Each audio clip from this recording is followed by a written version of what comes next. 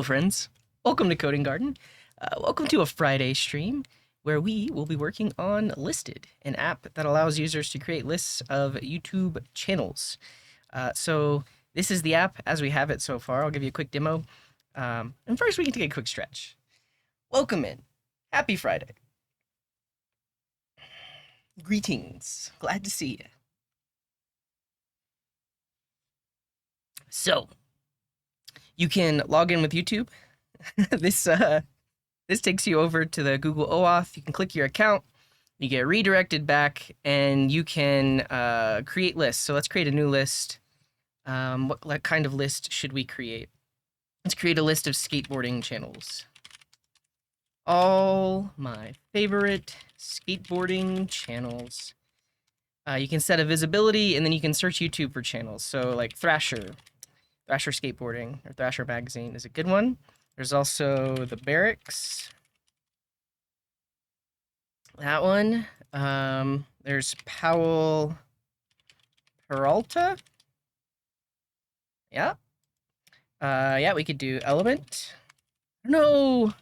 Maybe if I search for Element Europe, it'll be specific, because... Yeah, there we go. Element Brand. That's definitely it. And then Element Brand Europe? I don't know. There's also Ride channel. Cool. And Toasted Jesus, thank you for the 27 months. As you can see, we need to work on the styles. These things are getting smushed. Actually, let me just put that in my list of things to work on. We'll say list create page styles, specifically the channel cards. It's messed up, but these 5 channels are now going to be in my list when I click create. And now this reached out to the YouTube API and grabbed the latest 10 videos of all 5 of these channels. And so now I have the ability to specifically watch videos from skateboarding only. You can think of this kind of like a YouTube playlist, but you're not adding specific videos, you're adding channels. And this is what we have so far. Right now, if you hover over, it changes to the embed. But we need to fix that. There's no reason for it to be like a tiny little embed like this. We need to be able to click on the channel, click on the video, and then it should go to like a single video page, like in theater mode, where like the video takes up most of the area. Right-hand side is like all of these videos, that kind of thing. Yeah, so we're going to create the single video page. Another thing I'm seeing is there are HTML entities in the title here. So I'm going to fix that. We'll say list page styles fix titles, video titles. So, yep. And then I think the first thing that we're going to work on is caching this responsive videos, because if I refresh this page, it has to reach out to the YouTube API again, and you can see that there's like a little bit of delay before we actually see all of the videos. So in this, yeah, I mean, so on YouTube, if you click on subscriptions, you're going to see all of your subscriptions. And I have hundreds and hundreds of subscriptions. I only want to see videos from these specific subscriptions. Yeah.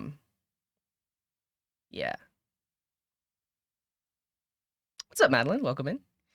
Is there anything else I want to say? I think I'm going to cache it per channel, because if you think about this, let's say I decided to go add another list and it includes one of those channels. I don't want to have to make the request for that channel again. So yeah, I'm gonna cache it based on each individual channel. And then also that's gonna potentially allow us to cache even more videos, because right now we're only getting the latest 10, but it would be really nice if we could cache all of the videos. I mean, it's gonna be a little bit hard. I think initially we'll get it working, but there'll be some stuff to work out. But yeah, it'd be great to cache all of the videos, because then we can have like a very quick search across all these channels, filtering, ordering, all of that good stuff. So that's the plan for today. Let's welcome everybody in, and then we'll get into it. I know there's some PRs that I still need to take a look at. Today, I'm going to continue focusing on this. So first up, I'm going to stop the app from embedding the iframe on hover. I'm just going to remove that entirely. That'll be a pretty easy fix. Because later on, we're going to have a single video page once we get to that. And then we'll work on caching these responses. We'll probably use Redis for this. We're going to do a little bit of research. But I'm thinking it's just going to be Redis. We just make the API calls ourselves. We store them in Redis. And Redis can have, I believe you can put a cache or like an expiry time in Redis. So like if we query for it and it's not there, then we re-request it, all that good stuff. Yeah, exactly. We'll spin up a Docker container with Redis. All right, let's welcome everybody in, and then we'll get into it. I will be right back though, but be prepared to say hello. Be prepared to say hi. I'll be right back though.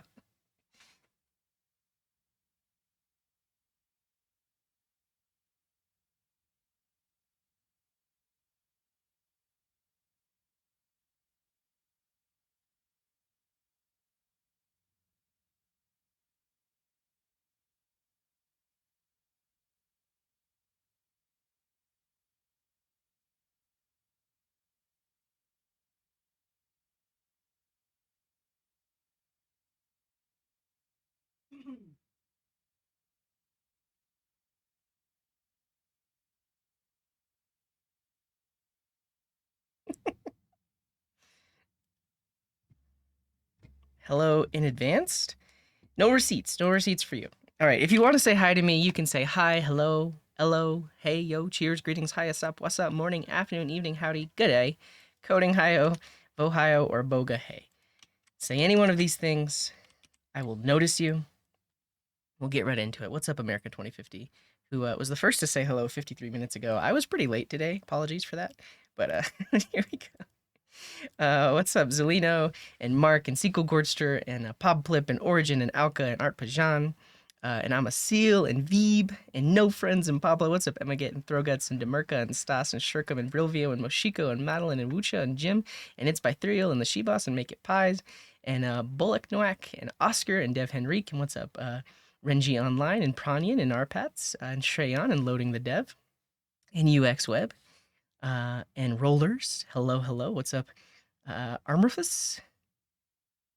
Hi. And Abyss. Glad to see you. Glad to see you.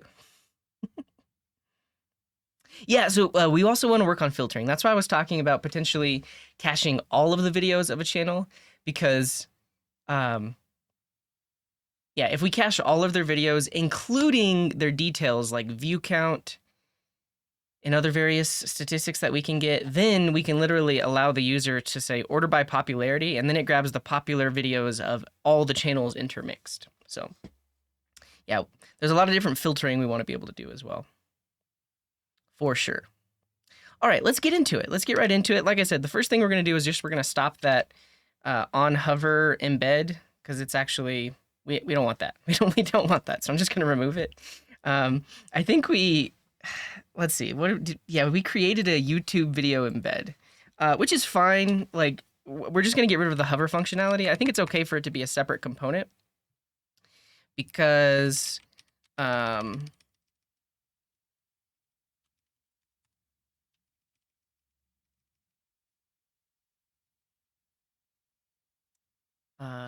just thinking, like, do I delete this or do I just comment it out for later?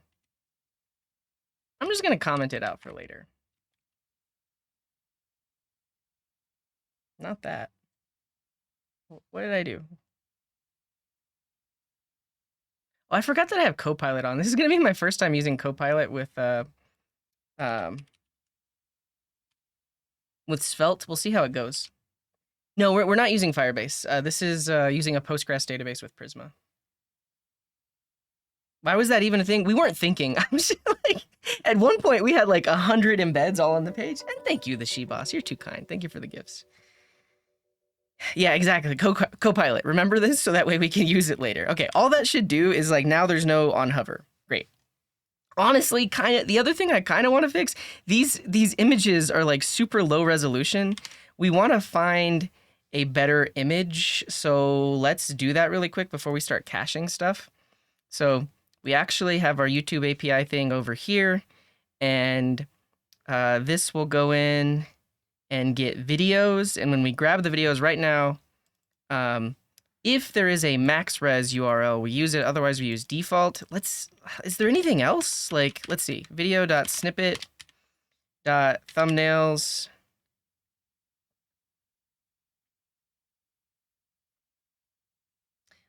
Maybe? Oh, I guess I could turn the drop game on. I think it was annoying people last time. HQ default.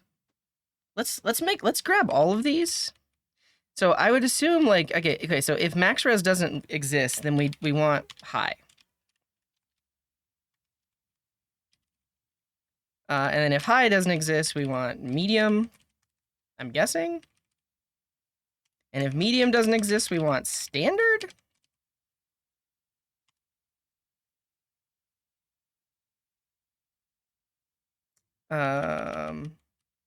Max res, high, medium, standard, default. I guess we've covered it all.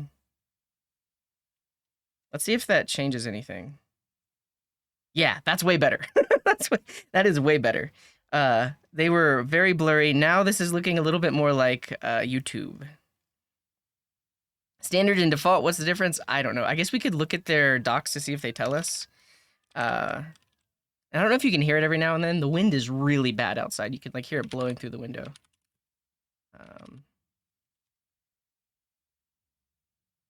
So specifically, if we look at,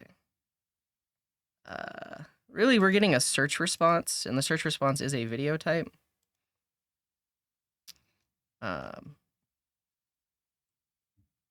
Thumbnails. Key is, okay, so default, medium, high, standard, max res. Okay. Standard actually goes there then. So default, 120 pixels wide, 90 pixels tall. Medium, 320 by 180. High, 480 by 360. Standard, 640 by 480. And max res is 1280 by 720. Cool. So that's the order that they should be in. Max res, standard, high, medium, default.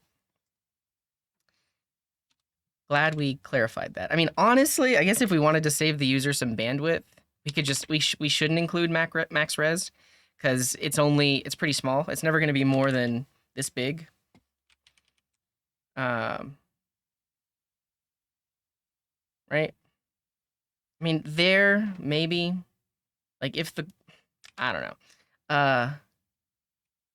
Max res last? No, like we want the higher quality ones first. And Veeb, thanks for the resub. Let me read what you said. So 2 years ago, I was really confused regarding my career when YouTube recommended me your URL shortener challenge. Today, I finished my first week at my first job as a front-end dev, and I wanted to thank you and your amazing community so much for being so wholesome and inspiring. Well, thank you, Veeb. Thank you for being a part of the community. You help out a lot too. Like sometimes you know more things than I know. Yeah, exactly. So 1200 is way too much for a thumbnail. We don't need to include max res here. I mean, honestly, we could include. What if we actually include two and then the front end can decide which one to show? If it exists. I like that. Let's do that. Because right now we probably, they're so small that we probably only want to choose like high. So let's do this. So we can we're gonna have to update our type, but this is gonna be thumbnails, and I'm gonna make it an object, and we're just gonna have high and low.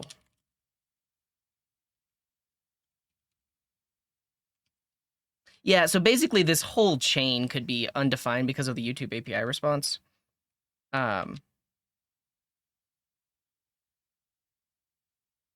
So we'll do this for high, and we'll do this for low.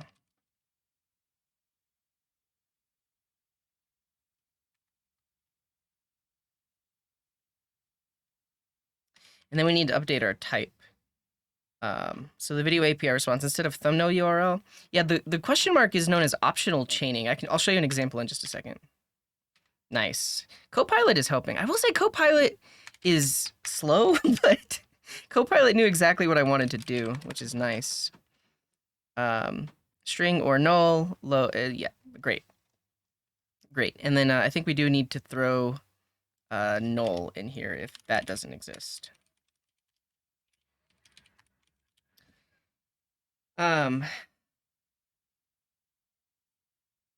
Well, I think like so. What I want to do, SQL Gordster, is like I want to include this data no matter what, because that way the front end can just pick which one it wants to show. Because it's not that much data. It's just a URL. I'm not trying to optimize the number of bytes that I send because 2 URLs is totally fine. So on the front end, it can decide based on the width of the image which one it wants to show.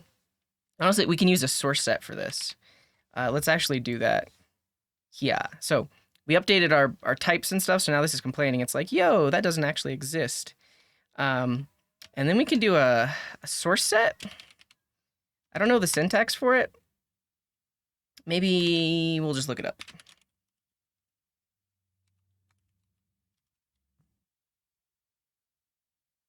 So a source set is a list of possible URLs based on the size, like this. So it's actually comma separated.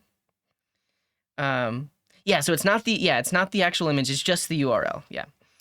So like this. Yes. Yeah. So basically you can pass in multiple and then the browser will pick the right one to show. So we want it to be, I mean, honestly, we could even return a source set from the back. We won't return a source set from the back end.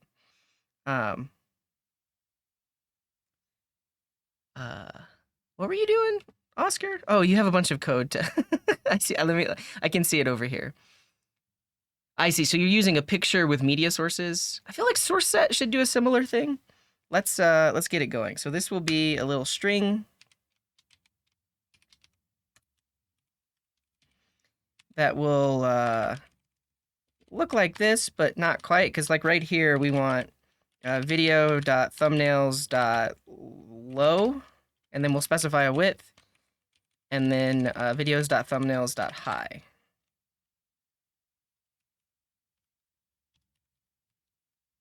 We'll specify a width, and then by default it will be the low one.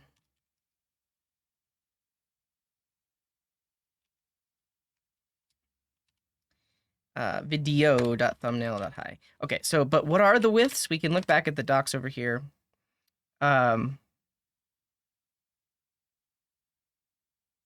This would be the device width. So I guess we'll do 6. Yeah, high is actually 640.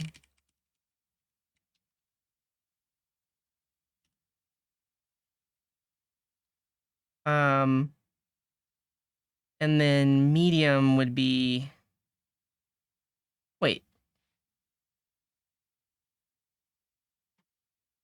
Oh, the image is 480 by 360. Yeah, and then this could be 480. Like that.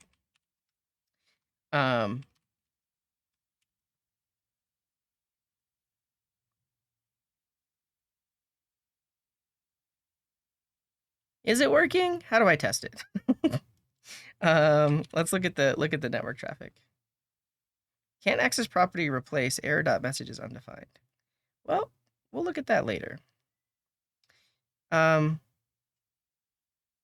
mean, really, we could just look at the network traffic and see which images it downloads.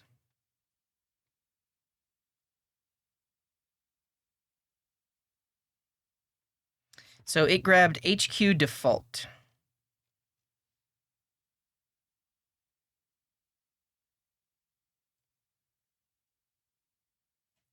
And then, yeah, oh, look at that. So yeah. So we're seeing HQ default, and then we're seeing medium quality default, depending on the size that it was. Yeah, so actually, let's see this one more time.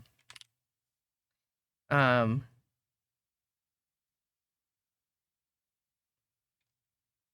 I need to disable the cache, probably. So it grabbed, and also we're lazy loading them, so it's only downloading the ones that are on the page, like that. So all of these are HQ, and then I guess when they get smaller, they're potentially medium quality. When do we get?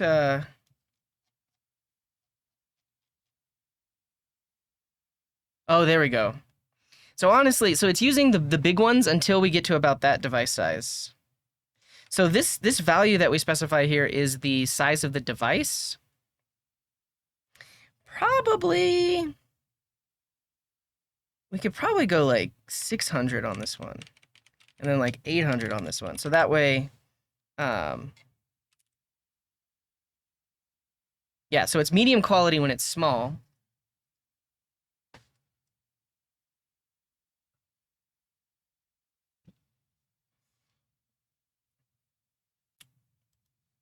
But then when the device is bigger, it'll grab the high quality. So yeah, that's working. That's automagic. It's built into the browser to do that. Oh yeah, so but the thing is, I don't know what variable it is. It seems like so, you know what? It could have just been the fact that like yeah, this is fine. All right, and then Wucha was asking about optional chaining. Let's talk about that. JavaScript optional chaining. So you might be wondering, what's up with all these question marks? And basically, it's a shorthand. And it says, if this property is defined, then grab the property thumbnails on that object. And if that is defined, grab the property standard on that object. And if that is defined, grab the property URL on that object. And if anywhere in this chain, one of these is undefined, the result is undefined.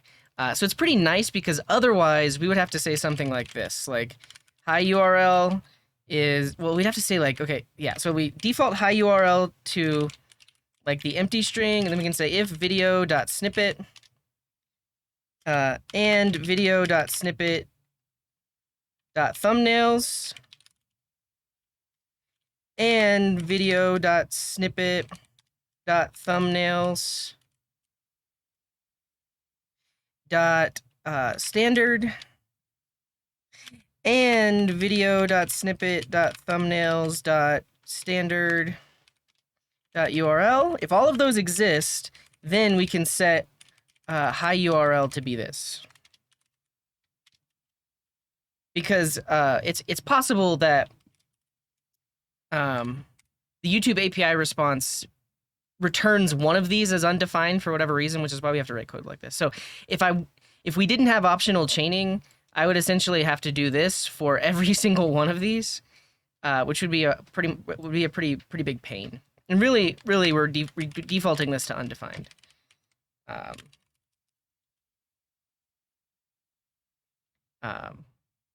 So yeah, that is what these question marks give us. Is so instead of having to write this, we can write this, and if any one of these are undefined, the result is undefined. It's called optional chaining. You can check it out on MDN. All right. It's grabbing the high quality when we're showing more columns, meaning the image is actually smaller. I mean, I guess that's true. So it's like,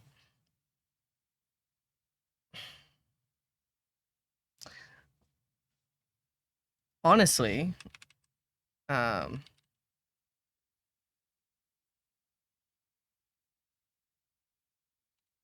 we actually don't even need the high quality one, really, is what we're saying here. Yeah, it's very possible that they have that in C#. What's up, Ending with Ollie? Welcome in. Glad to see you. But yeah, I think you're right. America 2050. We I believe source set is based on the page width, but in all actuality, we really only need the small one. I think we'll only use the big one if we have like the big video embed that you need to click to play it. Yeah. Welcome in, Greg. Glad to see you. Let's confirm the source set thing. I do believe source set, the width that you're passing in there is device width, not image width.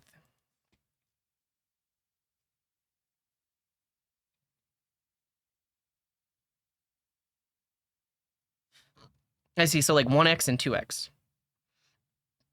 So standard pixel density and then double pixel density.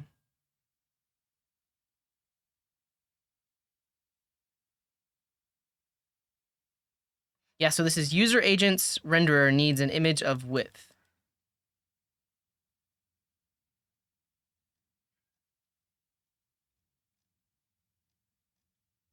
So I would say it's device width. Okay, that took a while. Let's work on caching now. So over here is where we're actually calling the YouTube API. Basically, everywhere in this file, we've extracted all of the YouTube API requests into this one place. So everywhere else in our code base just calls this one module. It calls the function, not that one. It calls the function get channel, get videos, search channels. It's anywhere else in our code base that needs this data specifically calls these three functions. So now what we're going to do is in this file, instead of calling the YouTube API directly every time, because you'll notice there's a little bit of wait time, right? When I refresh this page, I got to wait because it's actually calling the YouTube API. But this data doesn't change that often. So what we're going to do is we're going to cache it with like a cache time of like, I don't know, 12 hours or something like that. And that means the next time we come to this page, we don't have to call the YouTube API. The data will load quick, and we'll have all of the data so we can do some interesting stuff with it. Source set only allows you to use different image sizes based on the viewport width or the device pixel ratio. Great. But yeah, that number you pass in is the viewport width. Cool. Let's first start with caching. We're going to cache the video's response. Will I use an LRU cache? I don't know what that means. I can search it. But basically what I want to do is this little piece right here, which gets the latest 10 channels for, sorry, the latest 10 videos for a given channel. This needs to be cached. Least recently used cache. Let's look into it.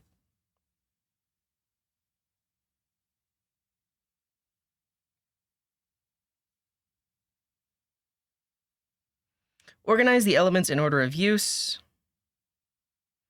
We have a cache capacity of 3 items. Initially, the cache is empty. We put element 8 in the cache. Elements 9 and 6 are cached as before, but now the capacity is full. I'm not even thinking about it like this because basically every channel will have its own cached entry. Every channel, yeah. Because the other thing is, instead of just getting 10 videos, we're gonna get every single video for that channel.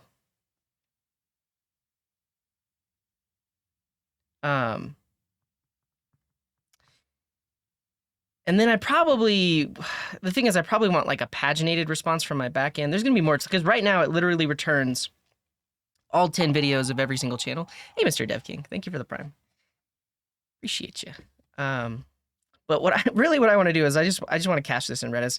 I don't know what I'm gonna search the web a little bit to see if anybody has done something similar, but ultimately I think I just need to install Redis client, set up a Redis database, and then I'll have a key that is the channel ID -videos and a value that is a stringified JSON of all the videos of that channel.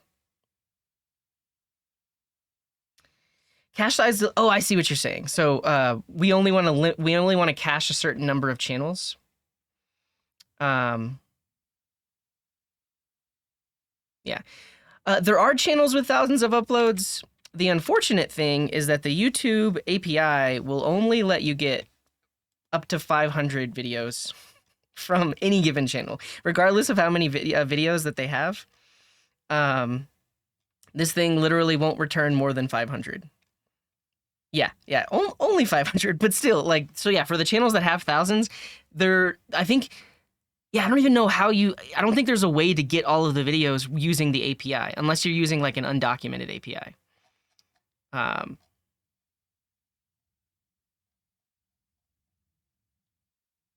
Well, but regardless of pagination, the YouTube API will not return more than 500. You can get 10 at a time, or I think ultimately you can only get up to 50 at a time, but you can't get more than 500. Because we'll see in the response, it says how many videos there are, and I don't think that value is ever more than like 500, something like that. Yeah.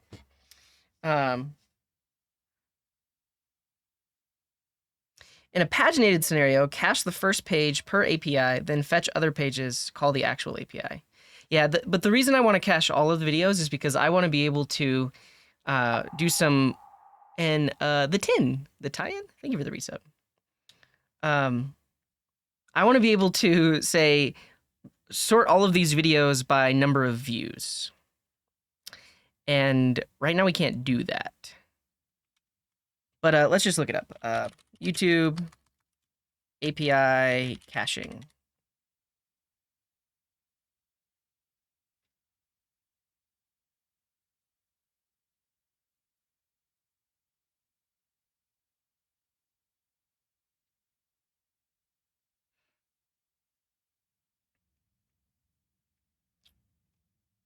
Really, I should just look for like Node.js caching API responses with Redis. We can see some strategies that people have done.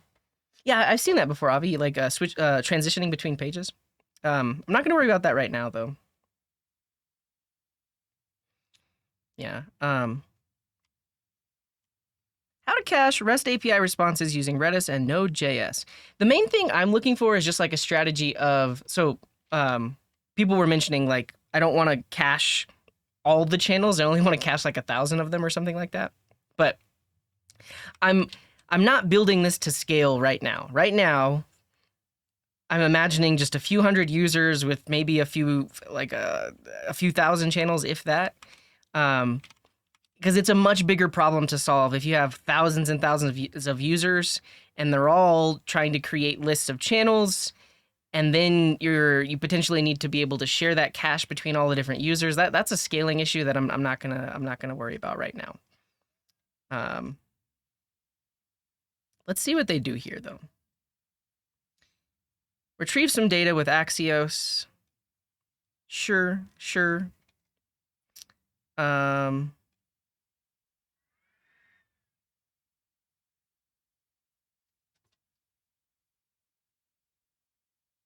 Yeah. I appreciate that, do Java, but I mean, I've looked into it before. So if you go to coding.garden/videos, I literally, it's not possible to get more than 500 videos from the YouTube API. This uses the YouTube API to get all the videos from my 2 different channels. Yeah, and it's not a max of 500 per request. It's a max of 50 per request. See, 50. And then, so then you paginate it from 50, but there are no more than, if you do 50, then there's no more than 10 pages. But we're not worried about that right now. We're worried about caching. Okay, they create a Redis client. They get the cache results. Yeah, I mean, that's my plan, Brilvio. I just want to see if there's something I'm not thinking about. like I know that I've heard that with Redis you can specify like a time when the thing should like basically delete itself from Redis. But yeah, that's kind of my plan. Basically, this request comes back. Well, I mean, I think ultimately what we would do is we would get all of the videos. So you specify a TTL. Okay. So that's how we get like an instantly a cache that will like remove itself when it's done.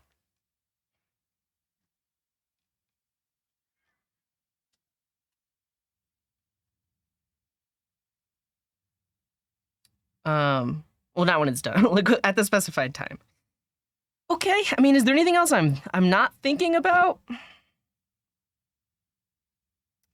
I mean, the one problem that I can envision is like, okay, let's say we get 500 videos for this given channel ID, and we put that in the Redis cache. The work of taking all of the channels cache out of Redis and then smushing them together to sort them by various properties, all of that's going to be done in memory. And yeah, it's going to be heavy. There's going to be a lot of data that we are a lot of data that we're smushing together in the in memory on the server. I guess that's the other thing that I'm potentially worried about. I mean, like 500 is fine, but once you start having like more than 10 channels, that's when it can start to probably be a problem of like running out of memory to do the sorting and everything in memory. Is it though? I don't know. This is the point where we limit people to no more than 10 channels, and if you want more, then you gotta pay. And then we'll solve the problem when somebody pays for it. What's up, JFellyWeb? Welcome in. Cool. Yeah, this seems fine. Let's just get a Docker container going. Redis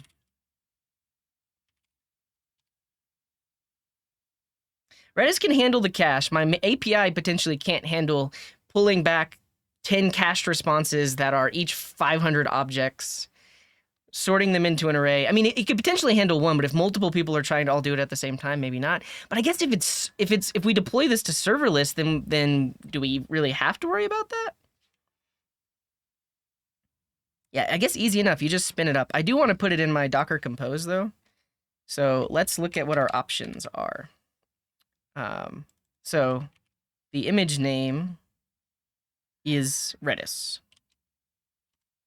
How much would you need to scroll down the page to get to video 5,000? Like, would I even need it? Well, I wouldn't on a single page, but the thing to think about is, so yeah, because we're gonna paginate it here. We're gonna paginate it here. Right now it's not paginated. We will paginate this here, but we need to be able to change the sort order because right now this is sorted by upload date, and then we can paginate that. But if we want to sort by view count, then we would need to paginate that. I guess, yeah, I think that's like potentially the other option is we combine them all together with their reformatted responses. Honestly, I think I'm actually going to store the reformatted. I'm going to store this in the cache, the reformatted version, because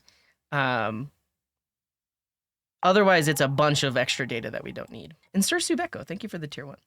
Am I ever going to reveal my age? In like 40 years, maybe I will. I don't know. Okay, we need a Redis. We need a Redis thing. All right. In our Docker Compose, we will. You're not supposed to guess my age. You know that, America 2050. That's not allowed. even if it's so far off, we're not playing the guessing game. Okay. I didn't mean to, Oscar. Sorted cache is like name, views, and thumbnail. Yeah, we'll think about that later. Yeah, I have to time you out just as an example, America 2050. I'm sorry. You can talk again in 600 seconds. Okay, is 6.2 the latest version? No, 7.2 is the latest, but it's release candidate. So we'll use 7.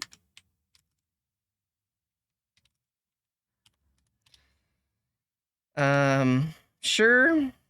We can specify the ports. That seems fine. We'll specify the volumes. That seems fine. Great. Happy birthday, unknown. Vision for list is wrong. I want to use it to watch the latest videos from a list of channels. Yeah, you could. That's exact. No, you could do that. You could do that. That's this is it. This is the latest videos from all 5 of these channels. That's the default. But we're gonna add more sort options, right? We want to sort by popularity. I don't know what else we could sort by, but the default is sort by recently posted videos from the given channels. Yeah, sort by likes, maybe. We're gonna have to grab all that info though.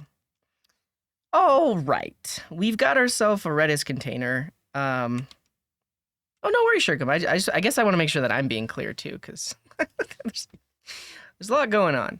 We have Redis. It should restart. It uses this port. Let's see what environment variables we have. Like, shouldn't Redis... I think Redis is going to need a username and password. It should anyways. Yeah, in popularity, I guess that's what I mean by views. There's no password? This means if you expose the port, it will be open without a password to anyone. It is highly recommended to set a password by supplying a config file.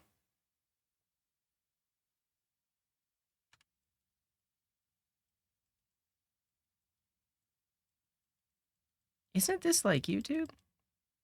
I mean, we are using the YouTube API. No, but YouTube does not let you say, give me the latest videos of only these specific channels. YouTube lets you create playlists of videos, and YouTube gives you a list of all of your subscriptions.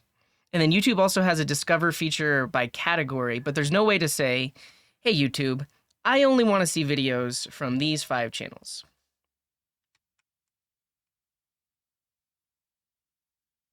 Yeah. I'm using Copilot for the prompt to come automatically. Yeah, I guess no need for password in development, but I guess whenever we deploy, I'm going to want to pass in a password and a host and all that good stuff. Let's look at the Redis package on npm.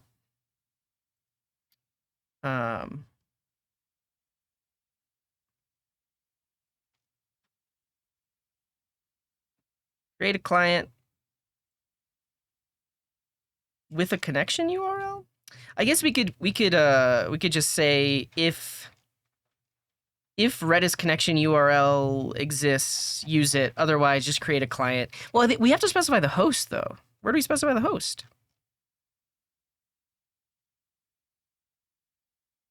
Oh, connects to localhost port 639. Insana. Thank you for the Prime resub. Appreciate you. Cool. So yeah, okay, yeah. So what I was thinking though is we will want. I guess I lost my code. We will want an environment variable then. New features in VS Code. Very good. So we need a Redis port in our env, and we'll also create a Redis URL in our env. So I'm going to do that off screen real quick.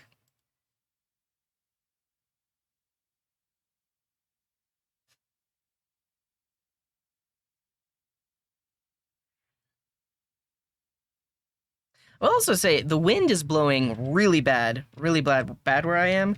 It's possible the power will go out. So if it does, I am sorry. So my Redis URL is going to be Redis / localhost Redis port. Yeah, easy. Easy.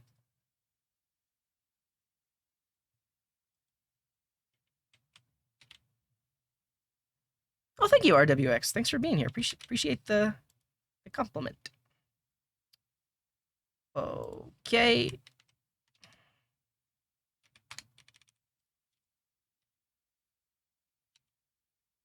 Redis. What's up, Codex? Yeah, we're setting up Redis to cache our API responses.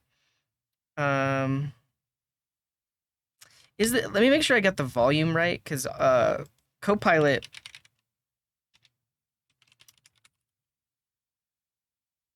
Copilot auto-completed that? Yeah, so /data is where I can map it to. That makes good. It's good to know, Brilvio, but yeah, I guess that's why I'm putting it in my environment variable, because right now, locally, localhost is just Redis //, but when we deploy, we can use 2 S's. That makes sense. Dang, that's unfortunate to hear.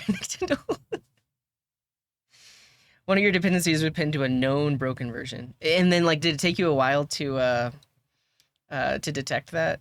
That's unfortunate. And welcome in, Safety J. Glad to see you. What was my first introduction to programming, and what pushed me to learn more? Building websites was my introduction to programming. Like, my very first website was a Calvin and Hobbes fan website. I put all of my favorite Calvin and Hobbes comics on it, and I published it on Tripod. And eventually I made like a GeoCities site too. And then I also made a website for PlayStation cheat codes. which were literally just copy pasted from like actual cheat code websites. But I wanted to make a site that had the cheat codes of specifically the games that I like to play. And then eventually I got into making MySpace pages, like MySpace styles. And then eventually I started doing like Flash animation. So web stuff is what got me interested. But then I got a computer science degree and I learned all the other stuff as well. A bad script to remove all your PC data? Now, Oscar. You shut the school down? Or are you saying the PC data on your machine? All right. Let me make sure my env isn't showing anymore. Let's get this set up. Okay, so I set up my env. I'm gonna install Redis. So I do believe this is the standard Redis client. I mean, it has 2.5 million downloads. This is the one to use.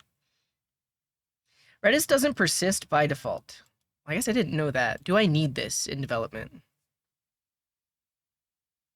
Oh, so it's purely in memory by default. Is that what it is? First language was Pascal, then Lingo, then JavaScript. Nice. Web versus desktop dev. I guess it depends. I like web because you can build native apps with it. I see. So do I actually want to write it to the file system?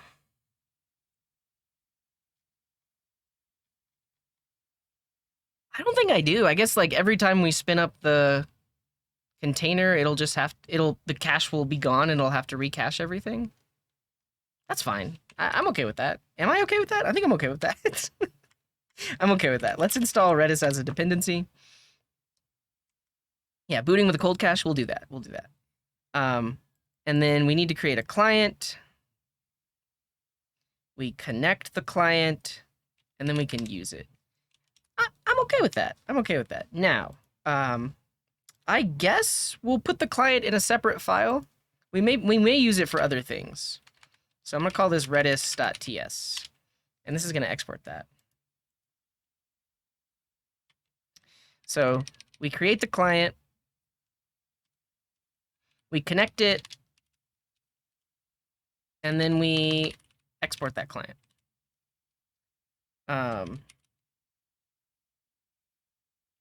Log if there's an error. I guess that makes sense. I get one thing on our list of to-dos is to get a nice logging library. So to do, use logging library.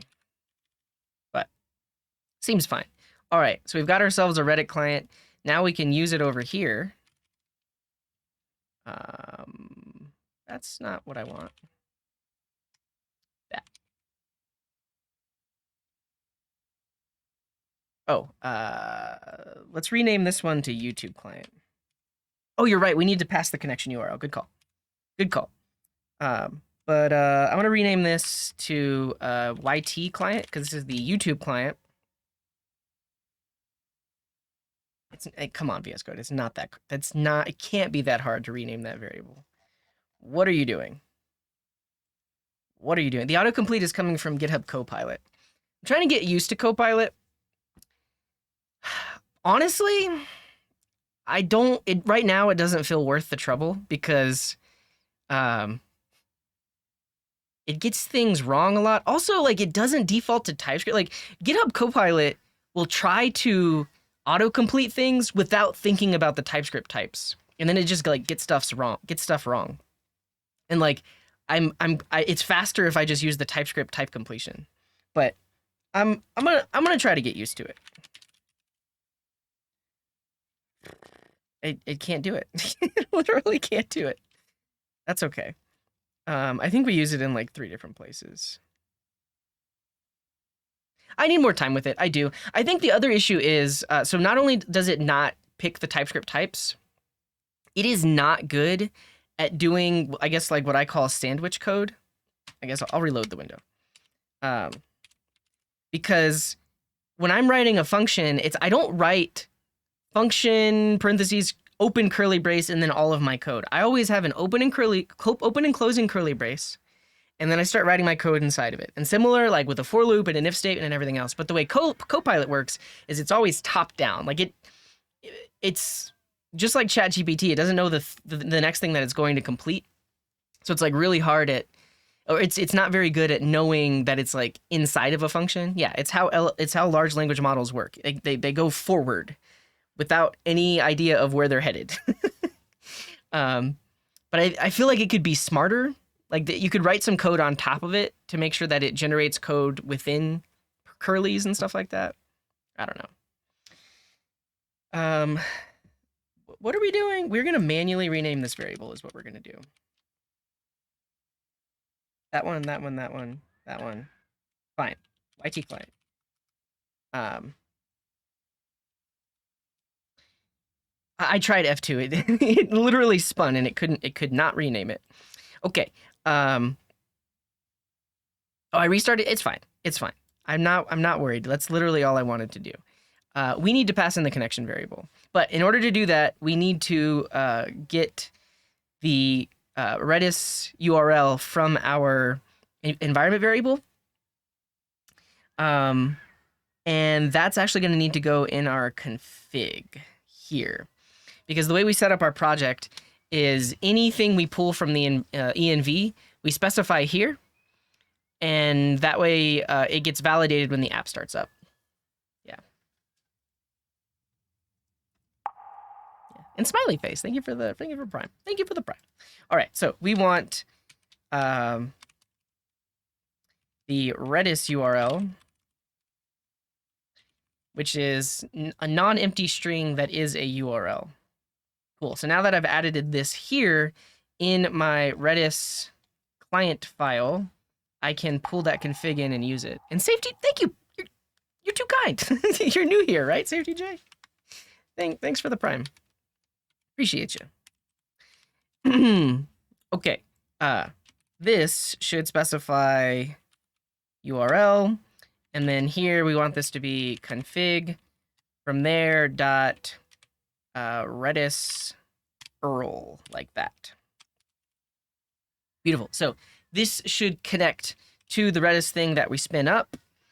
I am going to kill my Docker Compose, because now when I spin it back up, it should start a Postgres database and a Redis database. So if I do Docker Compose up, yeah, first it has to pull that Redis image. And then it will start it up, hopefully with no errors, and then we can connect to it. Yeah, so we've got a Redis database and a Postgres database running in the background now that our app can actually connect to. So I'm just gonna restart the app because all the new stuff. Why using Redis as a cache? It's what it's meant for. Like pretty much anytime you want to do some fast caching and fast cache lookups and stuff, you use Redis. There are other options, but Redis is a pretty well-known one. Yeah, ! VS Code will get you all the links, and then ! theme will get you a bunch of links too. Okay, we are gonna pull in the Redis client now. It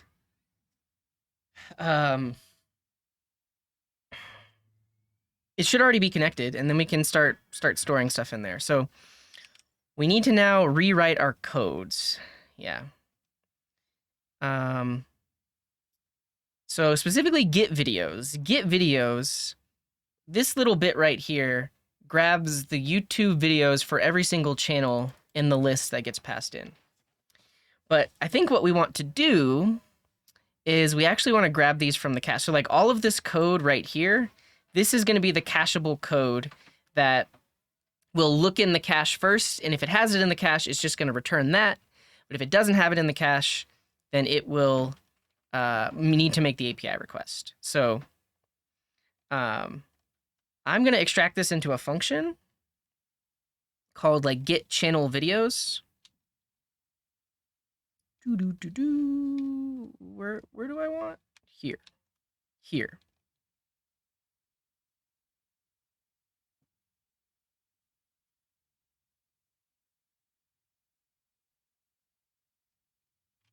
here. Do we get refactorings in here? Let's extract to a function in the module scope, and we're going to call this get channel videos. Great. This is not pre-recorded. We are live. We're live, John Wick. I'm just trying to focus on the code because it's hard to interact with the chat and write code, decent code. So yeah, this is all procedurally generated.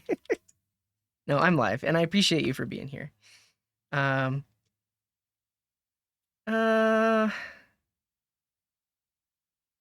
Wait, where did that? No, I did the wrong thing.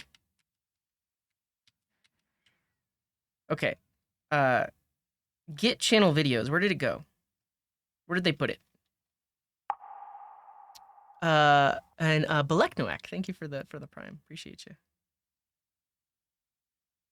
Oh, here it is. Get channel videos. Yeah, I want to put get channel videos above it in the scope. I think that's why my linter is complaining. It's like, hey, you're calling it before it's defined. So we'll do that. And then I don't want to modify an array. I actually want to return a new array. Yeah, like that.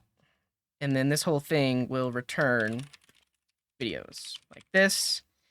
And then down here, this gives me back the channel videos. And then we'll overwrite videos like that. So we take the cached response, put it into this array. So this is going to be multiple cached response for multiple different channels. And then right now we are by default sorting it by when they were published. So here is where we do the caching. And now we can use the client. So we'll do we'll call this like cached videos.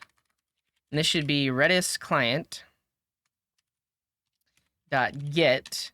And then we need to come up with the cache key. Something like this, yeah. Copilot was nice enough to invent a cache key for us. Yeah, this seems good to me. We can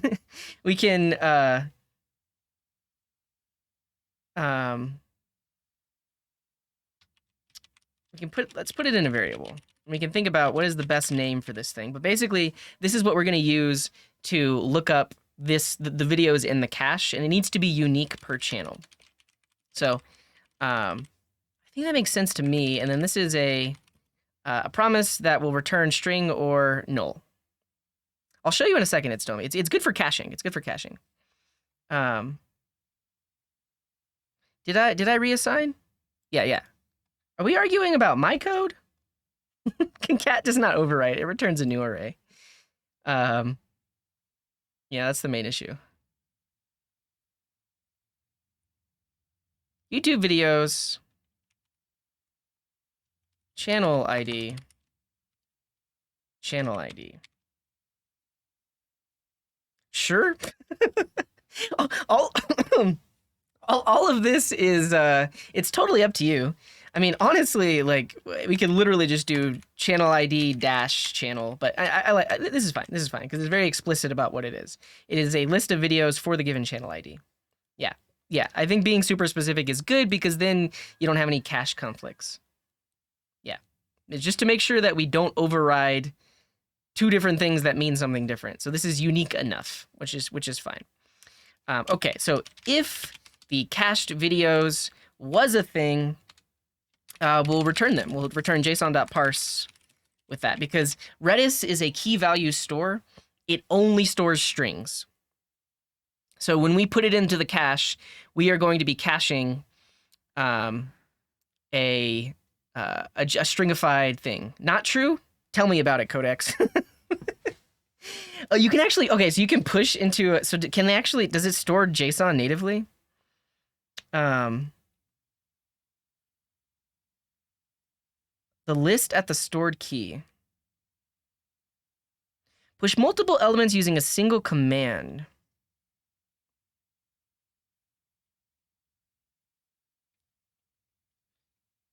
Okay, but I think the main thing, Codex, is we cache the entire list. We're not going to be modifying that list. Basically, if the list expires, we get the entire new list.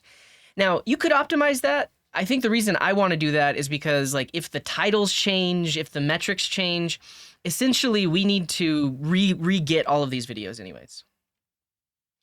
Yeah. But yeah,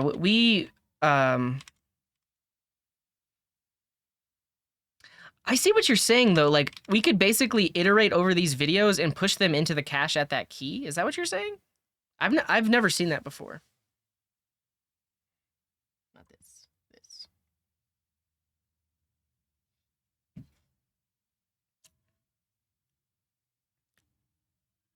Redis stores the data for how long? Right now, it doesn't, because we're not storing it. But we will set that. Let's just do it the simple way and then talk about better ways to do this. So we know that when we parse that, it's going to be that. And if it didn't exist, we need to get it and store it in the cache. So at this point, we have the videos right here. And then we can do, look at that. We want to set at the given cache key the stringified list of videos. And here it has an expiration of, I don't know what. We'll have to, is this in seconds? 24 hours. So seconds, so minutes, seconds, minutes, hours. 1 day. I want to do 60 seconds just for our testing, and then we'll update it. Now, let's look. Yeah, it auto completed wrong. Let's look at the docs. I'm not even gonna mess around with with Copilot to see what it did here.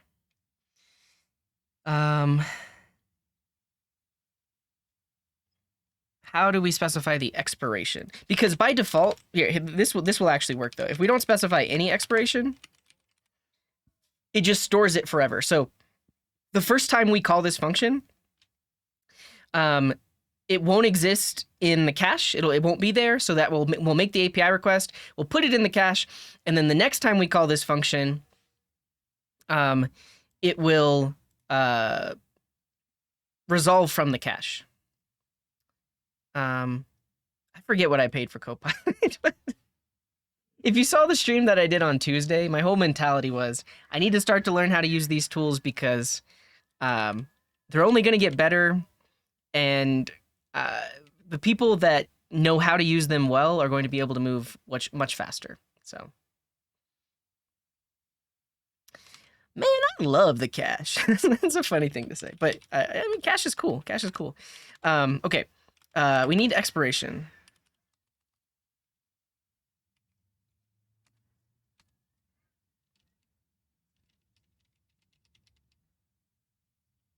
Caching is good. Specifically, the reason that we're going to cache here is every time we call the YouTube API, that hits up against our quota. And if you look in the YouTube API docs, your API key can only make a certain number of requests per day. So every time this function runs, it's hitting our quota, and it's an object. Thank you, Brilvio. But every time it hits the API, it's hitting our quota. So if we cache it now, when we serve from the cache, it doesn't hit our quota. Yeah, exactly. Make it pies. That's the one, I guess, drawback, or like basically the trade-off here is that if one of these channels posts a new video before we've expired the cache, then we're not going to see it on our site. Eventually, we can add in a function. Like, we could potentially just make it so that is the site down right now? Yeah. Well, it's actually going to cache, and then now it's just going to be cached. Look at this. So you saw it took a second to load. Now watch this. Boom, boom. That's what the cache gives you. So but the issue is we cache the data without an expiration. So now it's just going to be there forever. But what we could do is there could be like a little button here, or like a settings page that says, not seeing all of the latest videos, click this button to refresh. And then that actually could trigger us to remove it from the cache and reload with that data. Man, the wind is blowing bad. I guess you can't hear it because I have noise cancellation, but it's bad. I'm actually gonna go look really quick, make sure like nothing in my yard has blown away. Yeah, the cache moves fast, real fast. I mean, and now that we've cached it, so we can go to cooking channels. It has to cache it, but now that it is cached, the data is here. But check this out. I can go back. I'm flying, right? I'm just navigating this app. I don't have any loading bars. Everything is just so fast, and that's because of the cache. But again, we're not clearing the cache. Yeah, so you get speed as well, because now you don't have to wait for that API response. But what we need to do is we need to pass in some options with the expiration like that. I think maybe it's that. Yeah. Copilot's really struggling with this. We will do 1 minute, so 60 seconds. And then just to clear the cache, I'm gonna actually just I'm gonna do this. I'm gonna remove this. I'm gonna write this temporarily. Redis client dot clear remove delete del that. So right now, when you go, it deletes it from the cache. Invalidate, and then you go here, deletes it from the cache. But now, at least for the next 60 seconds, it's going to be cached. So for the next 60 seconds, it's cached.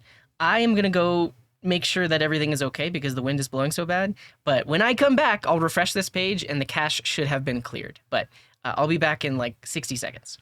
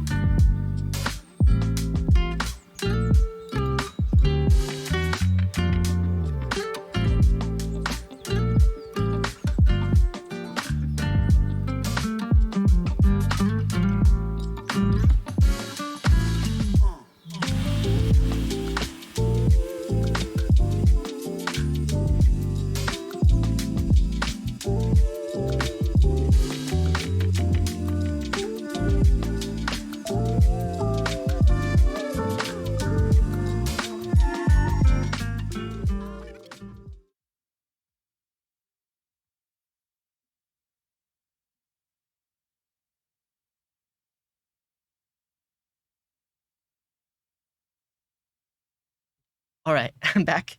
It sounds worse than it is. I feel like there's like a slight hole in the window here, which makes it sound really bad. If the Redis server restarts, I think by default the cache just completely gets cleared because it's in memory. But if it's been 60 seconds, when we reload this page, we should see a loading spinner because it's not from the cache. Yep. Boom. And then I guess the funny thing here is this one doesn't have a thumbnail at all. Did we potentially lose? I think we did lose one of the images. Thanks,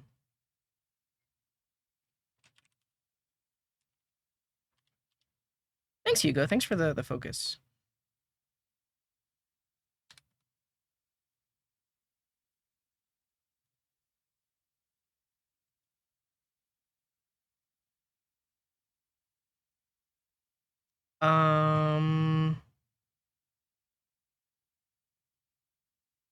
Yeah, exactly. It's Domi. Like basically, a lot of applications will combine a cache with their database as well. Like even if you're not getting data from an external source, you might have like a persistent store like Postgres, but you have a system where you're also storing things in Redis that makes the lookups much faster. Basically, like you have like a Redis cache in front of Postgres. You could do that.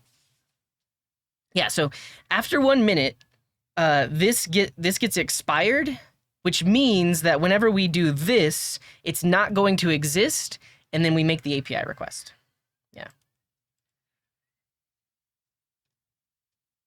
Yeah, this could be another thing as well. Basically, when the API request happens, like we could do that. There could be a button here that says like refresh videos, and that sends a query parameter that makes sure that it doesn't pull from the cache. Yeah. I'm not gonna do that right now though, but that's definitely something we can add in the future.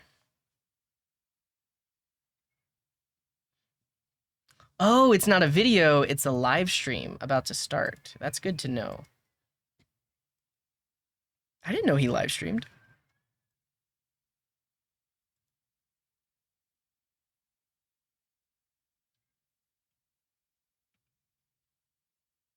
The YouTube API is free. It is free. It's free. It's free. Where's that even at? Live videos. Oh, here. I see. It's this one. That's actually fascinating, though. Does that mean there's possibly like a different thumbnail property?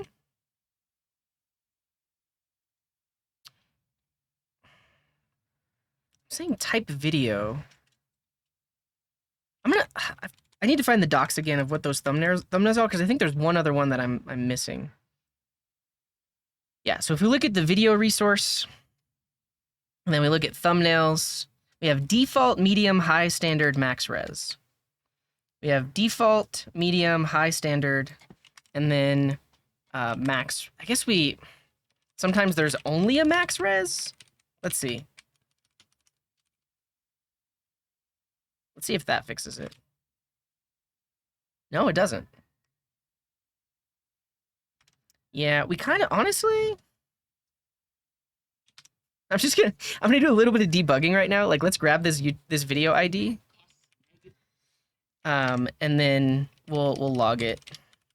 If video dot ID dot video ID is equal to this. Let's look at that thing.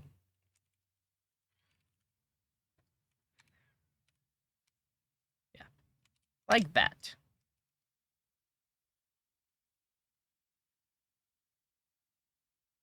We'll have to wait for the cache to expire. Yeah, it might be in another object, which we need to account for. All right, I'll add the drop game. I think it was like really distracting people last time. Oh yeah, does Redis commit a Redis web management tool written in Node?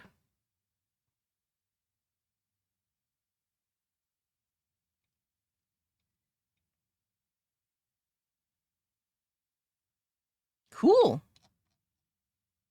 Redis my admin, exactly. Is this one good, Codex? I've used the one from Redis themselves. Yeah, it's like Prisma Studio for Redis, but Redis they have a desktop app that you can download. That's the only one that I've used. Is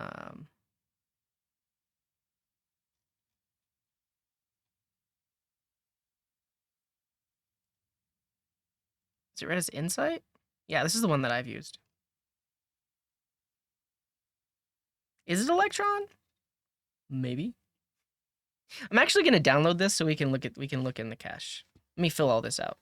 But also, let's just do this really quick because it should be expired. It's expired. Now we get back this snippet.thumbnails. Why are all of these not found? Right, literally snippet.thumbnails high.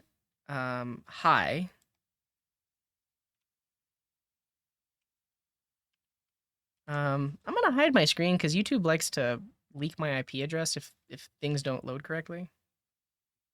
Oh, never mind. These URLs don't work. they literally give us back that, which is unfortunate. I mean, it's possible that it's like maybe we want default. Yeah, but I guess what's weird to me is on the site we can see the thumbnail. Yeah, let's look at that. Did we lose it?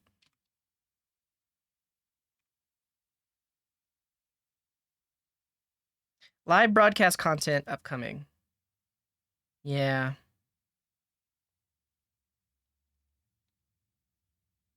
You're right. I didn't even see that. They're all the same. You are. Good call, SQL Gortster. Yeah, so they're all the same one. Here's the thing, and what I forgot, what I also want to do is this will give us the list of video IDs for a channel, but there's another endpoint that gives us more information about the video, because you can see right now, all we get is title, description, and thumbnail. We also want view count, like count. That's about it. View count, like count, those kinds of things. So we really, what we want to do and what we will store in the cache is like a secondary API request to get videos by ID. So we'll do that as well. So it's HQ default without the live. I see.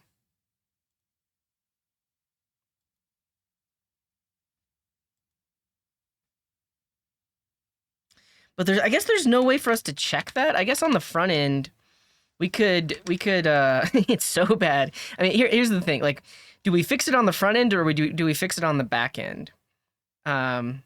Because what we could do is we could say, like, let's put this in an object called video.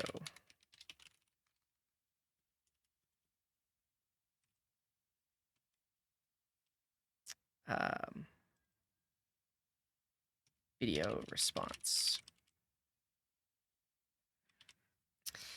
And then we could say video response dot thumbnails dot high equals itself replace live with nothing.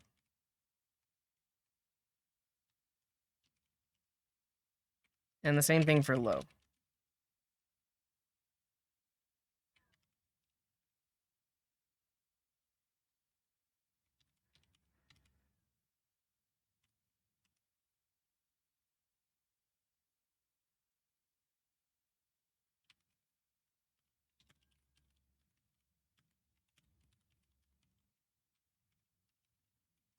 Ooh. So that replaces the live thing, and now it shows up. That's an interesting fix. I don't know if we're gonna have to do that for if that makes sense. Like, what happens when it goes live? We'll work on that later. Oh yeah, okay. So that's another thing. I didn't even think about that. Lo-fi hip hop. Like, what about channels that are like live all the time? We're getting distracted. But I'm curious. I'm not gonna fix it, but I'm curious what's gonna happen. So I think is it chilled cow?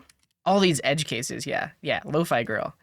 But then there's also like chill hop. Chill hop is what I use. They have a cool like creator program because you can use their music in your videos, which is what I do.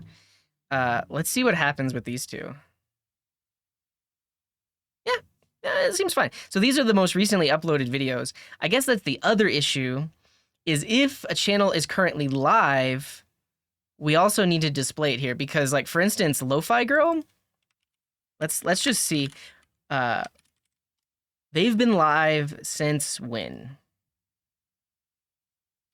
July 12th, 2022. I remember it was a big deal when they went down because they were live for like years. But because this video went live on July 12th, it's not going to appear in the recent videos, even though it's currently live. So, yeah, I guess that's the other thing, America 2050, is we need to account for if it's upcoming, we don't try to embed it. Like this one. And we should label this as upcoming. So,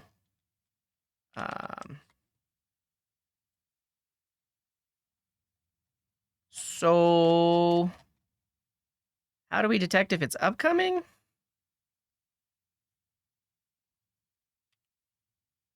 I guess while we're here, I keep getting distracted. We should be working on other things, but we're also going to add this property here. So if video.snippet.live broadcast content equals upcoming.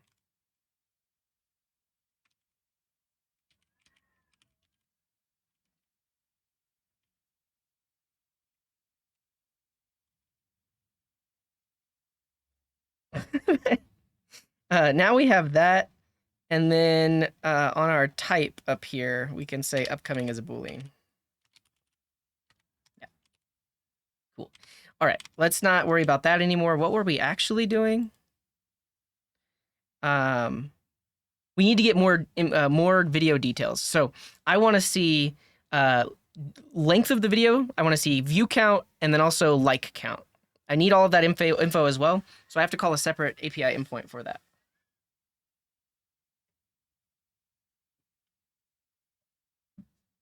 Yeah, I agree with that, Oscar. I think if any of these channels are live, it should be a separate section. I don't know if we get the dislike count from the API. Fixing all the minor things along the way are why my git commits are trash. Yeah, that's why, honestly, if you're working on a team, why you should avoid doing that. But at the same time, then it becomes harder because now you have multiple little commits with like multiple pull requests that all need to be reviewed and everybody else is busy. So yeah, that's a thing. Okay. Can I batch request the info or do I have each individually? You mean the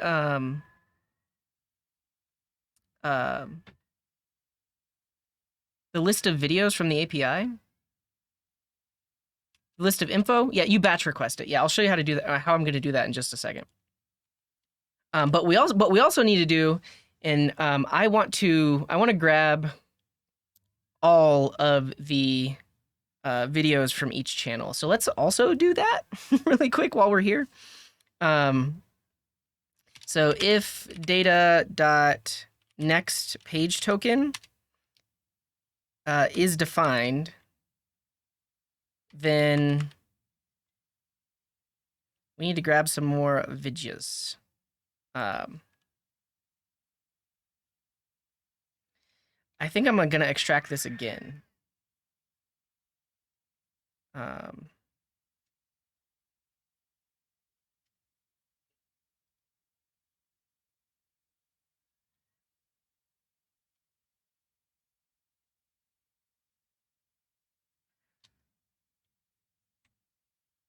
Yeah, I think we have 2 focus modes. All right, I'm gonna focus. Let me tell you what I'm gonna do in the next 20-30 minutes of me focusing. I am going to get all videos of each channel. I am going to get all video info of each video. And this is going to include view count, length, duration, and like count. This is what we're going to work on right here, right now. Here we go. So, this here gets, hey, AOA, thank you for the raid. Appreciate you.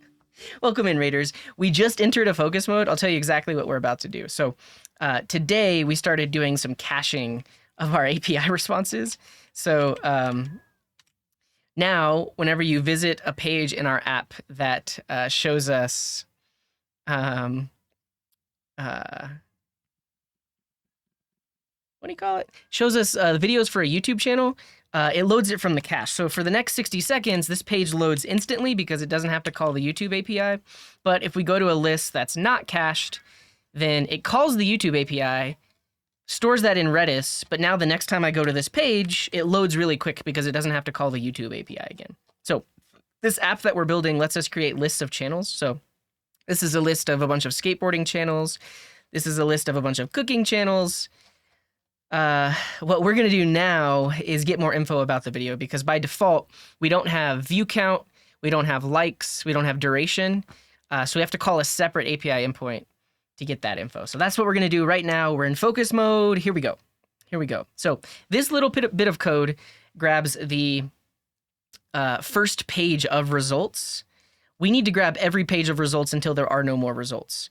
So I'm going to extract this into a function called like get all videos for channel.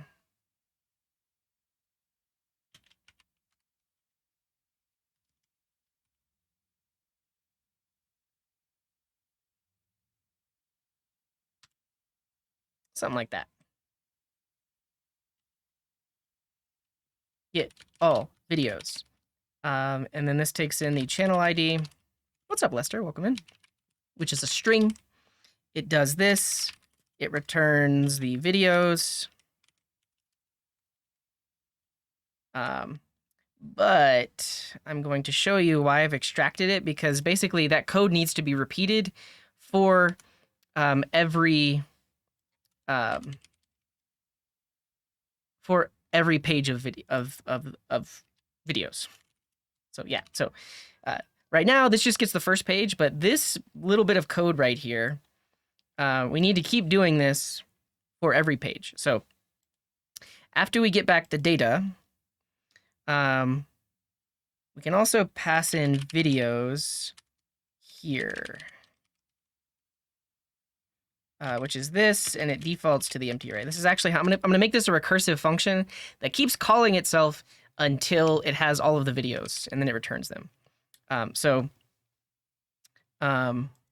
If data.nextPageToken is a thing, then we need to return get all videos with that, but we also need to pass in the page token.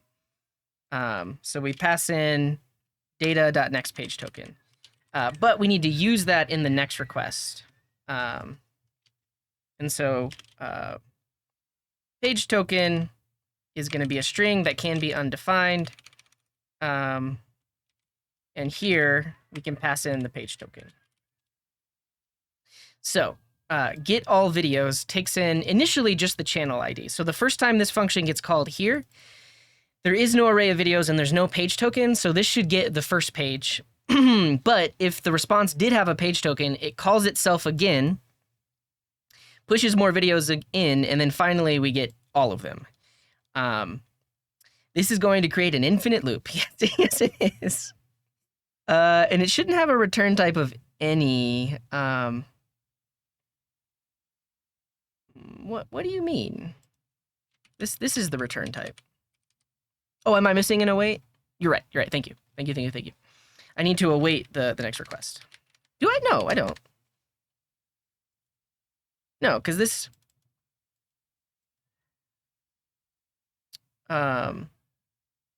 This ultimately will resolve to that.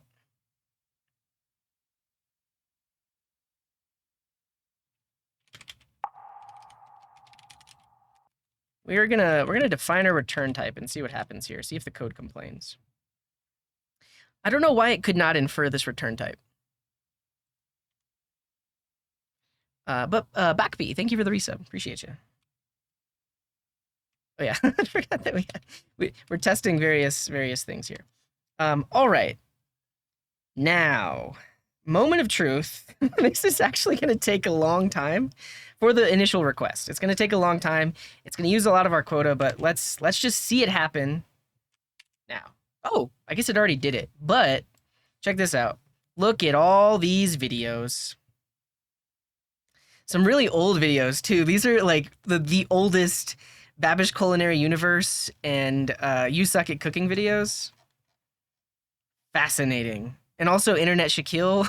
He looks so young and different. But yeah, this is everything.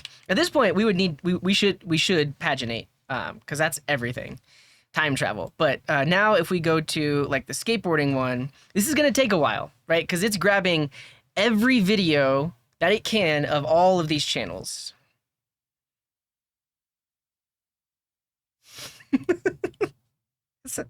That's a long time. I guess we could default to like 100. The reason why I would want to cache all of these,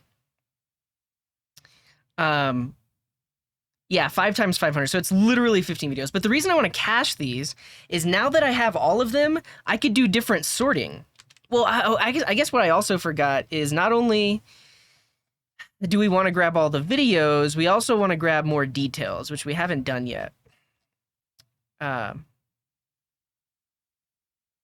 Make the call only when visible on screen and then cache it. Yeah, I mean, that's what happens. So like when we go back here, it has to re-request it if it's not in the cache anymore.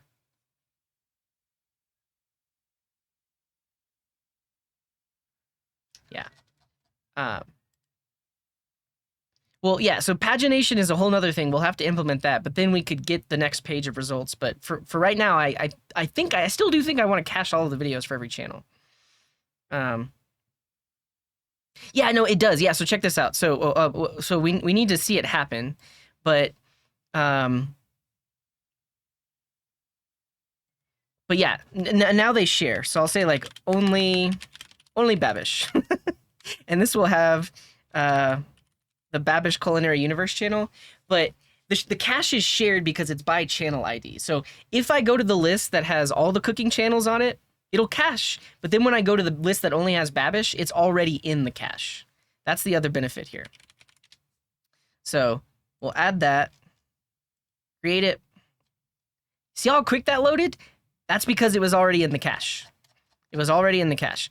And then now when we go to cooking channels, it doesn't have to call the API for Babish, but it does have to call the API for these other three. Yeah. Cool. We have that. But again, if we go back to Babish, we have it. It's in the cache. It's in the cache. Yeah, so there's a lot of optimizations we can do. I'm not going to do them right now because it's trickier than you think. It's trickier than you think because right now we are requesting them from the API. I guess, do we even have a sort? Yeah, we're ordering by date. So we're requesting them from the API by when they were published. But let's say somebody on the front end wants to order by popularity or yeah, but then we would need a different cached request versus caching everything. So, okay, that's the thing. But next step is we also want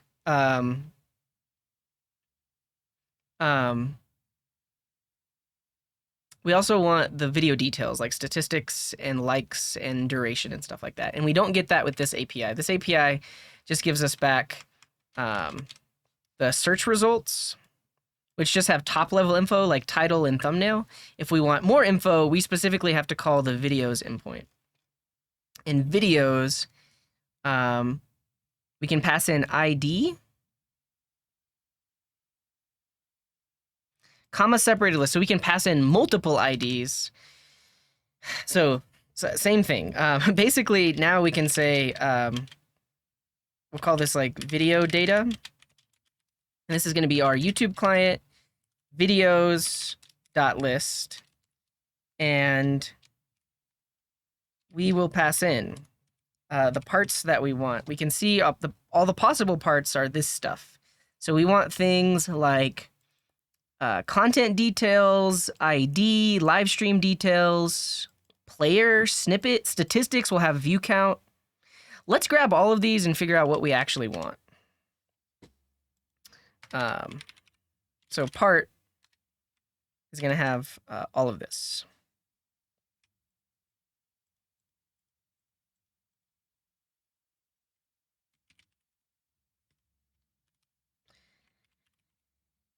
And then ID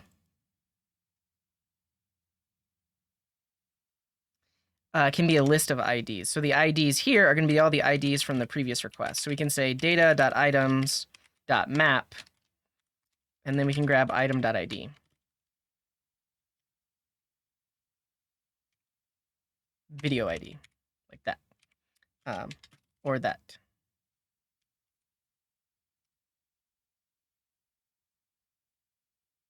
Yeah, so we'll update the UX as well. Okay, so we have ID. We don't have type. HL, retrieve localized resource, not now. Max results, we want to be 50.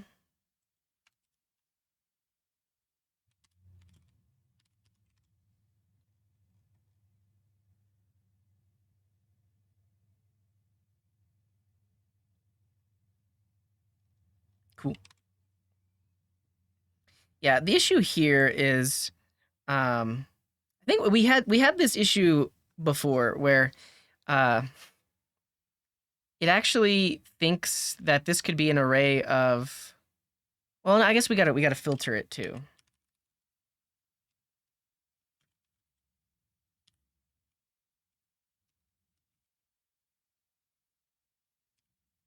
we're going to put this in a variable called ID, because we're going to say that this is a string array, like that.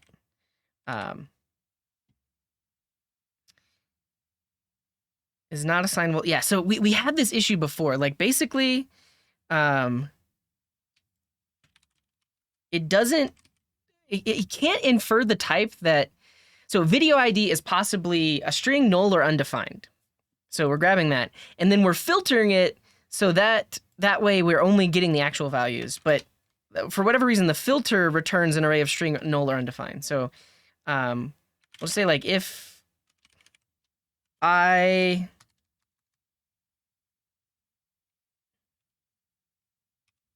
type of I is a string, then return it.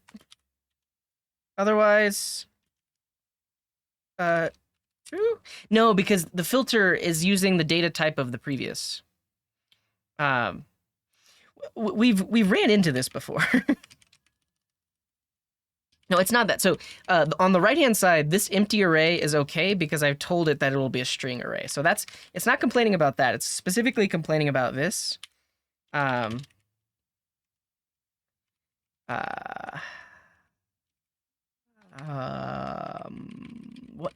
we solved this problem before, and it's really one of the reasons. Like, this is like the one case where, not one case. It's one of the cases where TypeScript just like doesn't know what to do.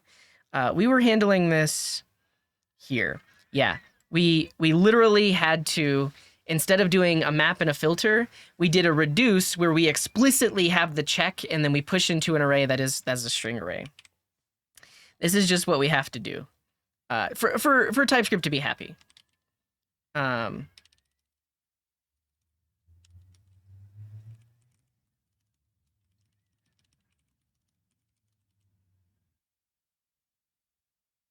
And then we don't want the channel ID, we want the video ID.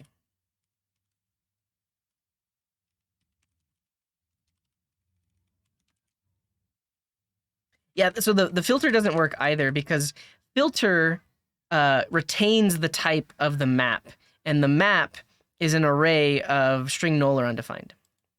And then filter just filters that down. But even though the filter gets rid of undefineds and empty, like, and nulls, the type is still the type of the map.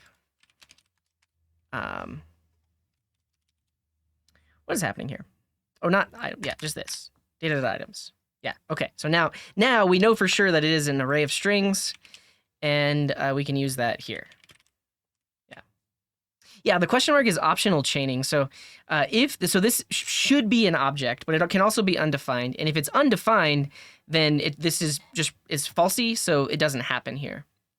We're also using that. We're using it in quite a few other places, but it becomes really handy right here because this is a deeply nested object property, but any one of these objects could be undefined.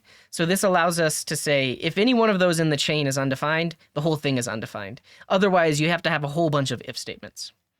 Can I use as string? I feel like I'm smart enough to have tried that. I do. Let's try this though. So map item dot id dot video id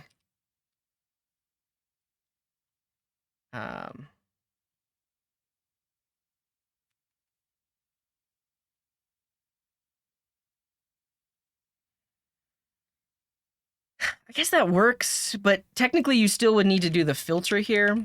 I think, okay, so maybe we did try this, but the reason I didn't do it is because of the double iteration. Because here, if I say map it and filter it so we actually know that we only have strings, then yes, this is a string array. But it's a double iteration because you have to map and you have to filter.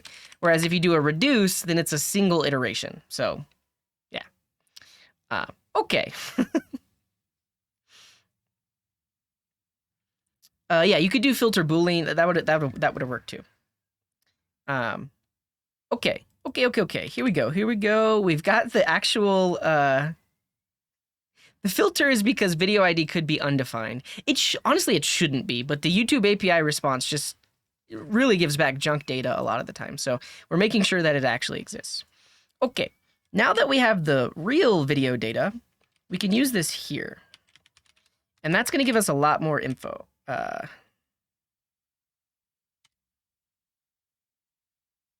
What is this? Oh, data is video data.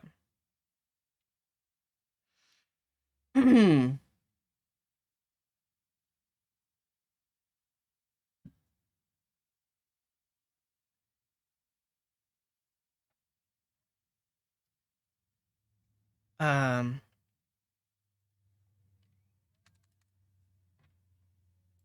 cool. Wait, it can't be undefined. Oh, no, it can be undefined. The typings are wrong. We ran into that where YouTube will literally return an undefined in the middle of a list or in the middle of an array. Cool. So all of this other info still exists. So if we refresh this page, it errors.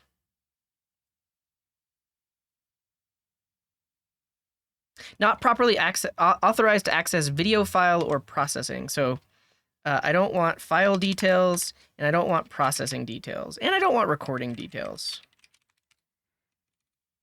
Do I want suggestions? Suggestions could be interesting.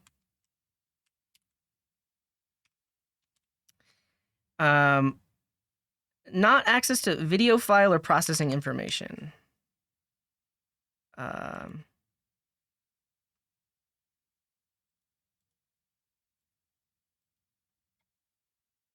Is it content details that I don't want?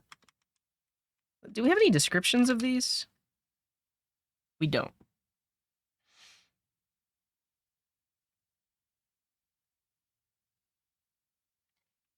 Well, I know that I mean, eventually we're going to want localizations. Status is probably not what I want. Let's just get rid of these until it works.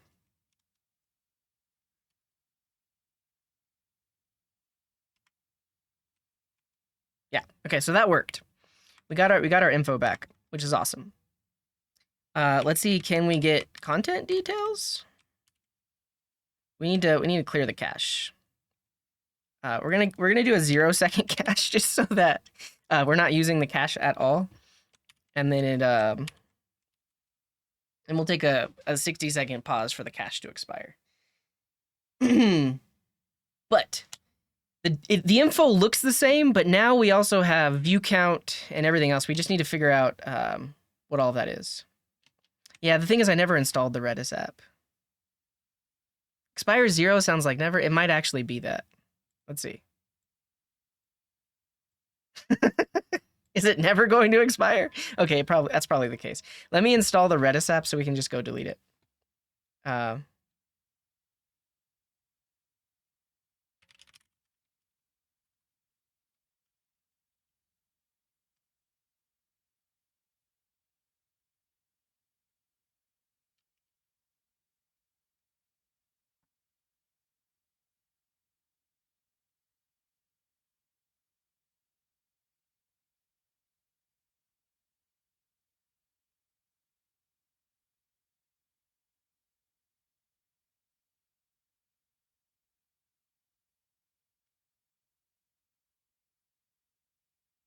I have to literally fill out like a business details form to even, even download this. Give me a second.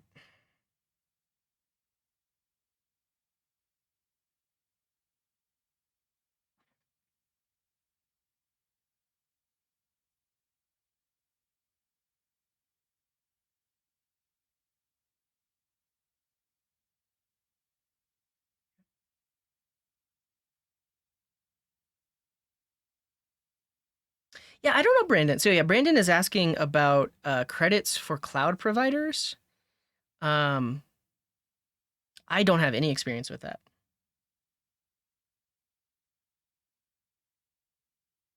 Yeah, good to know. Thank you, Brilvio. So yeah, they're saying Google Cloud and Azure have that, so you can look into those. If you're not familiar with the landscape, they're very similar offerings to AWS, but just by Google and Microsoft instead of Amazon.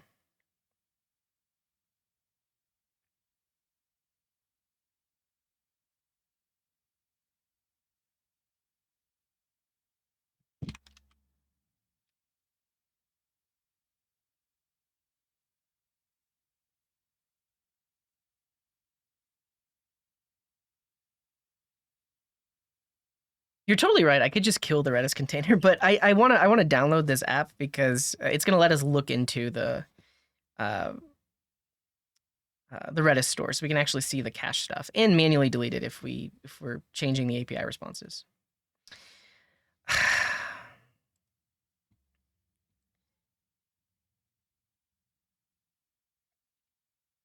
It downloaded. I'm on a Mac and it defaulted to downloading an exe.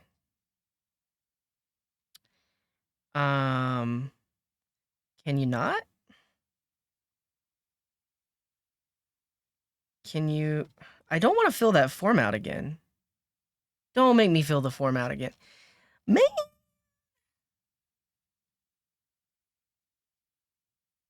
How does it not know what operating system I'm on? And why can't I choose it? Oh, okay, it's my fault. I was supposed to choose it from the dropdown. Man. Okay. Now I gotta fill out the form again.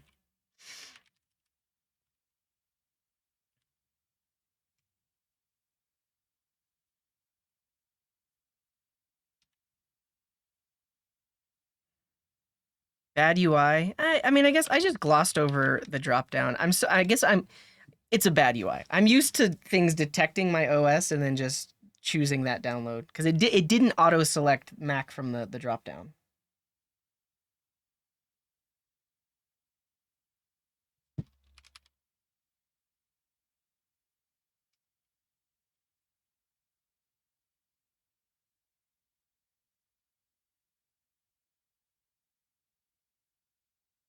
Yeah, I'm glad you got some suggestions, Brandon.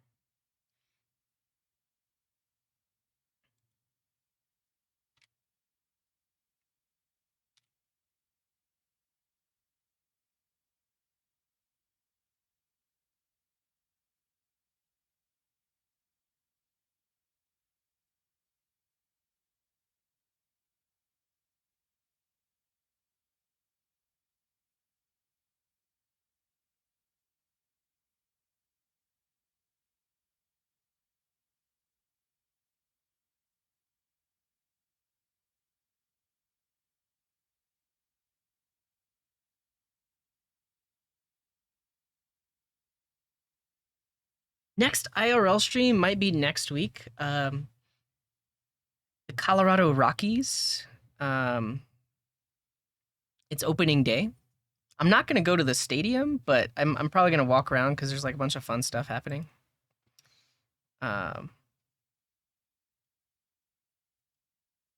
Okay. Rockies? They're a baseball team. They play baseball. So yeah, sometime next week, I think it's like the 3rd, I'll probably stream. All right, I've got this app. It shows me the cache. There's nothing in it, which makes me... This should... Yeah, it's not in the cache anymore. They throw rocks? Let me show you. A lot of you are not from the US. Look at them.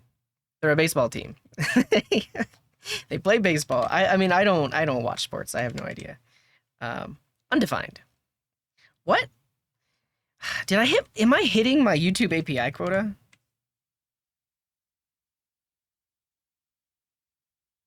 Oh no, it's just it's. I gotta change that cache value. Right? I think 0 killed it. Hockey is the Colorado Avalanche. There we go. All right, it's cached for 60 seconds, and now over here we see it. So here's the cache for this. Can you do you have the ability to do JSON parsing?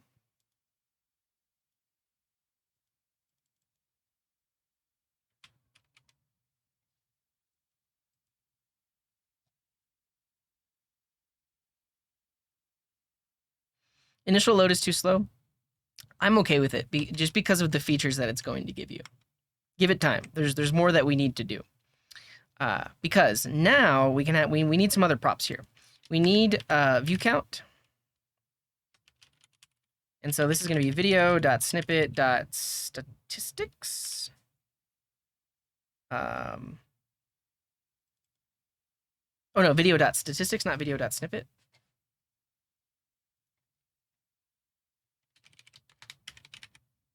Statistics.view count or 0. Great. So we got the view count. Why is TypeScript not complaining? Yeah, you're totally right. You're totally right. If we just do, well, then we have to limit the number of pages. Here's the thing. We could just do the first page of results. You're right. In development, we just do the first page of 50. That'll be much faster. I hovered a JSON option. Oh. Oh, nice. So yeah,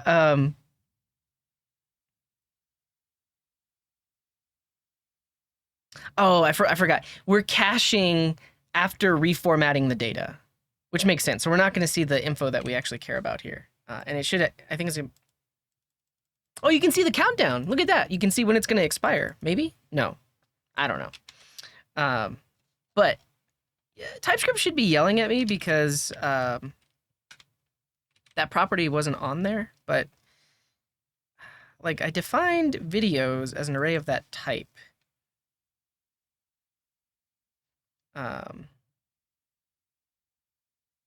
String null or undefined.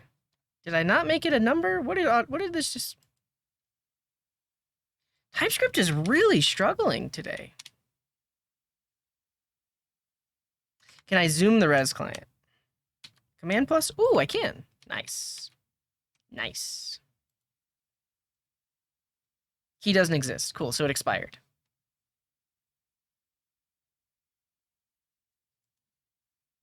Cool. String or number is not assignable to number. Oh, you're right. I need to parse this whole thing like that. Now it's a number. Great. All right, we got view count. Let's try to do likes. So video.statistics. Oh, it has the dislike count. Nice. Nice. So video.statistics.dislike count or 0. This also is a number. It's gonna be a default value. We'll see. It's like they left it in the API, but it's not actually there anymore.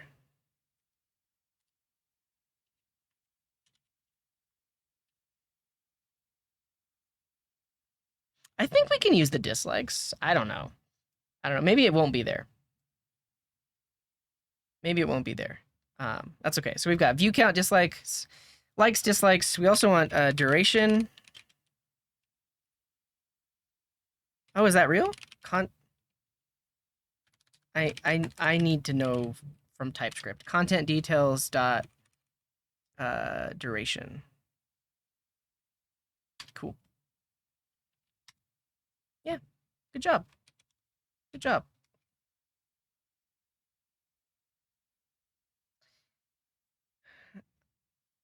No, the thing is, like, I wanted to trust TypeScript first. I was like, yeah, that looks fine, but like, I need to make sure that this is a thing. And so I verified it with TypeScript, and then I let Copilot kick in. Can it flag it if you've already watched? We would need to keep track of that. So that's like viewer statistics. That's going to be a whole nother thing. But we could do that. We would need to store that in our own database, though. I don't think we can get that info. I mean, it's possible if we pass in a user token, we could get that info, but we're caching this list of videos for all users. So the information about whether they've seen it or not needs to come from somewhere else. All right, they probably, we'll see. If it comes back as 0 for everything, then we'll just get rid of it. I'm really confused as to why this line of code here.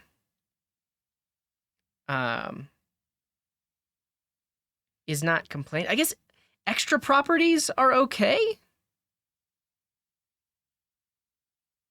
Yeah, I guess extra properties are okay in TypeScript.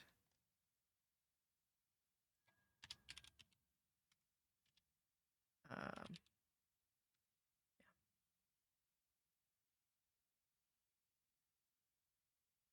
all right. We've got view count, we've got likes, we've got dislikes, we've got duration. What else do we want?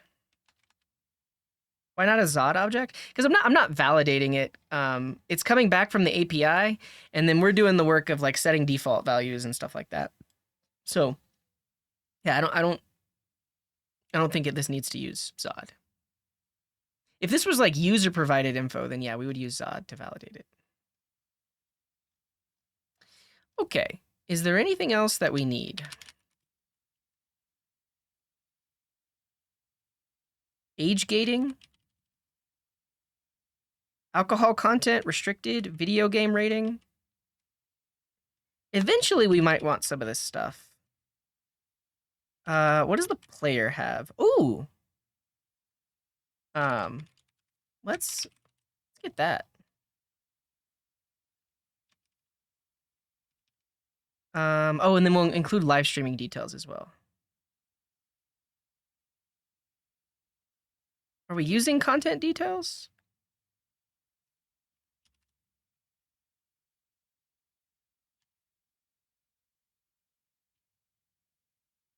Caption, rating, dimension. Oh, we're using it for duration. Cool. And then player has the embed HTML. I guess we don't really need that if we have the video ID. Yeah, we don't need player. Okay.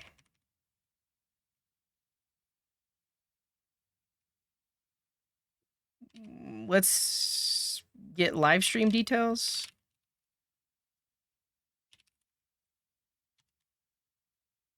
Active live chat ID, actual end time, actual start time. Concurrent viewers. Yeah, let's do this. This can possibly be null, but if it exists, we'll have all the info. So, viewers.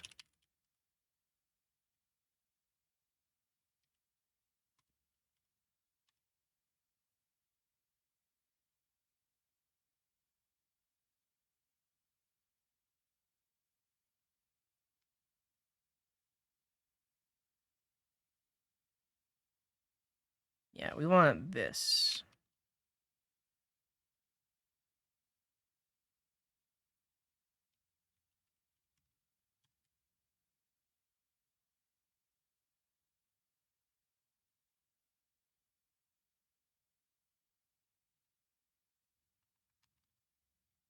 Scheduled start at.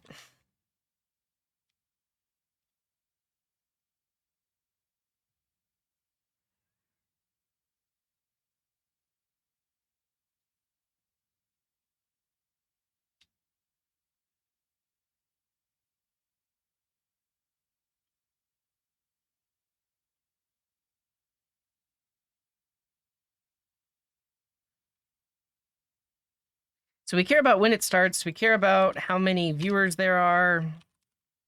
Do we care about anything else?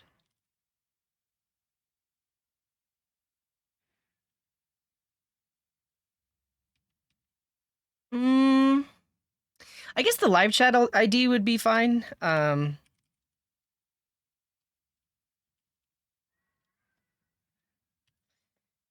Because eventually maybe we want to show the live chat on the page. Do we have if it started? So yeah, we'll do the actual start. I'm gonna extract this into a little date parser. Parse YouTube date. Yeah, like that.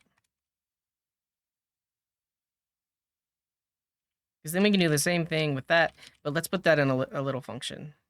Is there an is live? We'll see in a second.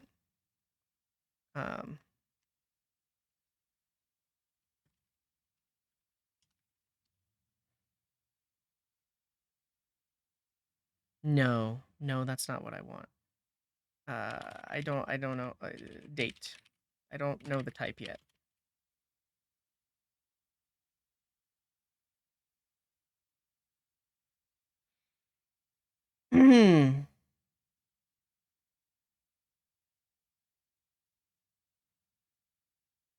Why don't I like the format that they provide? It's like, yeah, it's like a weird, not weird. It's like a ISO. I went to open this and I can't. Give me a second.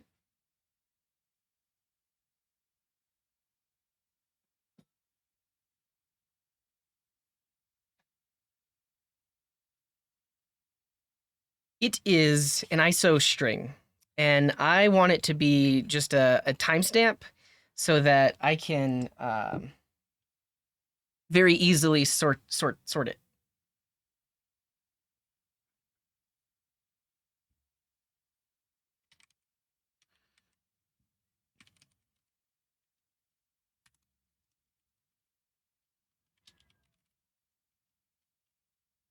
Yeah, so we want that logic because the thing that we're passing in can either be string null or undefined.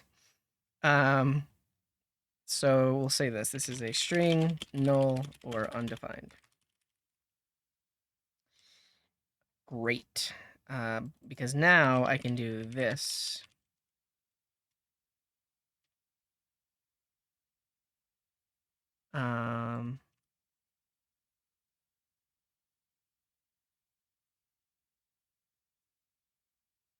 What are the possible values for live pros?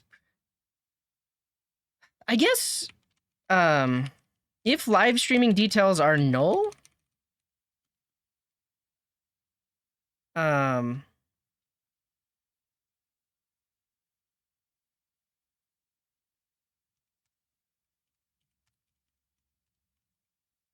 or if they don't exist, then we'll set it to null.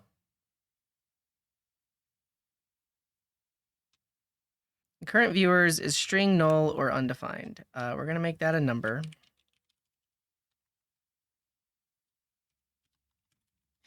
Honestly, like I'm doing this number or zero everywhere. I kind of want to even put that into a reusable function. Like safe number. Parse YouTube number. Yes.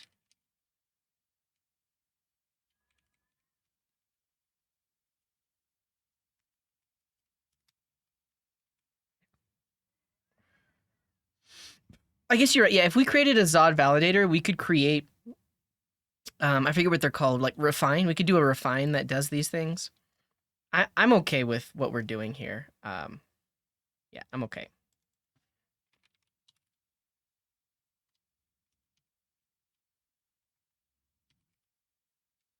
Not a date. Parse YouTube number.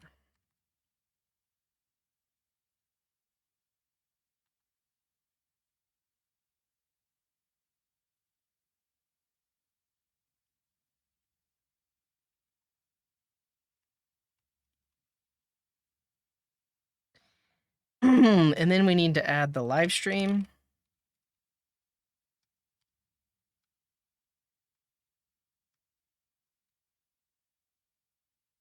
Nice. That is nice. Copilot is a little bit slow, but it is nice that it can just do all of that. Snippet live broadcasted content indicates if the video is an upcoming or active live broadcast, or it's none if the video is not. Live, none, or upcoming. I see.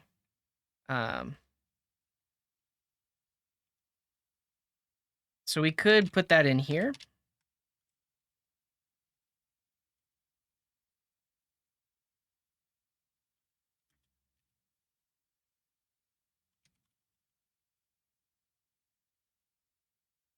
Copilot is not free. I believe it costs a monthly subscription.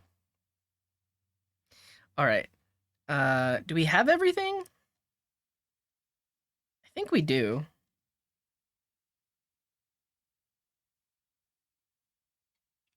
Cool.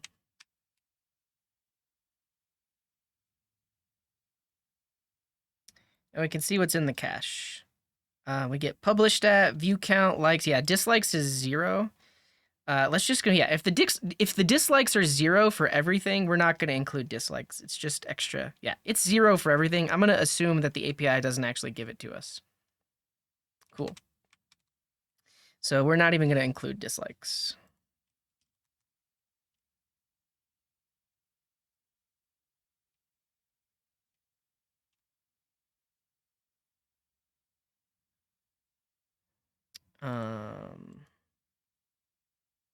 Can I just delete it? Yeah, delete it. And then when we refresh the page, it grabs it from the API, and now it should be in the cache, and now it's in the cache, and in the cache, we've got all the info. Cool.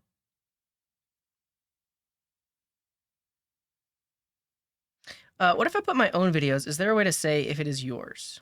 What do you mean by that? Content rating? Let's look at it. We might want to include that.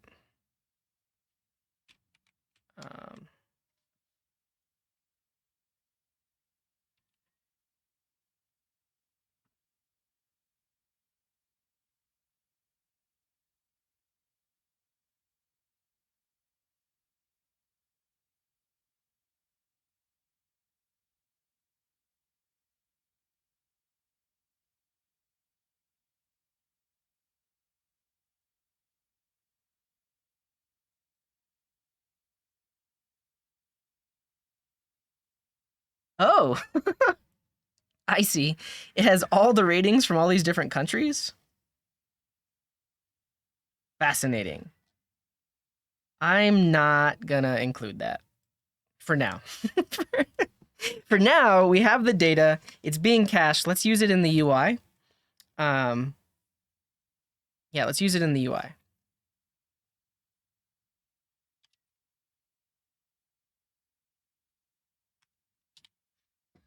Okay, now on the YouTube video embed, we can also display this stuff. Now, I don't think I want the title to be centered. Yeah, I think both of these should be left aligned like that. I like that better. This needs a little bit of spacing. Like that. And a little bit of spacing below, like that. Cool. The other thing is there were videos that have HTML encodings. Let's see if we can find the one that did. I am a master of Tailwind, yes. Was it one of the skateboarding channels?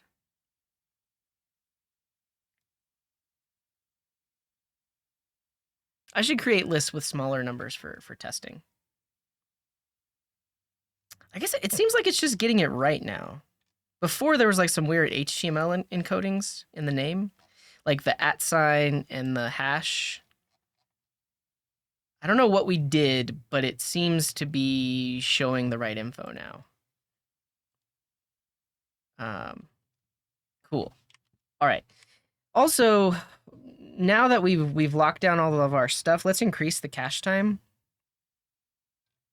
to 24 hours.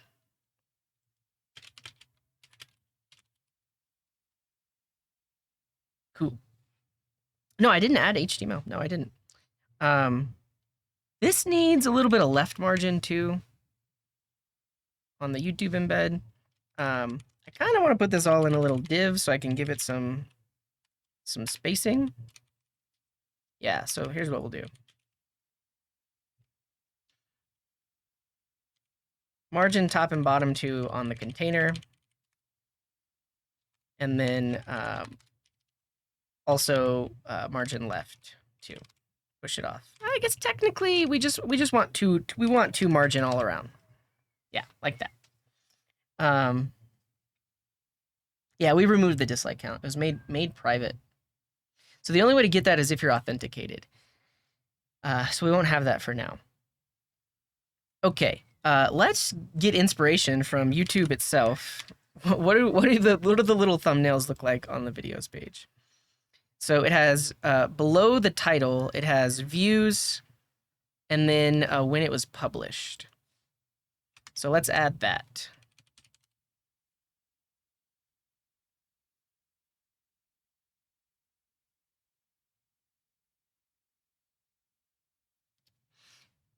Yeah, I can really only watch cooking channels if I have already eaten or I'm eating while I watch it, because otherwise it makes me way too hungry.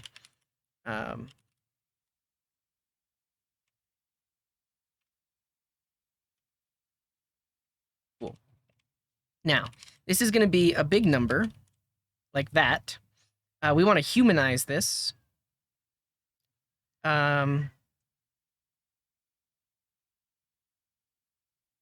And then you're right, there is a border radius too on the thumbnail. We can give a border radius on the card. I think I'm okay with that. Radius? Rounded? Let's see what that does for us.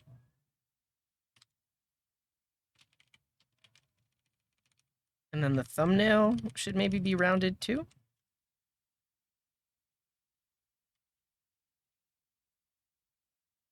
Ooh, that instantly just looks better. It looks better. Overflow hidden, you mean like on the title? We'll decide what to do with that. We'll decide what to do with that. Let's make this a nice view count like this, like 1.4K or 1 point whatever M. We already have a function that does that. You can see we're doing that here for the number of subscribers that a channel has. So we want to reuse that function. Let's figure out where that function is. I believe it's on the channel card.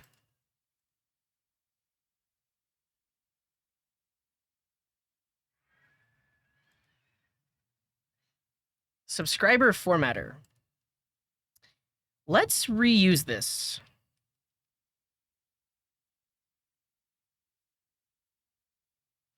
Should we reuse this? It's based on the user's locale, which gets set on page load. So we need that. And maybe we'll, I'm just going to copy, for now I'm going to copy it. You could argue, yeah, it's the exact same thing, but I feel like it's going to be slightly different sometimes. We're going to create a new one. But now we need to pass the locale into the video card.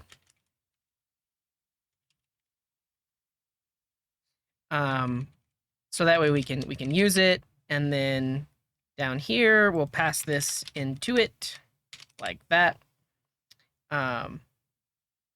Expression is not callable. Dot format. Yes.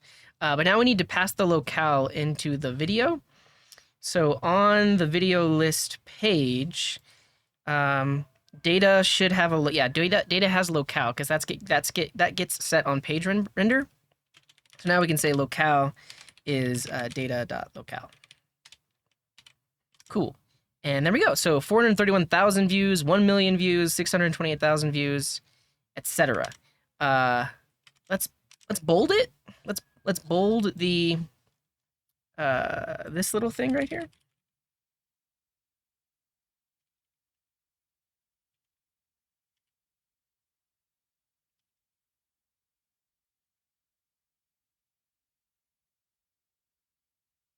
I like that.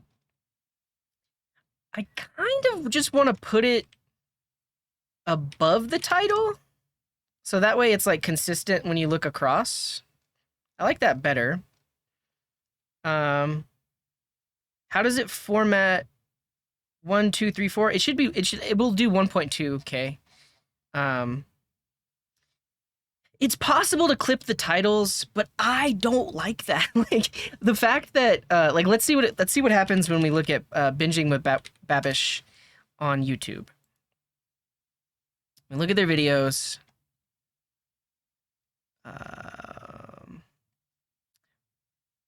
Everything's two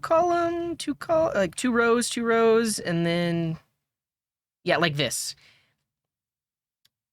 I want to see the whole title, right? Like in order to see it, I have to hover. I want to see it. I do not like UIs that use ellipses. Like, yes, ellipses make it look nice because it lines things up, but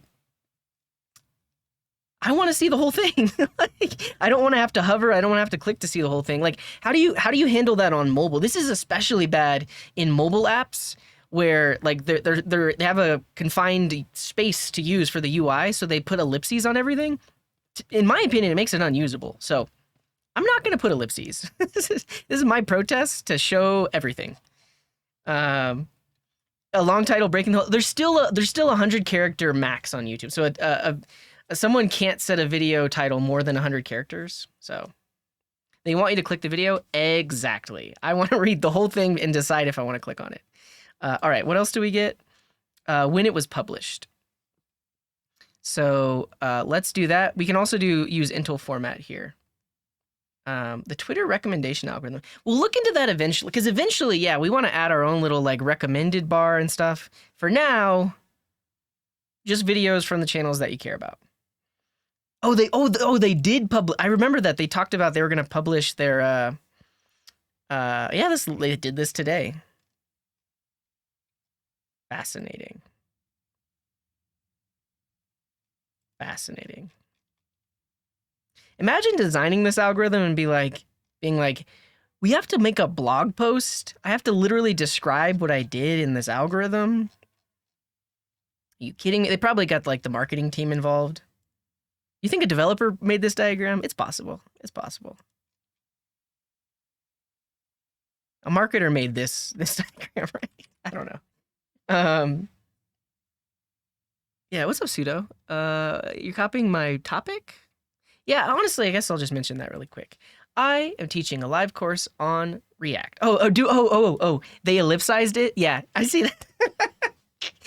I don't like this. I mean, you're right, it shows the ellipses, but I guess that's the thing, like it forces you to click on it.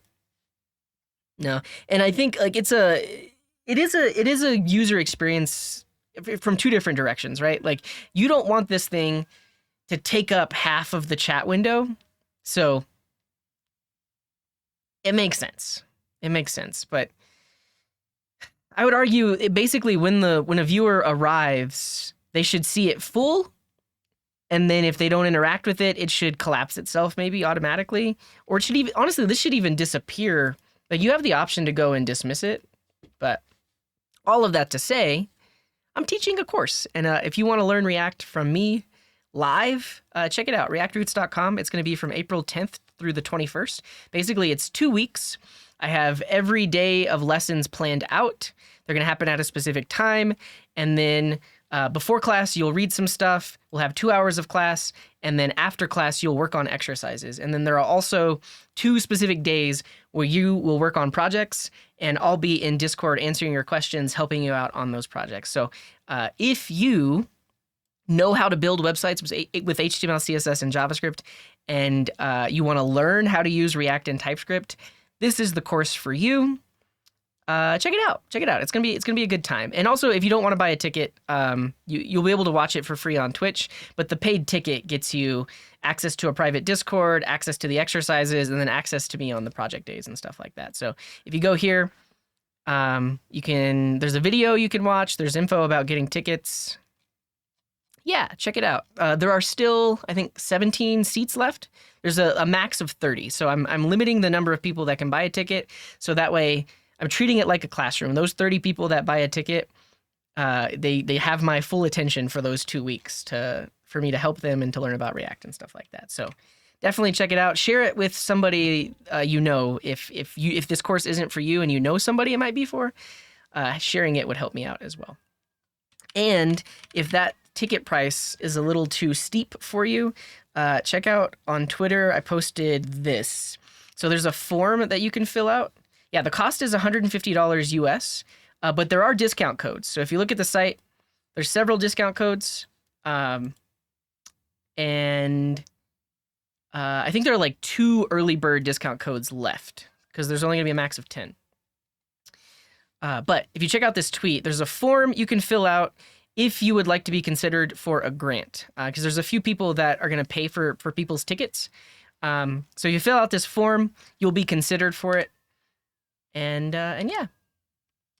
Yeah, it will. Yeah, and definitely check out the FAQs at the bottom. So, if you can't attend during those specific times, the whole thing will be available for purchase for not $150, probably like maybe $30 or $40.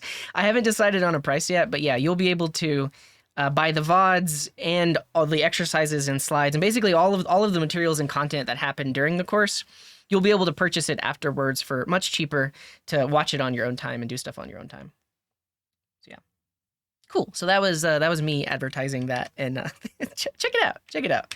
Let's keep writing some code. We want the when it was published. So we will, I think we'll do this. Let's put this in a flex box that like puts them apart.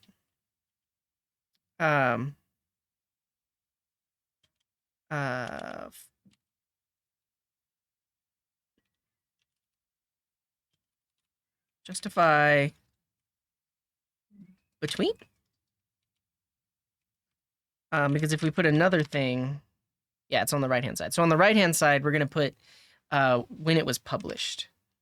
Do I have guides on RT? What is RTK? Redux Toolkit? No, I don't. I do have info on like what is Redux, like on my YouTube channel, but I don't have info on the toolkit itself. I think the toolkit really just has opinions about how you structure things. But yeah. And Lifted, thanks for the sub. Appreciate you. Are you new here? You're new. Appreciate you. All right, we need a date formatter now. That should be a thing, right? Intel.datetime_format. Pass the locale in. Can we get relative time here? I want to get relative time. So like, I want it to tell me 3 days ago or something like that. Dr. Phantom has the link. Relative time format. 1 day ago. Day. Style narrow.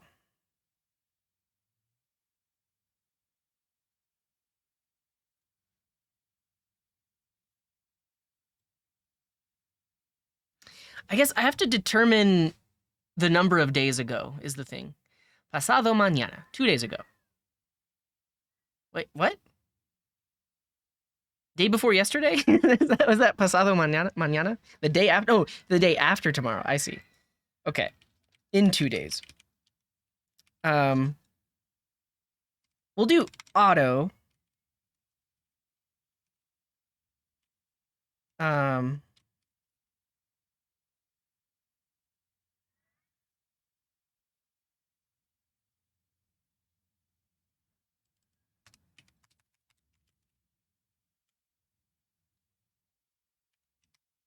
Man, I really don't like that the types are not up to date on this. Date style, time style. Ooh, I want the relative time. Well, no, yeah, this is the relative time format. You're right. You're totally right. I'm using, okay, good call. Good call. It's like, what's happening here? This needs to be the relative time formatter. Yeah, okay. So it's auto, and really,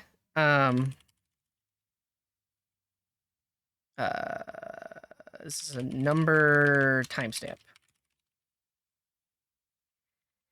I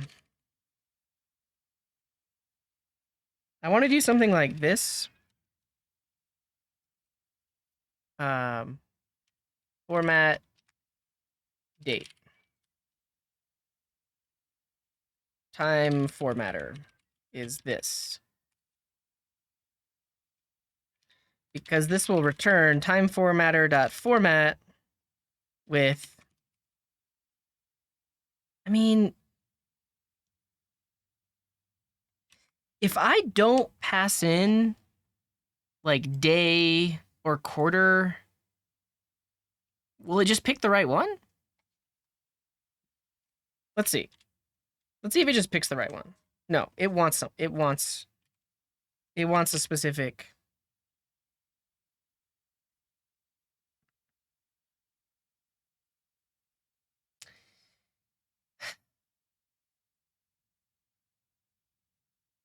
Oh, these are not being cached. Yeah, these aren't cached. Well, I get the timestamps themselves are cached, but the timestamp is when it was published, so that should be okay. But then the calculation is not cached. The calculation happens on the page itself. That's a good point to bring up, though. So yeah, for state management, I've used a thing called Easy Peasy, and it basically gives you all. It's a wrapper for Redux that makes your life much easier. These days, people use other things though, but Easy Peasy. You set up your state, you define some actions, you're good to go. Behind the scenes, it uses Redux. Behind the scenes, when you call an action, it's literally firing. It's dispatching an action, and then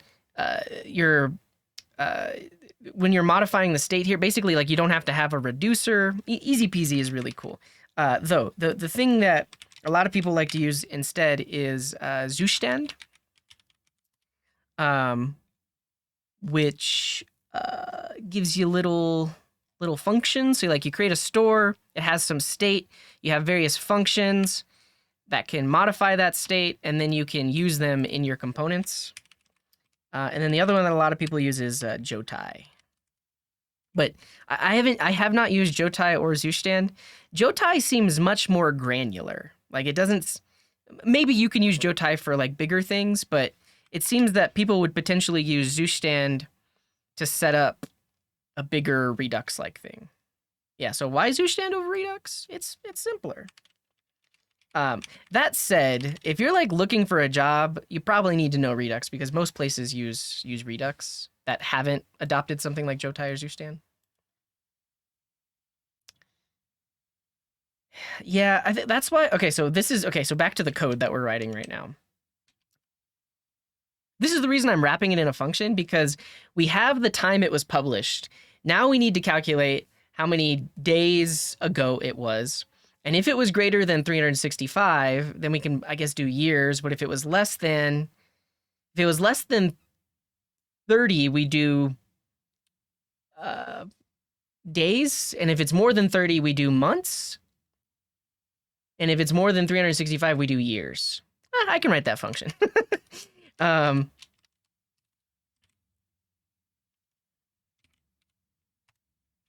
We also could install, like, honestly, it would make sense to install like date functions. All right, I'm gonna write it myself, or I'm gonna let Copilot write it. We'll see. Well, we're using the built-in one, but the built-in one requires you to pass in days, months, weeks, and we need to figure out days, months, weeks before we do that. So let's do it. We have today, like that, right now. And we want to say, get the time diff. Time diff in days. Beautiful. And we pass this in. Great. Okay, so this is going to be fine, but then we'll have the logic that determines, yeah, that AI is just coding it all up for me. And this is good. This is what I wanted. Great. And so yeah, we'll pass this in here. So here we will say video.published at. And so that should give us the number of days since published. Yeah, 2 days ago.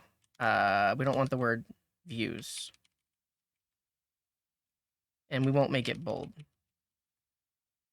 Yeah, 2 days ago, 4 days ago, 7 days ago.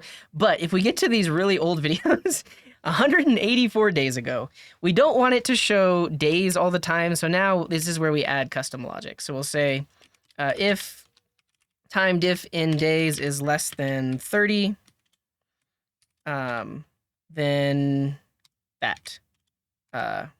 If, let's see if Copilot can figure out what I want to do here. If time diff in days is less than 365. Yeah, sure. But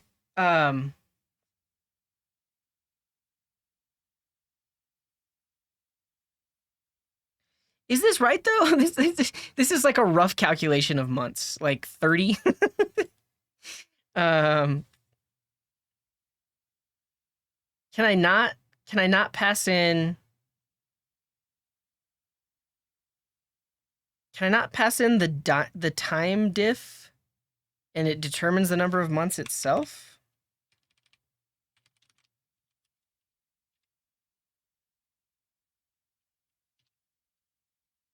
That's what I would hope. I guess it can't.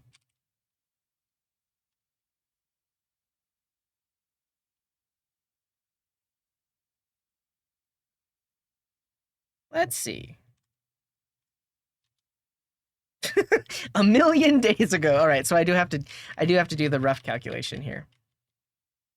Eons. Eons. Um,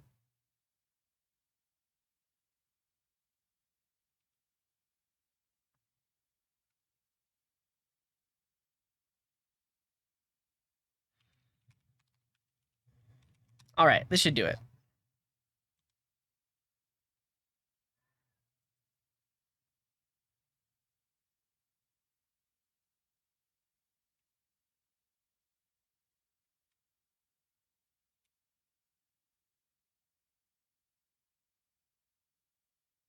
$32 days ago. Time diff in days is less than 30. But if it's 30 or greater, then it should do months. This isn't happening. What's wrong with my code?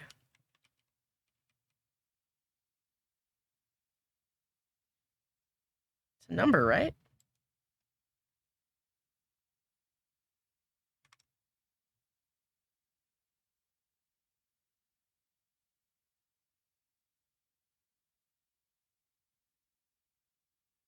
All right, we'll look at Stack Overflow now.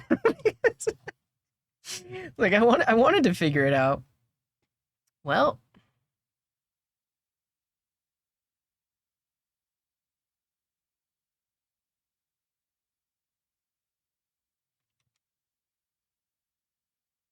the time diff in days is 30,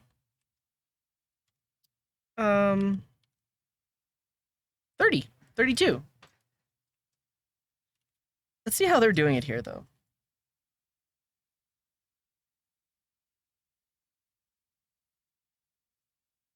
Oh, it should be negative.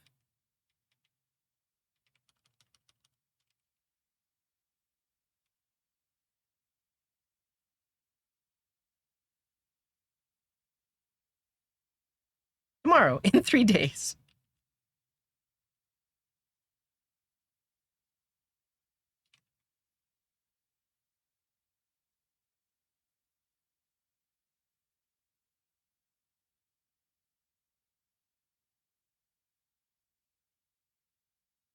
Greater than.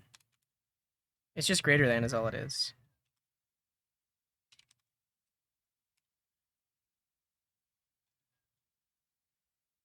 Everything's last year now. I'm gonna use a library. Like this is why we use a library. Because let's make sure that date functions is the one that I always reach for. Let's make sure that it can do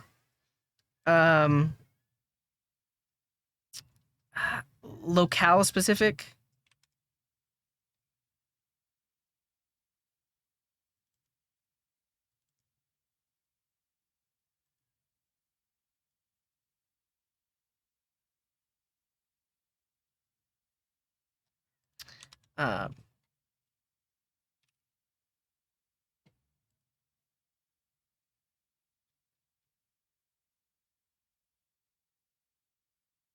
You wrote a function? Let's see.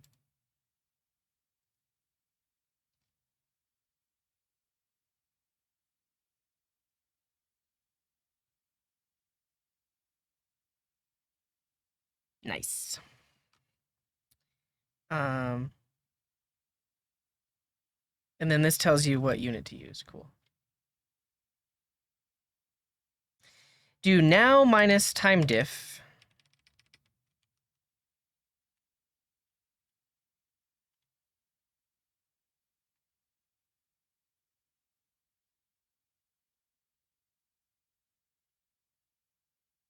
Timestamp. This is the number of days ago negative.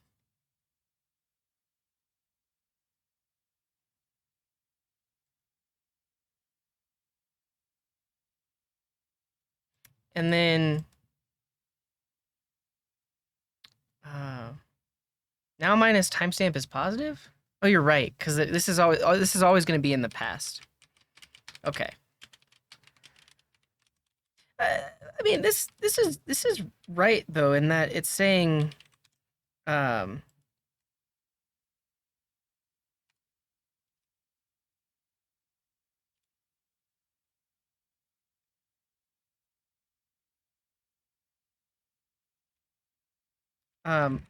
nobody said this. I think this is all I have to do. We want that, right?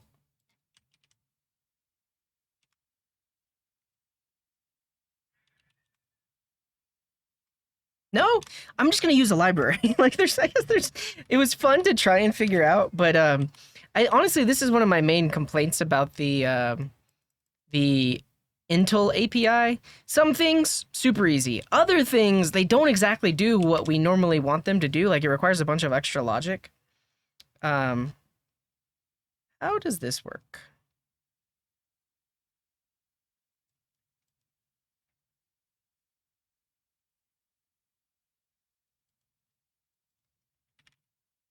So there's also like a separate library called Time Ago that I've used. Like, it's a standalone library that does exactly this thing.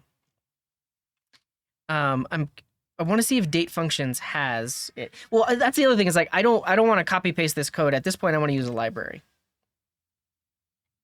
But also, I don't want to figure out what I think I want to install a library. There's going to be other date functions that we're doing. So I am going to figure out what library we're going to use. Date function is my preferred. Let's go. I know Luxon has it, but date function is my preferred. Ago. Time ago.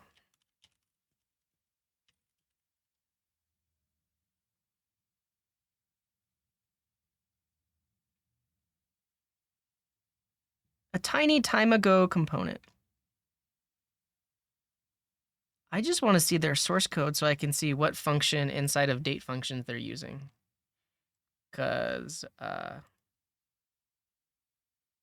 locale. Converter? I use time ago for the overlay.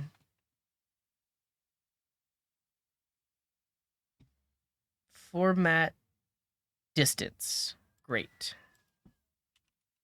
Thank you.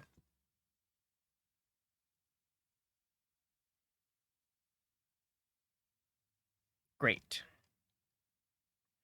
Great. This is what I want. All right. Do we already have date functions? We can look in the package.json.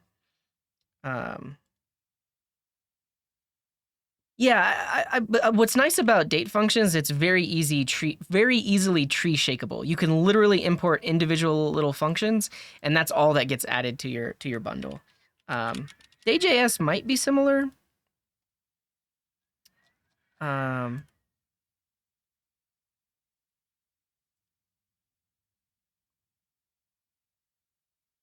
from now? Time to now?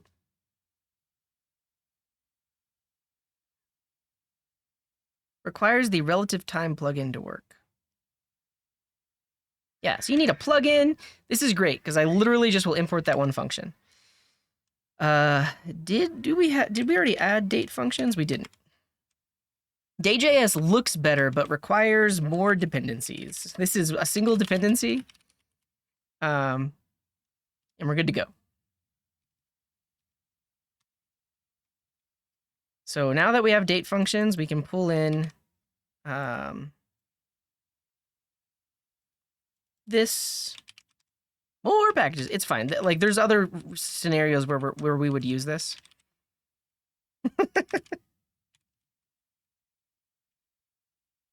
I hear sirens. So usually when the wind gets this bad, fires happen because the wind makes um, fire spread very easily. So I may thing. Wow. I think that's a little bit wrong. Um, yeah, so this one function supports internationalization. So into format distance.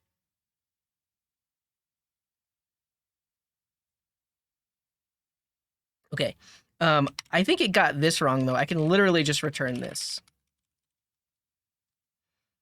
So you have the date, the base date, and then your options, which can include locale, which is the locale to use. Easy. And just like that, yesterday, 3 days ago, 6 days ago, 3 weeks ago, last month, 2 months ago, 2 months ago, last quarter. I actually don't like this. 2 quarters ago. How can I tell it to not use quarters?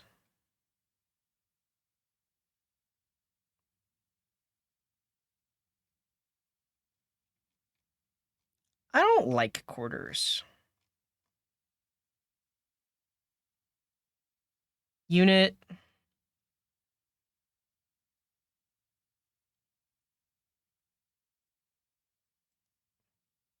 I guess the unit is auto. You came in late, Mar. Mar friends. Intel only does so much, and we had to write a bunch of extra logic to get specifically days, months, or years, which is why we added a library for it.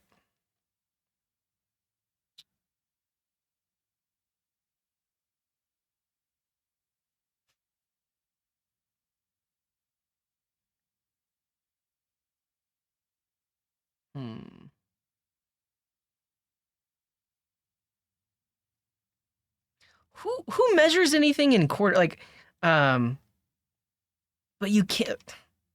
Listen, I feel like you're a troll, Mar friends, and if you're not, then I think you are. Because look, this is the logic that would be required if we wanted to use the Intel library. Somewhat, it's a little bit wrong, but we would need to modify this, right? And this is just more code to maintain. We are using a very small library that lets us import individual functions, which is why we're doing it with a library. Because I don't want to have all those if statements that there might be some edge cases. Like it's much better to do this. Yeah. So well, day traders, and then I was gonna say business people. Can I say quarter false? I don't think so. I think specifically I have to do like right now it's numeric auto.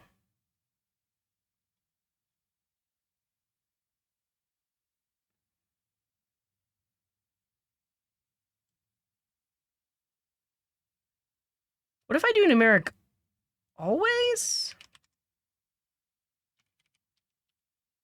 Now I know Shaw isn't trolling. I think Shaw is just late.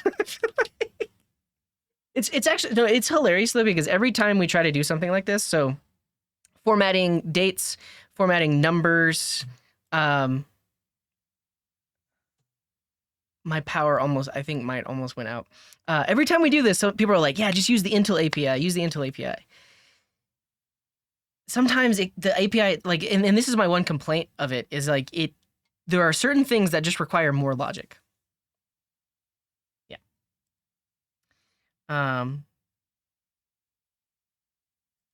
Let's see what happens if I do this always. I don't like quarters. If quarter, use months. See, like, this is fine. 1 day, 1 week, 2 weeks. What's up, Fluffenstein? Thanks for the resub. I'm just gonna hide the chat. I appreciate you all, but your head's in the wrong spot. I need to figure this out, and then I'll come back to you. I feel like if we do short, it's just gonna abbreviate things.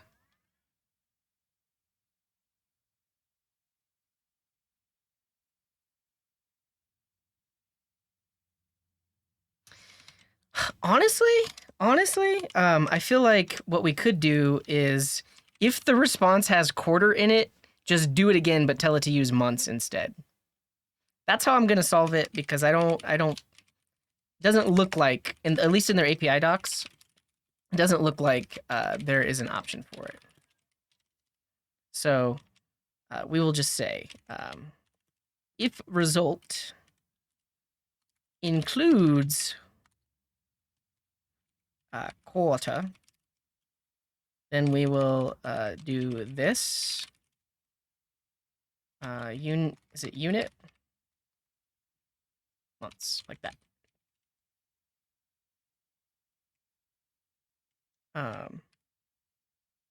So now we get yesterday, 3 days ago, last month, 2 months ago, this month. Hey Sha, thank you for the resub. This is wrong.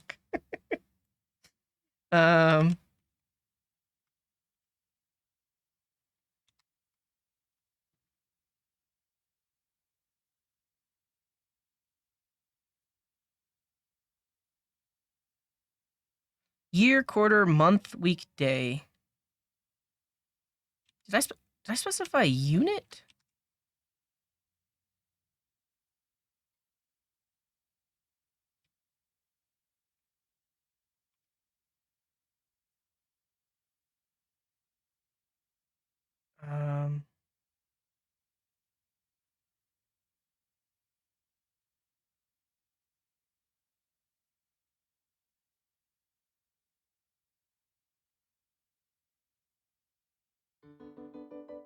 Thank you, Brilvio. Format distance strict. Thanks. Oh, it's literally on the left-hand side. I get the issue with that though is that it doesn't have intool. Let's see if it has intool though. You didn't have to give me money, but I appreciate that, Brilvio. Format distance to now. Yeah, so this doesn't have quarters. That's good. The one issue is these don't have internationalization. Oh, they do have locale. You can pass locale in. Let's see. If specified, will force a unit.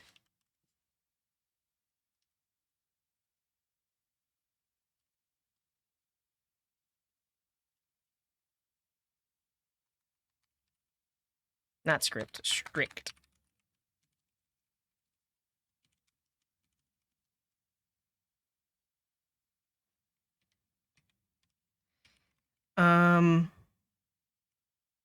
Yeah. And then options. It says we can have a locale, and it says we can have a unit. Why is it complaining?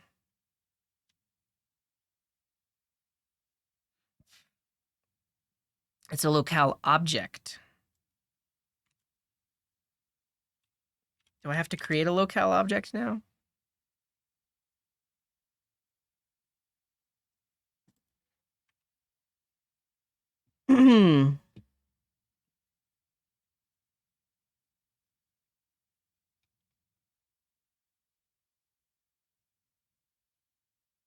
Man.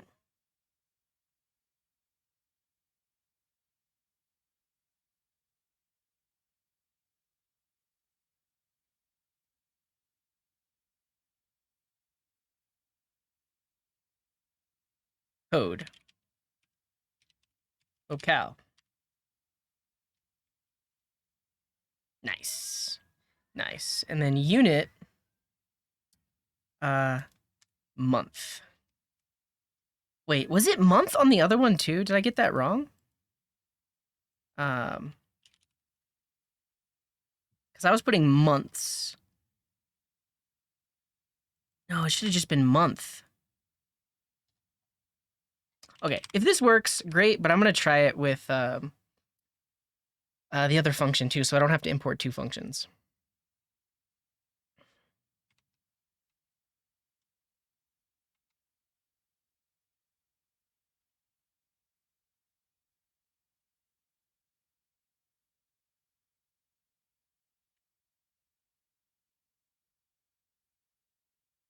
Is it in the cache? It is in the cache. Why is this loading forever? Oh, there's a type error. That's okay. I'm gonna just try this really quick. Because I passed in months instead of month. Let's see.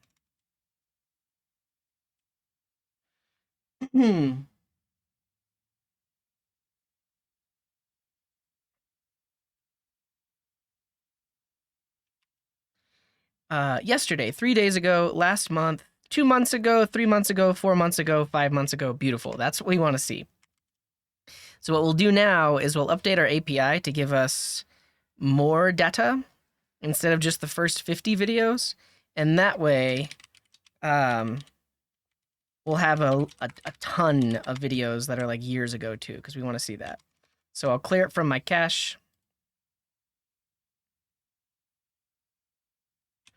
And then I'll refresh the page. Now it's going to grab every single video for Babish. And we'll have videos that are years ago too, so we can look at that date formatting. Cool. And if you're just joining us, look at what the cache gives us. Boom. So we had to do that expensive request one time, but now we can get all this stuff back. 16 years ago, the Babish Culinary Universe published a video? What? Oh yeah, somebody mentioned this back when he had hair. But yeah, this is what we want because it has like years instead. Beautiful, beautiful. All right. I think this looks good. I was trying to think, is there anything else? We want to add the duration as well. I think here's the other thing is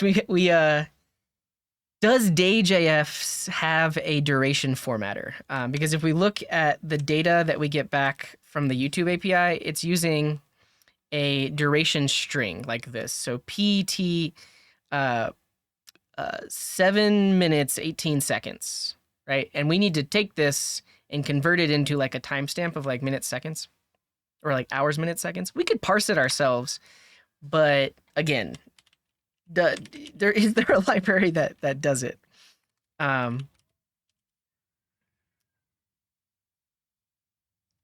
Yeah, so there's an ISO there's a standard around how to format a duration string like that.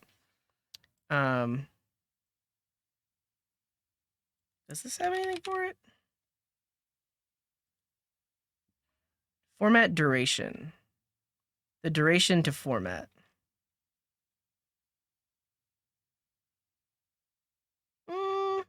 Format ISO duration?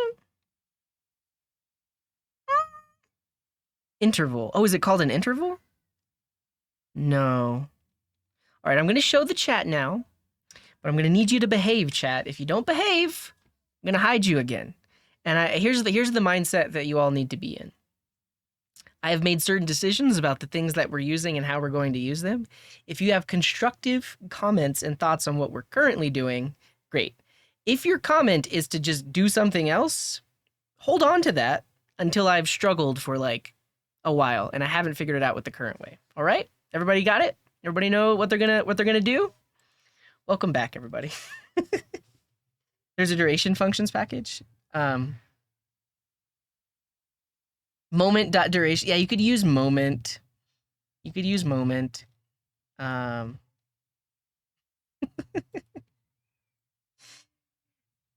Let's see. Got it. Great. Wait, were you joking, Alka? Were you joking about? There literally is a package called duration functions? Well, I mean, I really do like little bitty functions that I can import.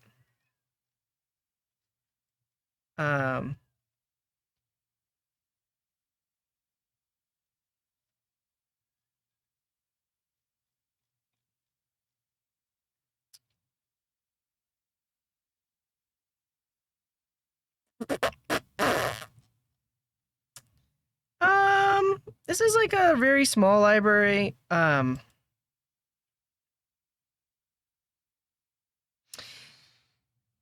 Does the string, I guess the string technically can just be seconds, right?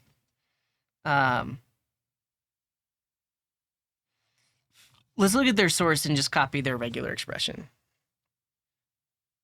Parse. If it's a string, parse ISO duration.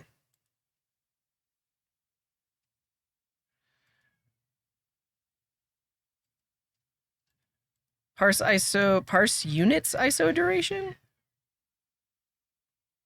They're using a regular expression that tries to grab year, month, week, day, hours, minutes. And then they're specifying that there. And then, oof.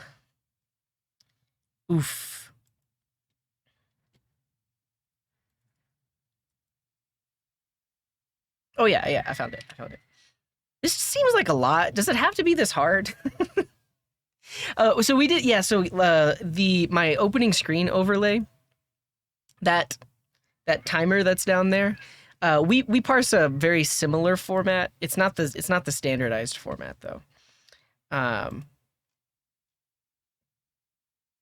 The thing is, I don't think a YouTube video can be years long.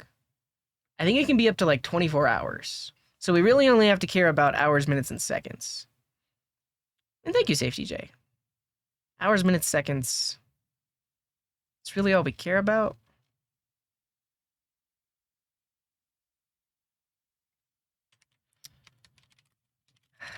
Let's see what packages are out there. Duration function seems fine. It doesn't seem like it's used by many things though. I guess you're right. Videos maybe can be like 48 hours. This one. I mean, just because they do it in one line doesn't mean it's better. I do prefer the verbosity of the one that we looked at. But it's really just a matter of like, is that the library we want to choose for this? I feel like okay, so Luxon is the replacement for Moment. Does Luxon have one of these?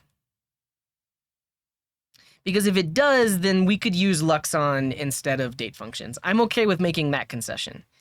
Because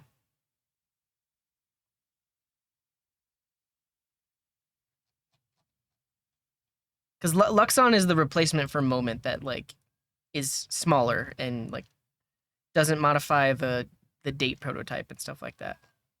Yeah, you can look at why does Luxon exist? Because Moment is Luxon deprecated? There's no way. It's literally the modern replacement for Moment. Like if you go to Moment.js, at the top of their site, I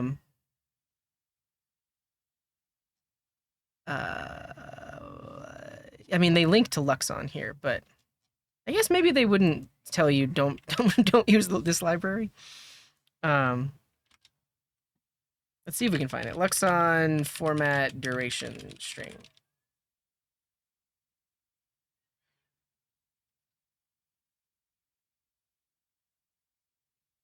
So yeah, we found format ISO duration.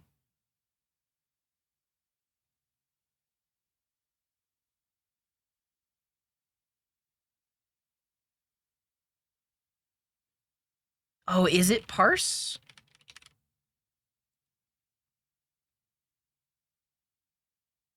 That is a YouTube video that is a day long. Fascinating. Fascinating. Wait, there's an issue about parsing durations? Let's see.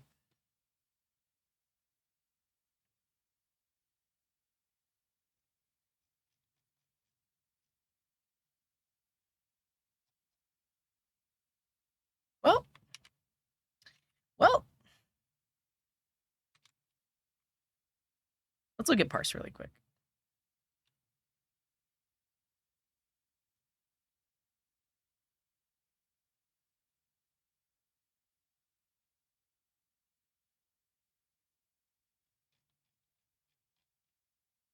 The thing is, I feel like parse always returns a date. So if we pass in a duration, then it's going to give us like time in the future.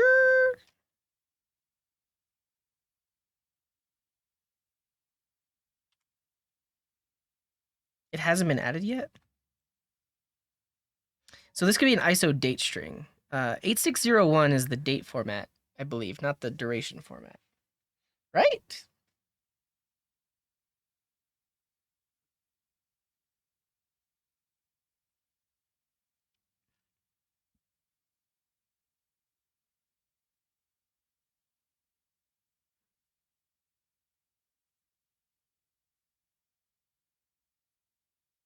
Yeah, let's check out Luxon.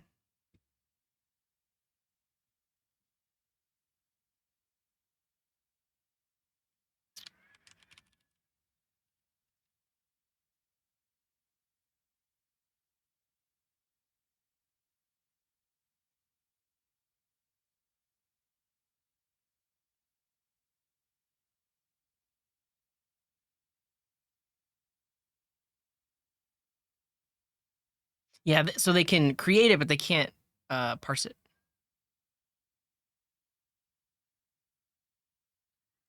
Duration only. Okay.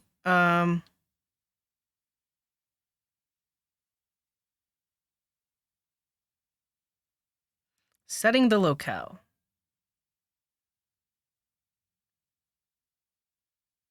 I want days, hours, minutes, seconds given a string that looks like this. Like this.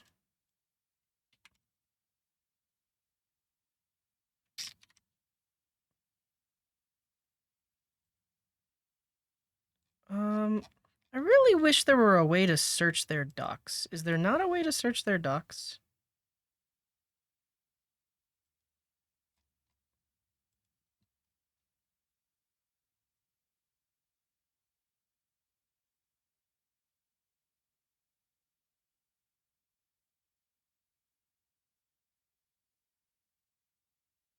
See you later, Brilvio. Thank you for hanging out. Appreciate you. Oh yeah, thank you for the bits, by the way. You didn't have to do that. I do appreciate it. I appreciate that, America 2050. Yeah, I had a good time too. It was fun to do a brain dump because I've just been researching so much stuff. So, yeah, the only issue is I can only search the current page. Okay, we did find. What was it? Somebody just linked it. This. Um, Not this.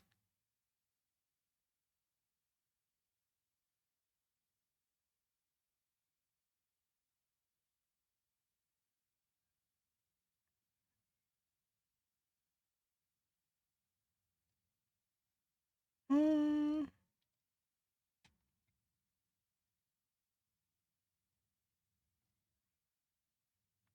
I don't know if that has parsing though. All right, I lost the thing that we were looking at before though. The interval from ISO. Um,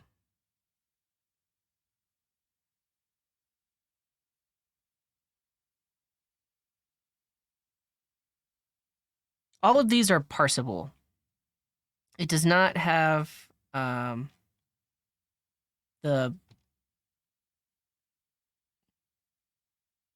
thing.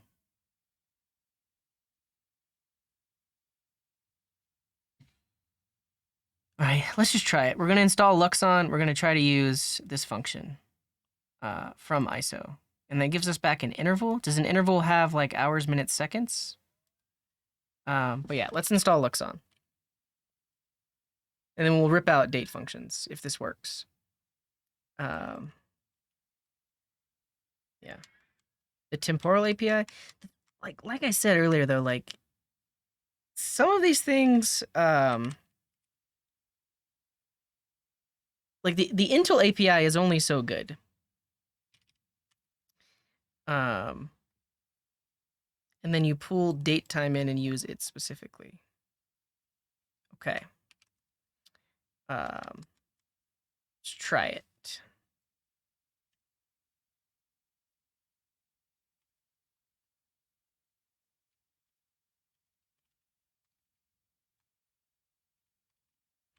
And we specifically want... Is date time the only thing they export? Do they not include types? Man! Man!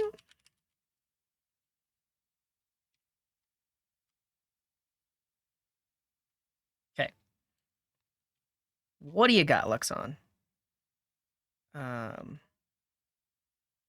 Intool. Is there a top level intool?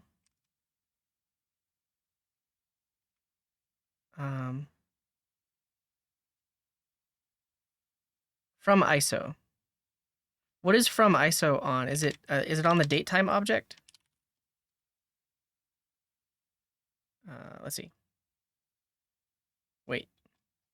I don't want to do this in here. I'm going to do this on the front end.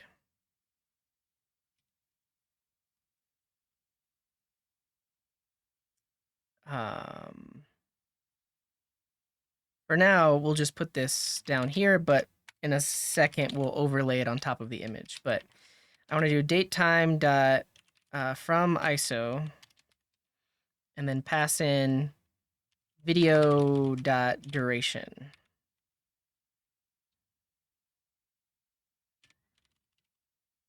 Yeah, called it that. And it gives us back an interval, so I'm gonna stringify it, see what we get back.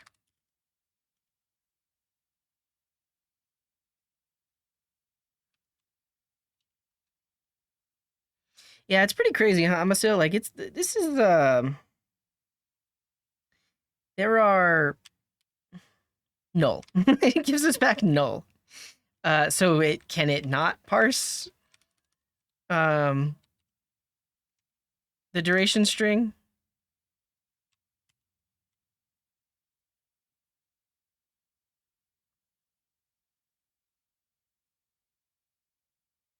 Duration from ISO. Beautiful.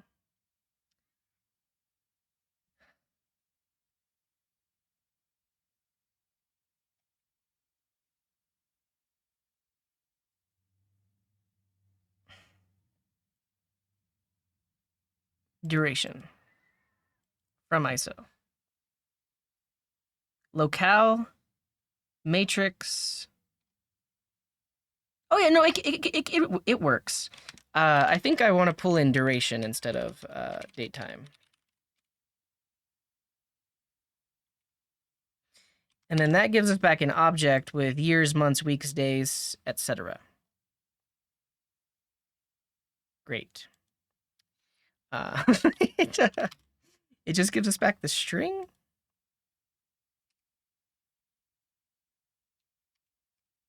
We'll write a little function for this. We'll say format duration, pass in video.duration, and then we'll handle turning it into a single string.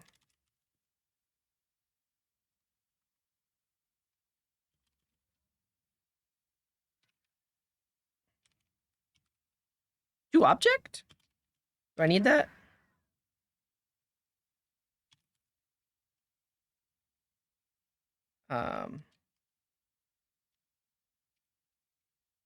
Let's see.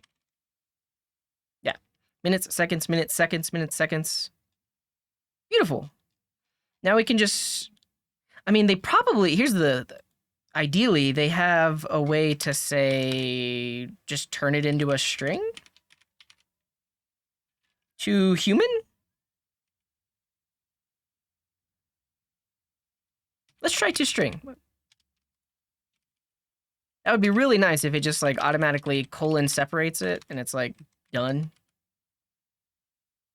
No. To string is the duration itself. To ISO? No. To human? I mean, that is human. I guess we want to format it so we can pass in the so if we do this, great. It gives us minutes and seconds, but what about a video that is hours long?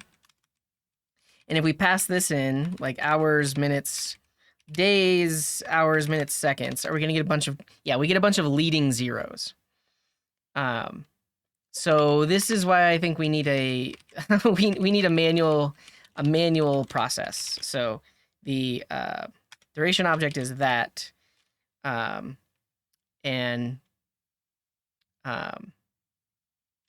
we can grab them all. Yeah, watch. Yeah, give me a second. I got this. I know what to do. I have the power.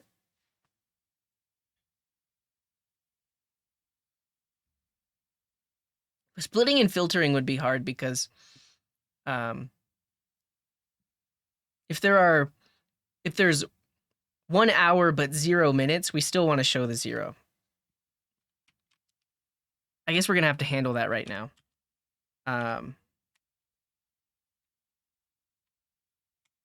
Yeah. But we also want days, years.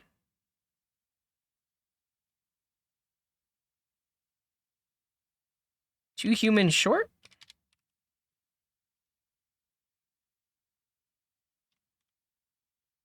That would be great. I really don't. Like the code for what I'm about to write. Like it's technically simple, but I don't. Human, humanize? No, human. Stop it, Copilot. Short is what I want.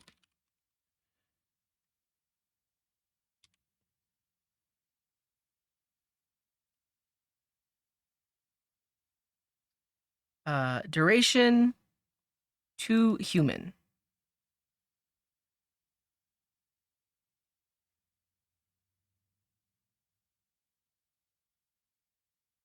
Extensive usage of escape with Copilot. Yeah, that's why I think it can be better. That's probably, hopefully, Copilot X makes it better.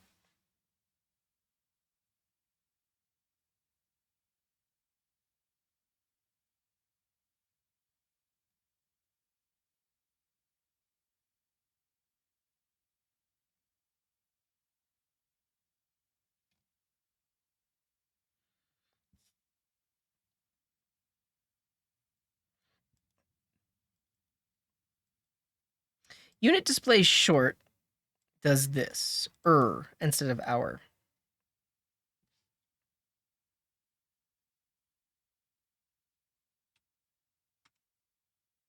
Yeah, we got to do what I think we have to do what I was thinking.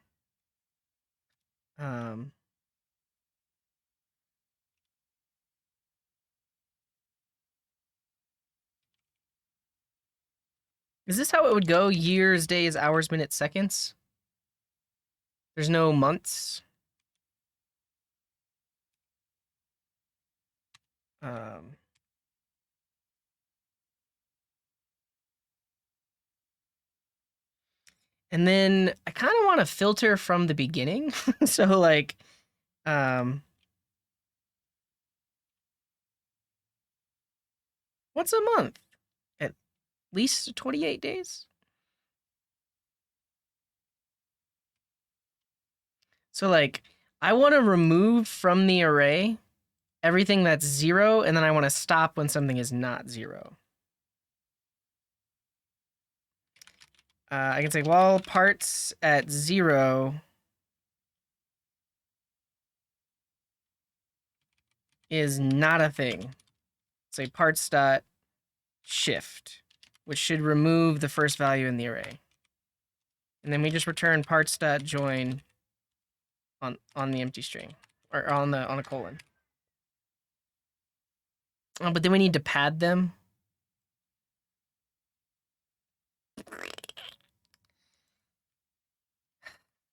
We map it. Oh, we're using Luxon. We are.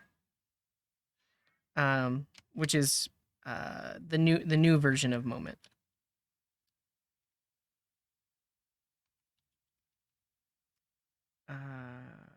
What is part? Part is going to be a string. It's not the any. What are you talking about? Oh, you're right.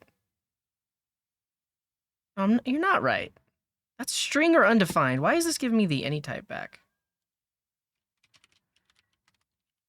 That's why.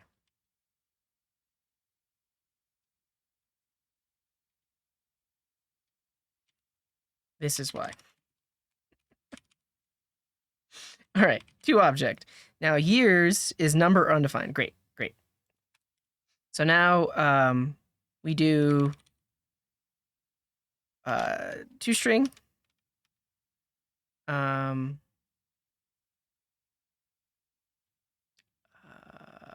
Okay, before we do this, a little bit more research. Does Day.js have this? If Day.js has this built in, we'll use it. Oh no, we already determined that it doesn't. I'm hiding chat again. You like I just can't. But look, it has format, right? Like we can, and it also has time from now or time to now. But in order to get this, we have to install a separate dependency called relative time. Well, it's a plugin. And then the other thing is,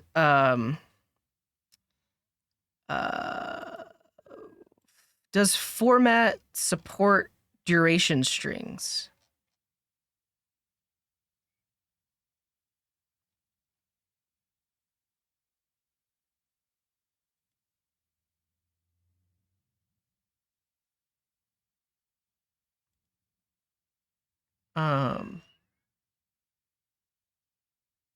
But then you need another plugin to do localization. Yeah, no worries. I mean, and that's why I'm not timing people out. I'm just hiding the chat because, like, I've been live for 3.5 hours. You just showed up. You don't know what I've already tried, but it is annoying because literally every new person that comes into the chat, well, have you tried Day.js? Have you tried have you tried using Day.js? But you know, it is what it is. It's the nature of doing things live on Twitch.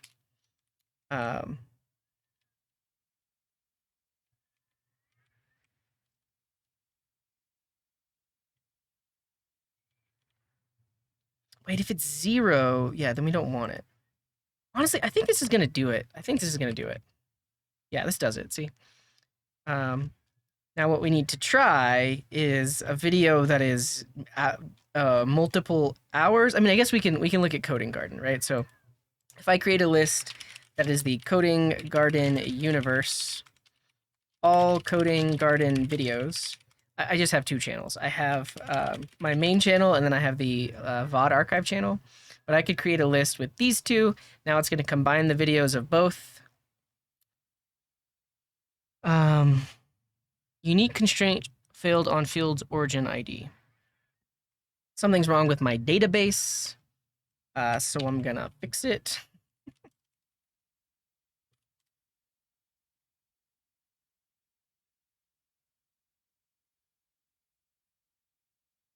There's no coding garden in there.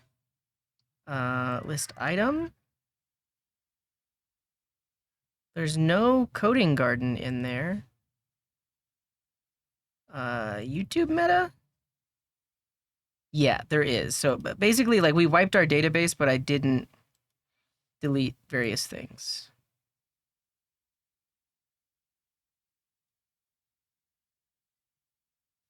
I think that's why. How about now?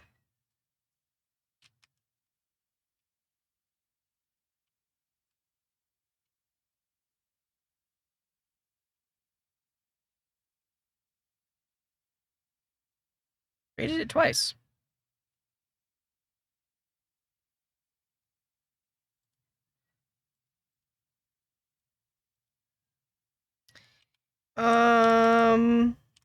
I kind of want to blow away my whole database just because I want to make sure that I'm not like in a weird state. Because I do have a feeling something happened. Something happened here. Is there a Prisma command for resetting my database? Does anybody know? Oh, I missed the archive. That's probably the issue. But I'm going to wipe out the database because I just want to make sure that this doesn't, like, if it is an issue, I need to fix it. But I think it's an issue where I was manually deleting stuff in my database. npx Prisma reset.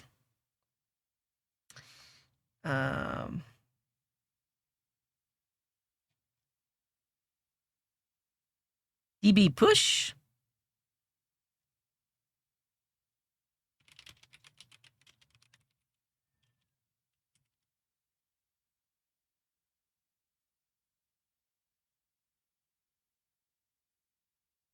We need to reset the public schema. Please do. Delete everything. And then I don't want a new migration. Honestly, I think we also oh man, we're at the point where we actually really don't even want migrations because our database is changing so much. So is it Prisma reset? But I think the issue is we updated the migration file and we never updated our migrations. We're like in a weird state right now.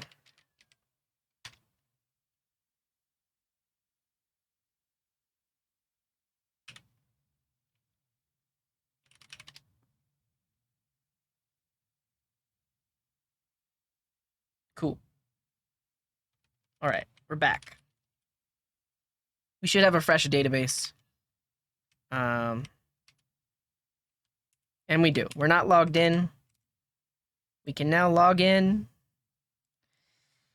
I explained when I was setting up the database, I did explain it, but a migration basically describes the changes to the database. But that's the issue is we have a lot of changes to the database. And so when you're in production, it makes sense to keep track of a new column was added or a new table was added. We're changing constantly because we're still figuring out how we want to store our data. So it actually doesn't make sense for us to use migrations, which is why I wipe them out every time. But we get onboarded. Beautiful. We'll create a list for the Coding Garden universe. All Coding Garden videos. We're going to search for Coding Garden. We add these two. And then it's going to go off to the API. Now all the videos are cached. So good. This does hours, minutes, seconds. That's what I want to see. See you later, Origin. Have a good one. This is broken. So this one, and Kelvin, welcome in. Glad to see you. Thank you for the raid. What were you working on? Procedural world generation in pixel art. Nice. Thank you for raiding. You are kind, and thanks for bringing all your friends over. There's a ghost in the back. Oh, you can hear the wind is blowing really, really bad. Okay, yeah, that is the issue. I think this video is exactly 1 minute long, or like 59 seconds long. Let's actually see. I think it's gonna be. Things are good. We're building an app that lets us show the videos for multiple YouTube channels. And so right now, like this is showing all the videos of both of my channels, the archive and the regular one. But yeah, it's a short, which means what does it mean? It's probably like 59 seconds or something like that. Yeah, so we set up the caching today. Basically, if it's the first time we're requesting this page, we make the API request, but then we put it into Redis. That's what I was going to look at here. So it gets put into Redis. I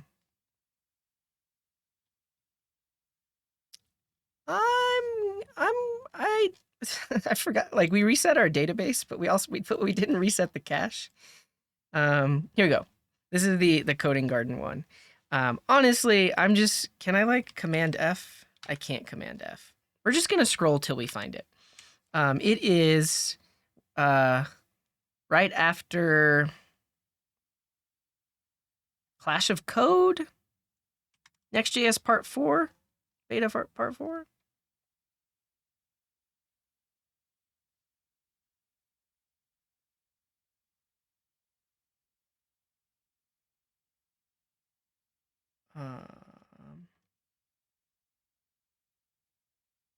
Part 6. Oh, is this all the archive? Yeah, this isn't sorted. This isn't sorted. It's gonna have yeah, I can't Command F. It's fine. Wait, archive.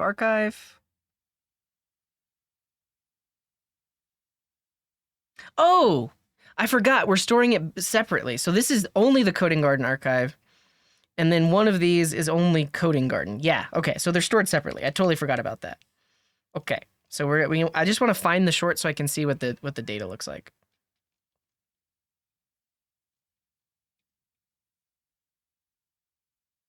Copy it, put it into VS Code, and then search with that.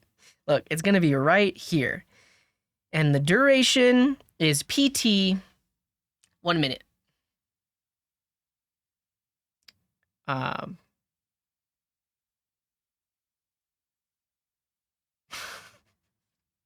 now we need more logic though. Okay, so how does YouTube display this? And yeah, so when it was 1 minute, technically that's correct.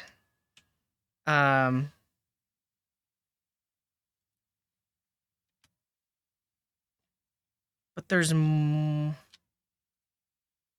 than one?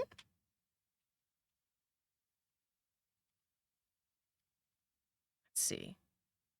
I guess if there's a single one, shouldn't it leave that off?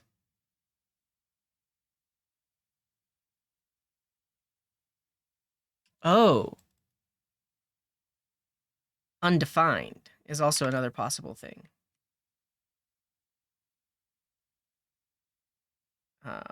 If it's undefined and it exists, then it should be 0.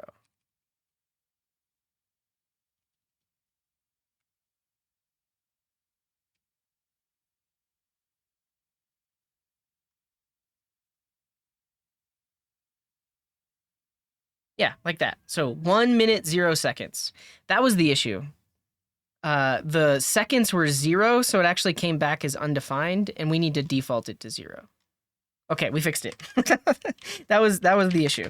This little bit of code right here. All right. What I also want to do is I want to add a channel that has videos that are really long.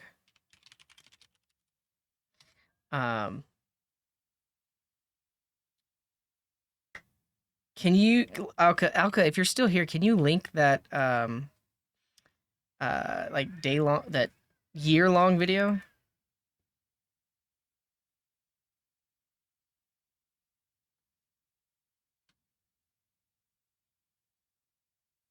Oh, yeah, this is another way to solve it. It absolutely is.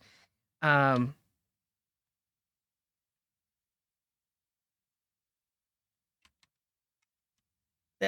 also doing it here. Basically, if there are no years, there are no days, but there are hours, then we have hours, minutes, seconds. Yeah.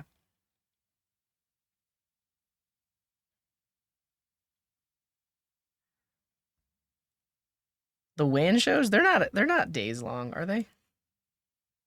Oh wow, is this 4 years? Fascinating. All right. The issue is they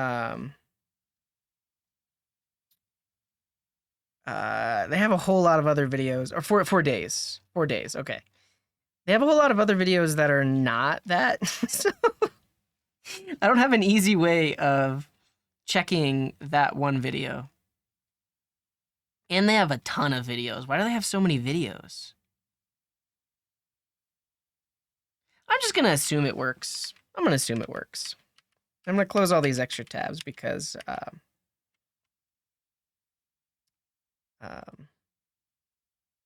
think we're doing all right. What will happen with a video that is exactly 1 hour long? So you need minutes default 0 and seconds default 0. Yeah, that's what that's the code that I added. It will do this because if it's 1 hour long, this code is gonna get rid of years and days, but it'll keep hours, minutes, and seconds. And so that way, if minutes are 0 or minutes are undefined, then we set them to 0, and if seconds are undefined, it sets them to 0. So this should work. Yeah. Longest on YouTube. 9 days or 9 days, hours, minutes. Yeah, 9 days long. Well, that's scary. Where is it? Oh, is it a live stream? It must be a live stream. Um,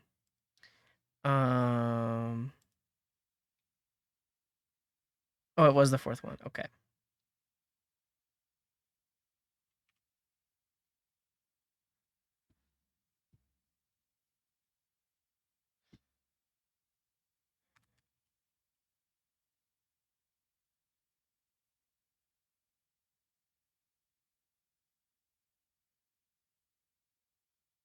Very long.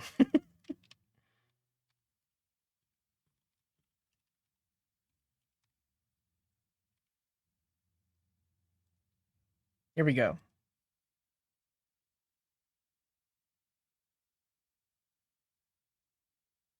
Oh, maybe they didn't have that many videos. Why is this hanging up?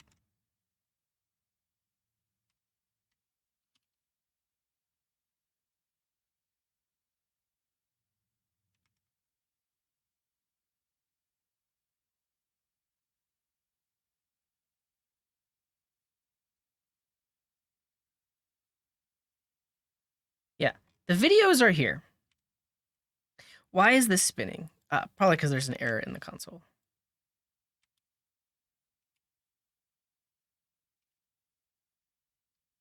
Wait, are these... Something is drastically slowing the page down. Do we have like an infinite loop or something like that?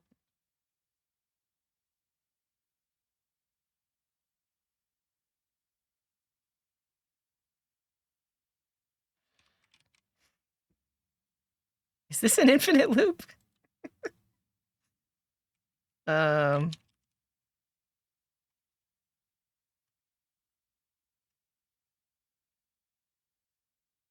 It's possible that that's an infinite loop. All right, we're gonna go.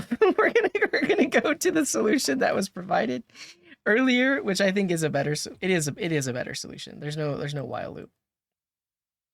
Thank you, Perceptive. Yeah, I should have just used this. You're right. When you're right, you're right. Uh, this.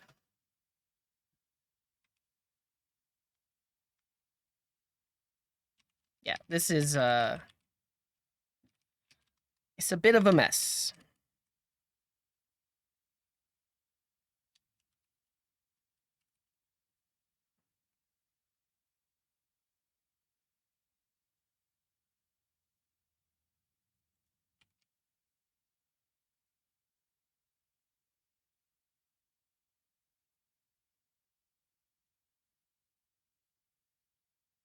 Is possibly undefined.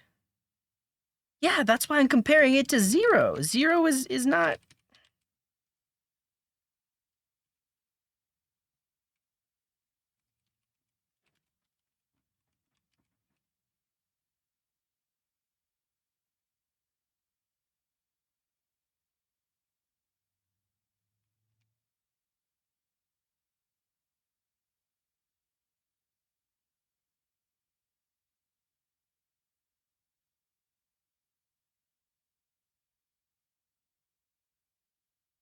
Oh, I guess I don't have to do toObject. Can I do interval dot?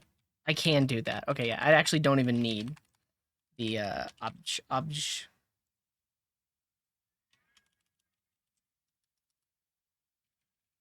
All right, this is it. No infinite loop.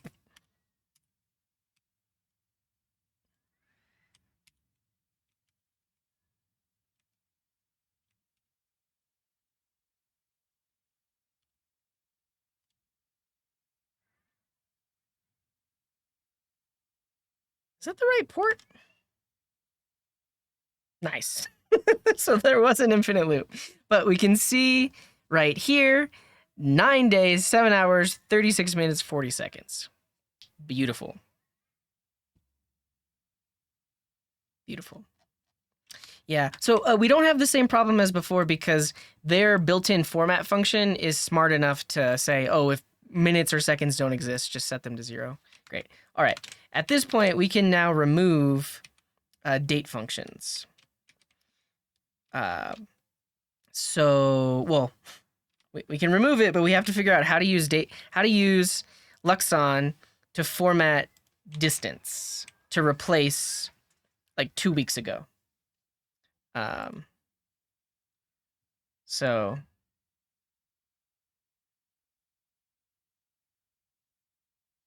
You know, honestly, because we have the format string, we could do that. The leading 0 and the number of days. No, so the duration format doesn't specify years, so days could be anything. Days could be thousands in that format string. Yeah, look at my thumbnails have an automatic border. I'm pretty happy with that. Like, I feel like this gets people to click on my stream on Twitch and on YouTube. I don't know. We need to go to the Luxon docs. Yeah. Well, I guess wait, is there yeah, there's a D. So if there are days, use days. If there are hours, use hours. Otherwise, it defaults to minutes and seconds. We want formatting.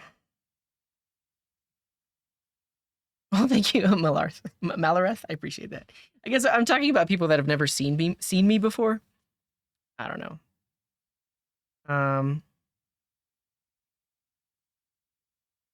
D colon? Oh, like a single D? I see. So like don't put a leading 0 on it. For consistency, I want the leading 0 on there, just because everything else has leading 0s. I guess we can look and see how YouTube does it. I guess I assumed they put the leading 0 on it. They don't. They don't put the leading 0 on it. You are totally right. I see what you're saying. There we go. I guess they don't even put the leading 0 on that.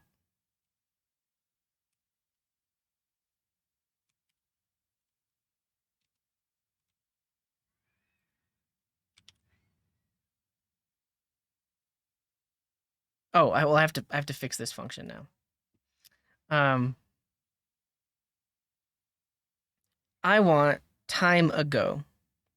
I will say I can't use the Lux, like, so the Luxon docs is like, they don't tell me what I want. I want, given, a duration? Is this actually what we want? We want time ago. Relative. We want relative time. To relative. Here we go. Thank you. And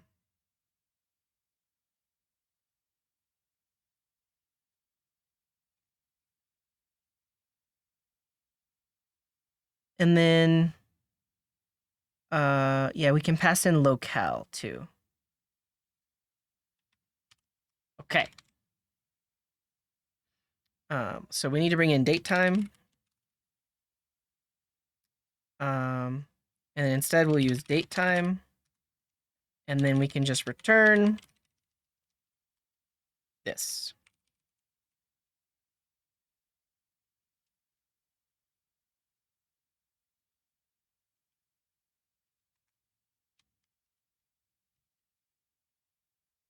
Easy. It's not a class. You just do that. Or not. How does it work? From ISO. From timestamp.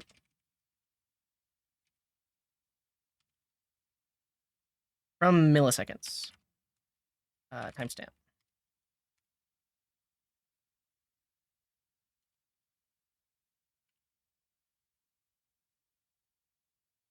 Nice. 5 days ago, 1 month ago, 2 months ago, 3 months ago, 4 months ago. Beautiful. It doesn't use quarters, which is awesome. 2 years ago, 6 years ago, the first coding garden video. I say curse words in that video. This is literally the only coding garden video where I say curse words. Yeah. So, if you want to experience that, go check out the oldest coding. Like, dang it. What do I say? I might even say the F word. There's like an edit in there because I was like I was messing up. I don't know. That video has 46,000 views. That's pretty cool. Regardless, now we can remove date functions. Um, easy. No quarters.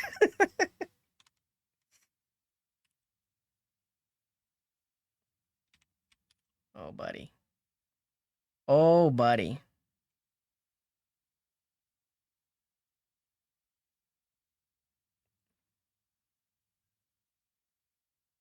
I mean, this is the first time that I've told anybody that, but I literally have a disclaimer.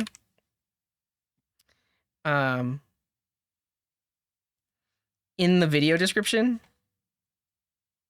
Let's just make this link to the video so I don't have to go find the data. But in the YouTube video embed, let's link for now, because I mean I've been live for almost 4 hours, so I'm gonna have to call it here. But we did a lot today. We got all this. We're not showing the like count, and we need to position the duration. I need to fix those two. We're gonna show the duration in the right spot. We'll show the number of likes. But we want to have a single video page. Like I want to make it same like YouTube style experience. You click the video and then it shows it. Well, thank you, Creaky Much. I appreciate that. Not quite done yet, but I do appreciate it. But for now, I'm gonna link to it. So the title will link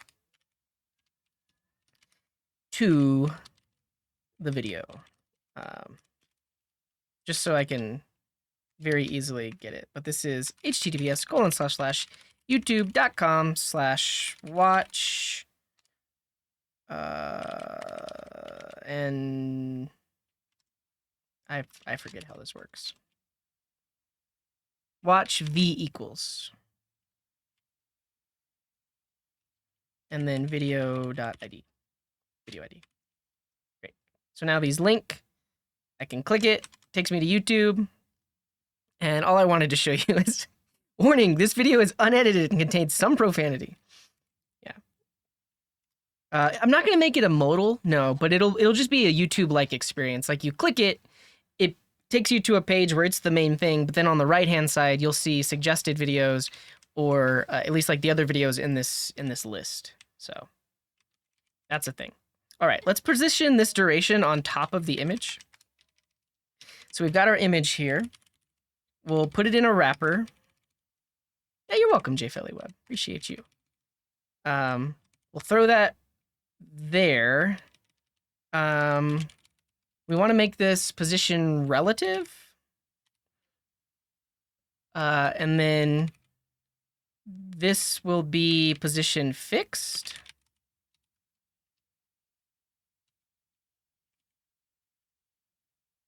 And then bottom one, right one. Absolutely positioned within the relative container. Yeah, that's what. Yeah, like that. Look at that. That was easy. And now we can give it a little bit of background too. So like BG black. Can we give it some opacity? Well, we want background opacity. Yeah, background opacity like 80. And then we want it to have some rounded corners. And a little bit of padding. Check it out. Nice, that's too much padding. And we want bigger rounded corners.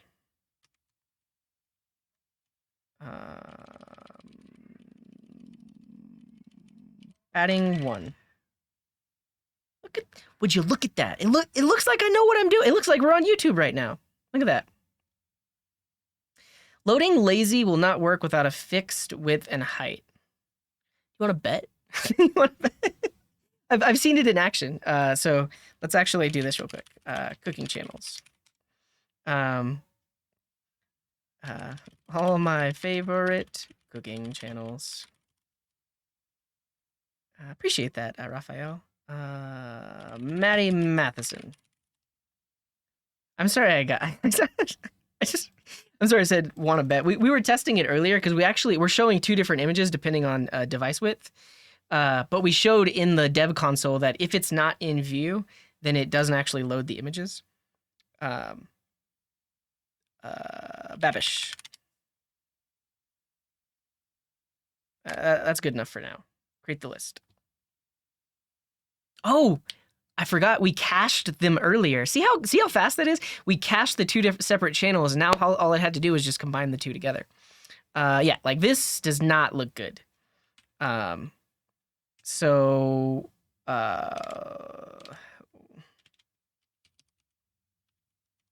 padding in the X needs to be a little bit more. Like that. That's much better. I woke up today and chose violence. What?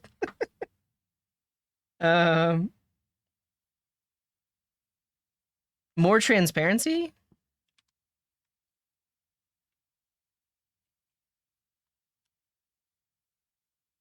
What do you think about that? Slightly less padding overall. Yes.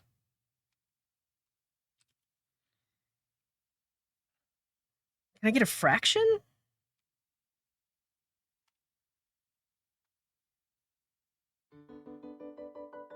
And Christian Paez, thank you for the bits. Highly inspired by you. Also a web developer. Greetings from Colombia. Glad to hear it. Thank you for the bits.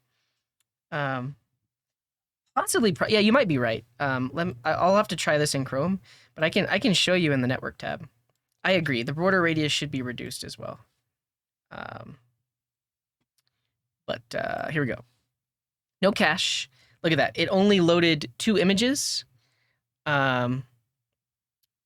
For the ones that are visible, and then as I scroll, it starts downloading the other images. So at least in Firefox, it's able to do lazy loading without setting a width and height. I'm not like if when we do testing in Chrome, I'm not opposed to setting width and height for those specifically to make sure that the lazy load actually happens. And honestly, if it doesn't, instead of setting width and height, we can create like a mutation observer that detects when it's within view and then download the image, that kind of thing. All right, I agree. We need to reduce the amount of border radius. That's better. And with that amount of border radius, I do like the padding. What do you think, Alka?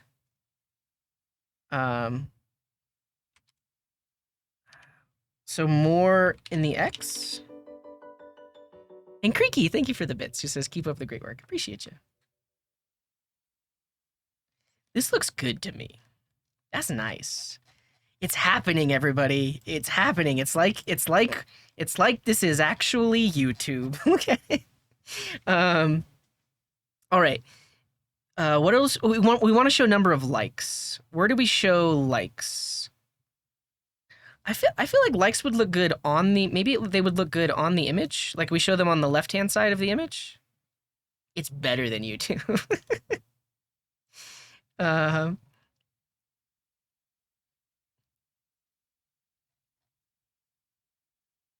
Next to views.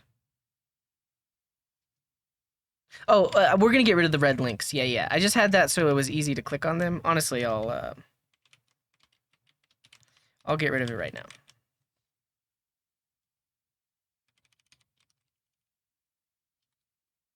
Yeah, those will not be red. If anything, they'll be like underline on hover. Theater mode, it comes later. Next time, maybe.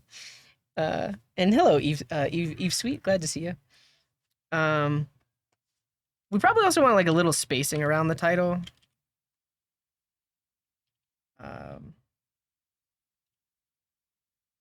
That looks good.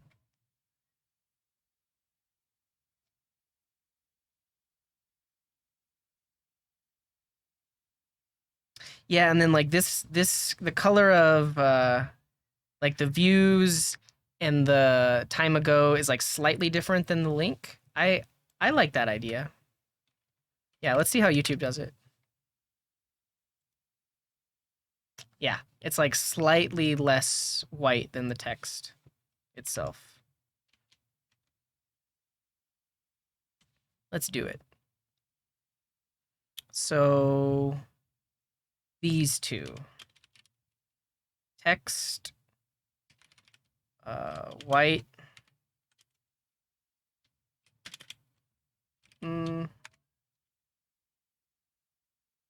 Text gray. Gray 300? Let's see. I feel like you can't tell.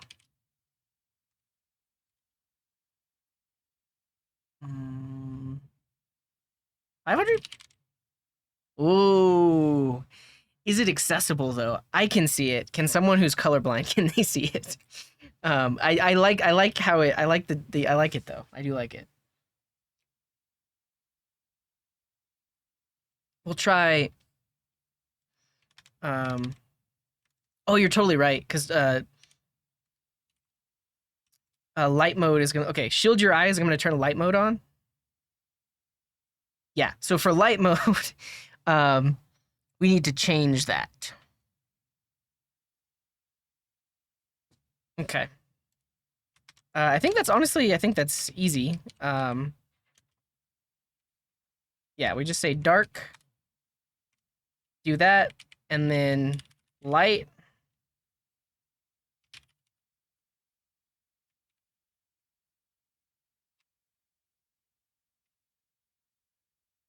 Okay, shield your eyes again. That works. Opacity?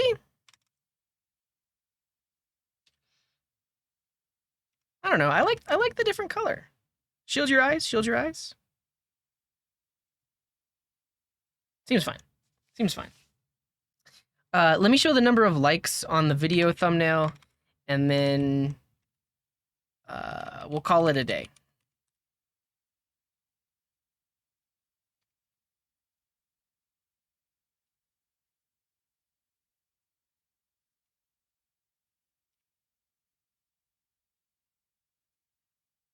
But this one, we want left one, bottom one.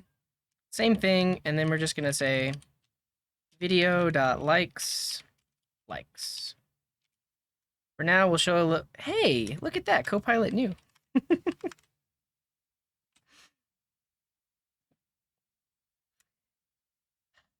I don't know how I feel about it. Let's see.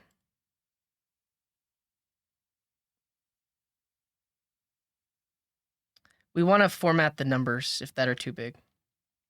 The thing is we got rid of the icon library.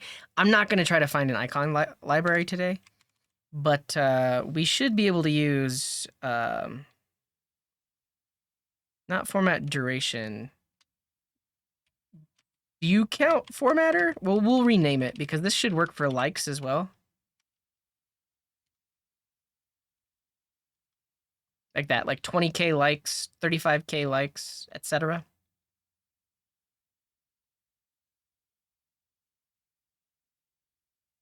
What's up, Robin? It's been a while. You're on Pogrammers? That's awesome. Thanks for being here.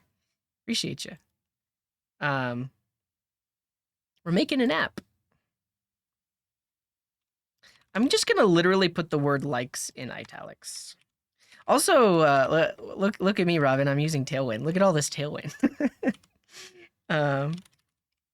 It has been a long time. I know, like, haven't you contributed to Tailwind Core or something like that?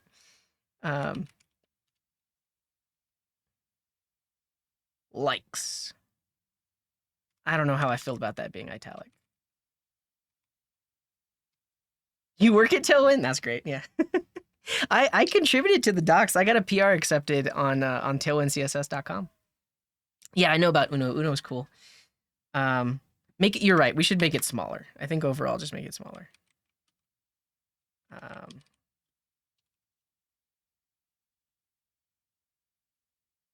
Extra small? That does nothing. What if it has only one like? We still show it. Oh, you can post links. Yeah. Yeah. Well, we're gonna do some research to find an icon library because we found one before. But it had issues. They didn't do tree shaking, and it made our app super slow to build and start up because it had to literally get every single icon in the library. So we'll have to do some research to find a good one. Oh, we have to pluralize it. You're totally right. All right, I am going to add an emoji for now, and we'll add an icon library in the future.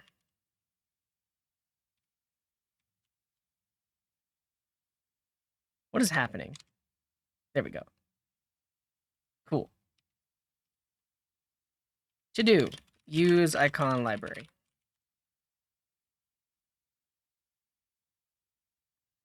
And localization.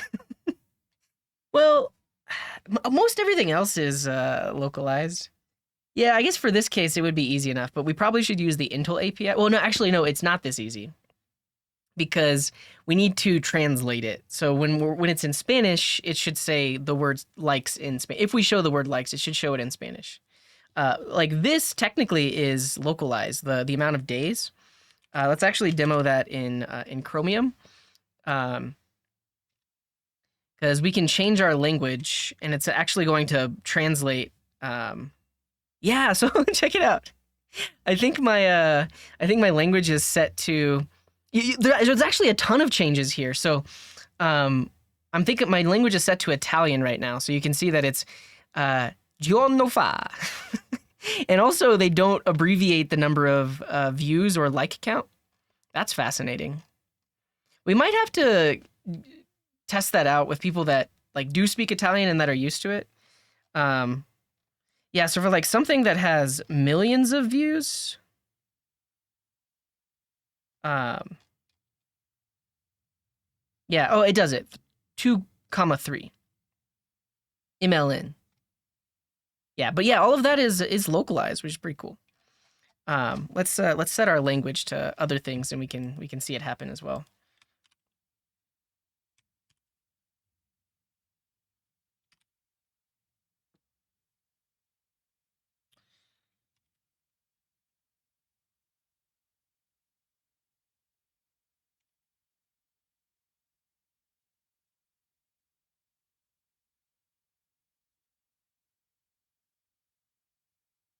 Yeah, so check it out. So I set my language to Arabic. I forgot. So we need to translate the word views. I forgot about that. But the other issue about Arabic, yeah, we need to do right to left. If we're gonna do Arabic for real, then the whole UI needs to shift right to left. We haven't handled that yet. But if we do Spanish, hace un día, hace 3 días. Oh, you're right. The word subscribers isn't. Oh, it might be. It might be translated. Let's see. Oh no, it's not. Well, I'm saying it might be because we just don't provide a translation yet. But we could see if we look at the channel card.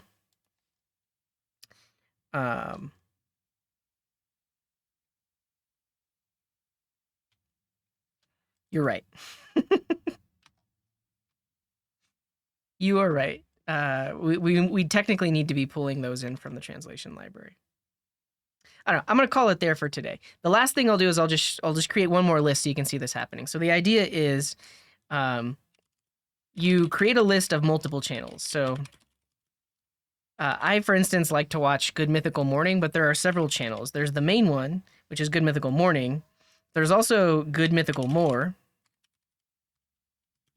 which is the show after the show. And then there's also Rhett and Link, which is the two main hosts of the show. They have like a separate channel. And then there's other things like Hot Dog is a Sandwich is a podcast. There's Ear Biscuits.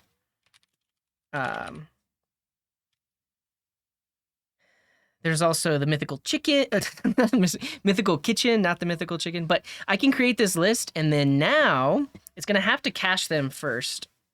It'll cache all of the videos, but then I have a single feed that has every video from all of these channels. It takes a while. It does take a while. I feel like we want to add something to the UI that just lets people know, hey, this is happening. But when it's done, you're going to have a really good experience because once this is done, we can sort by view count, like count, publish date, in reverse or other order. It just has a lot of work to do right now to find all of those channels. A Mythical Chicken? Yeah. Okay. Oh, there it is. It finished. It finished. Yeah, so a mini game or like maybe we embed a video or we say like, please wait while we, yeah, please wait while we get your data ready. But the thing is, now that we have all of this cached, like this is literally, look at these, 16 years ago. This is old Rhett and Link. Like they used to publish all their stuff to the Rhett and Link channel before they made Good Mythical Morning. But what's nice about that is now we can have like a very easy, very quick, like instant filter or sort by all those other properties. Yeah.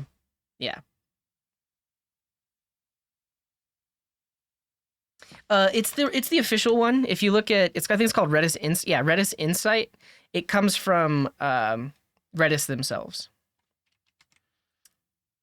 You can also see like the cache for each of the channels isn't that much, right? It's like the most we have is 224 kilobytes, and who is that for? Coding Garden. Coding Garden has the most videos out of all of these channels that we've picked. We don't have the video player yet. We're gonna add that next time. But this, I want to use this right now. I want to use this right now because like I like to sit down. Sometimes I'm in a good mythical, I'm in a mythical mood, and if I go to YouTube, I mean, do I want to leak my subscriptions on my personal account? I think maybe I will. Let's see. I'll pull it up for a second. But if I go to YouTube, I'm subscribed to like hundreds of channels, and there's no way for me to only see Good Mythical Morning. Let me see. I probably don't want to show you this. Or do I?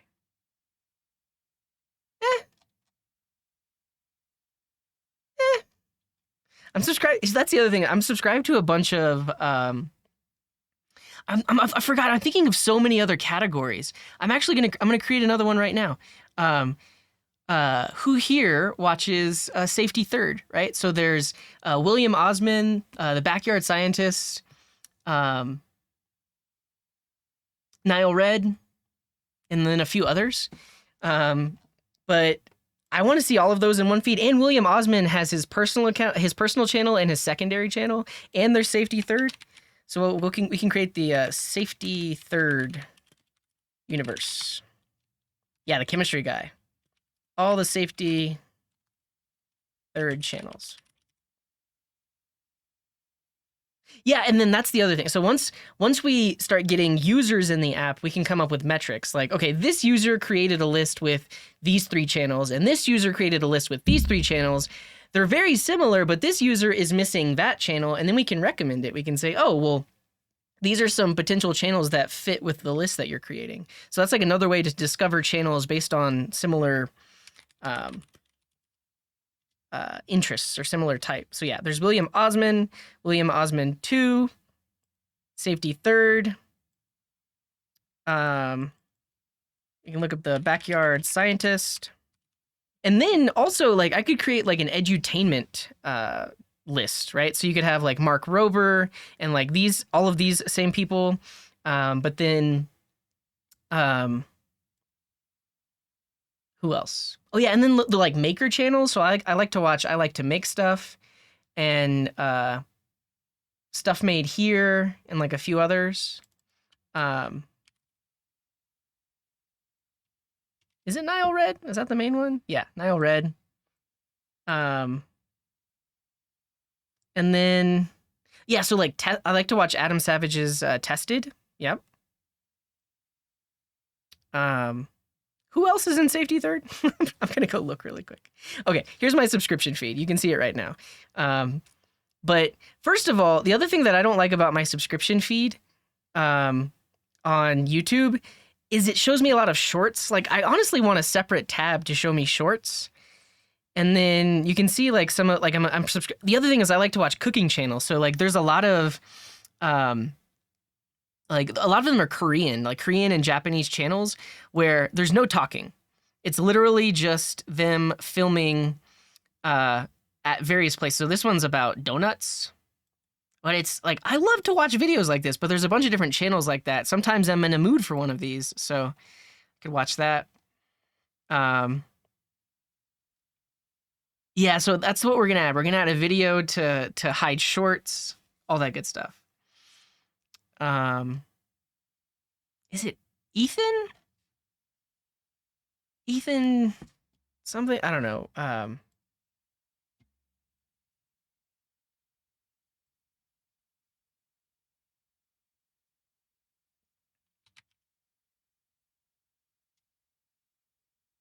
Well, yeah. So I use it's called Enhancer for YouTube. Alan Pan is his name. I forget. Yeah, I forgot. Um, but I use Enhancer for YouTube, and it will convert shorts into normal videos, which is what I like. Um,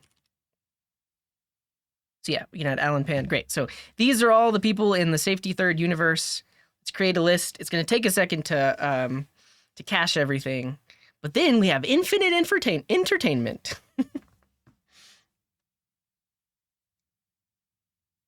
Hmm. Michael Reeves is adjacent. I don't. He's not actually, but you're right. He's in a lot of their podcasts, and he like hangs out with them a lot. But I don't think he's technically part of Safety Third because Safety Third is a podcast that they do. But I would consider like I would probably create a list without Safety Third because Safety Third is just podcasts for the most part. I think they have a couple of other videos too. Um, that's funny.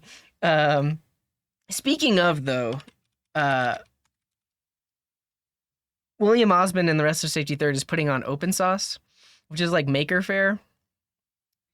I kind of want to go, but I feel like it. I'm gonna be busy with a bunch of other things at the same time. Yeah, I have a bunch of stuff going on in June.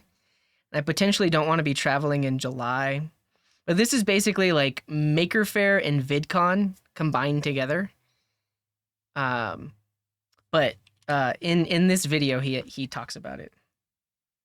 Oh, you're right. It goes past this video. That's hilarious. We need to do word wrap or yeah. Yeah, we do. Um cool. Yeah, see there's Michael Reeves.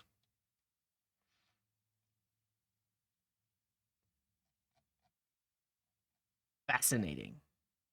All right, I'm getting excited about this app that we're building. Overflow hidden, ellipses, yeah. Yeah. I mean, I guess we could do that for now. See how fast it loaded? That's the cache. That's the cache. Let's add it, but then we'll undo it. To do something better than ellipsis.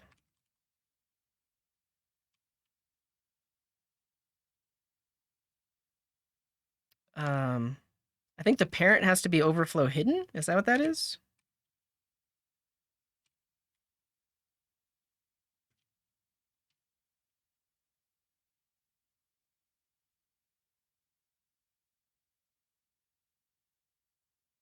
Hmm. Truncate? Overflow truncate? Or just truncate? Overflow hidden, text overflow ellipses. And I put that on the parent.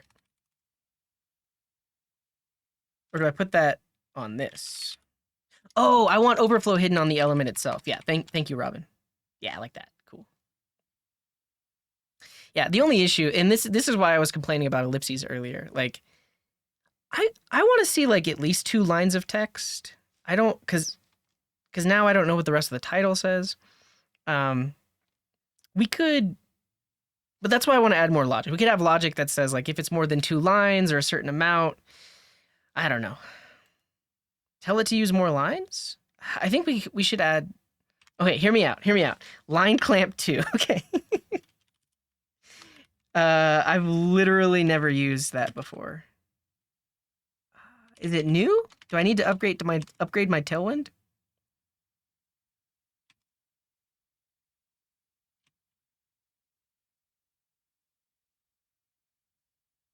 Let's see.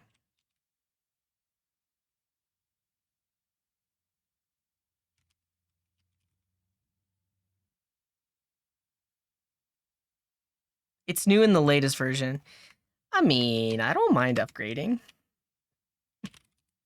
Honestly, we watch how many packages are going to be out of date right now. This is the world we live in. But Tailwind 3.3.1. I'm just gonna upgrade. I'm gonna upgrade that. I'm not gonna upgrade everything else. We live in a society. Is it upgrade? NPM upgrade Tailwind?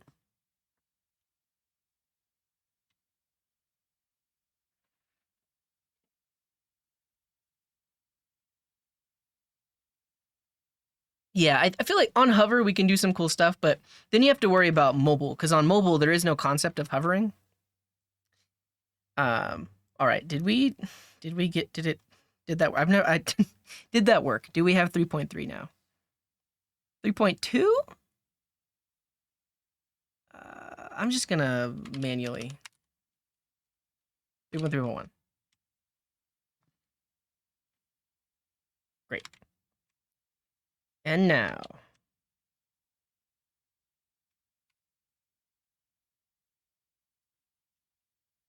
yeah, so because I had the caret 3.2.7, it very likely had 3.3.1. Okay, line clamp seems to have broken it. we don't get the thing anymore. Let's see. Oh, I didn't save it. Save. No line clamp?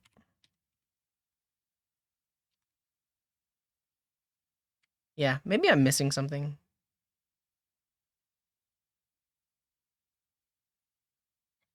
Line clamp without truncate?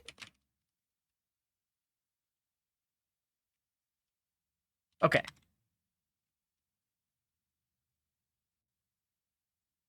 And then instead of truncate, I want ellipses only, not truncate, because truncate also adds well,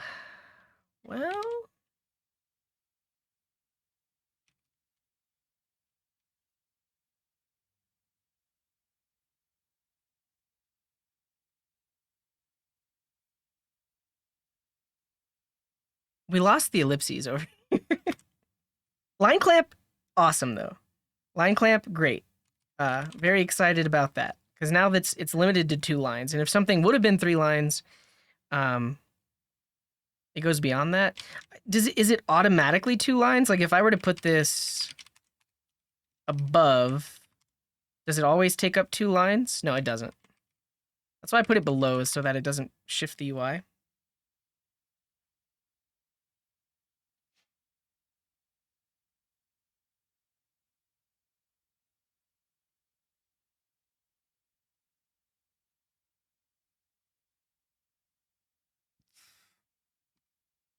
Text wrap break word.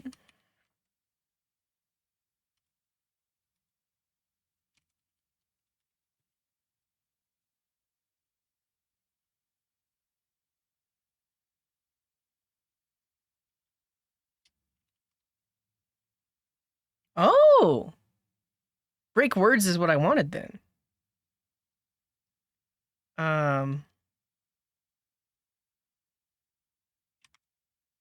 All right, we need something that's like potentially 3 lines long. You know what will be? Coding Garden. Coding Garden has really long titles. Like that. Fascinating. Thank you, Robin. That's actually really cool. So because these would have gone beyond 2 lines, they add the ellipses. Fascinating. But still, I still hold my argument that something better than ellipses. Okay, that's it for today. Let's get out of here. Yeah, big ol' handshake. We're making progress. Now, it's been, I guess, 3 weeks since we made a summary video. I'm not going to make a summary video again because there's like so much more. I mean, honestly, I'll do it next time.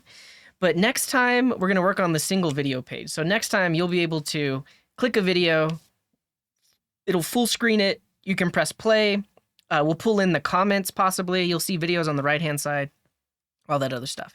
So right now, Elliot, it's going to do the same thing in other locales. We potentially need to localize this. Like the titles themselves are not going to be translated. I guess unless we can get translation data from the YouTube API. I haven't looked into that yet. Yeah. I have to, I gotta treat myself. I have to take breaks. I can't stream for 8 hours every time I do the thing. But all right, let's get out of here. One last little ad. I'm doing a course on React. If you or someone you know would like to learn React and TypeScript, and you already know how to build basic websites with HTML, CSS, and JavaScript, this course is for you. It's going from April 10th to April 21st. Anyone can watch for free on Twitch, but there are going to be 30 paid seats where you'll get access to a private Discord, you'll get access to all the materials and exercises, and I will be giving feedback on anything you do within those 2 weeks. So if you want to learn more, reactroots.com. I list out every single lesson that's going to happen. I give more details on the lessons themselves. And then if you look at the site where you can buy tickets, you can also see the learning objectives for every single lesson. So you can know exactly, are these the things that I want to learn? And if they are, this course is for you. So check that out. Check me out on YouTube. I have a Twitter. I have a mailing list if you want to get go live notifications and also like weekly updates of what happened on Coding Garden. And check out the schedule. So I'll be live again next week doing more of the same stuff. If you liked this happens every Friday. I'll do other various things during the week. All right, let's get out of here. Let's go on a raid. If you are a sub, you can use this raid message. If you're not a sub, you can use this message. And this was fun. Thank you for hanging out, everybody. I will push the code up to GitHub for this, but it's important to note it's not on the main branch yet. So if you want to see the code that I wrote today, it's going to be on this pull request. You'll see a commit that gets pushed here. So that's where the code will be. All right. Wherever you are in the world, have a wonderful morning, afternoon, evening, or night. And until next time, here's this.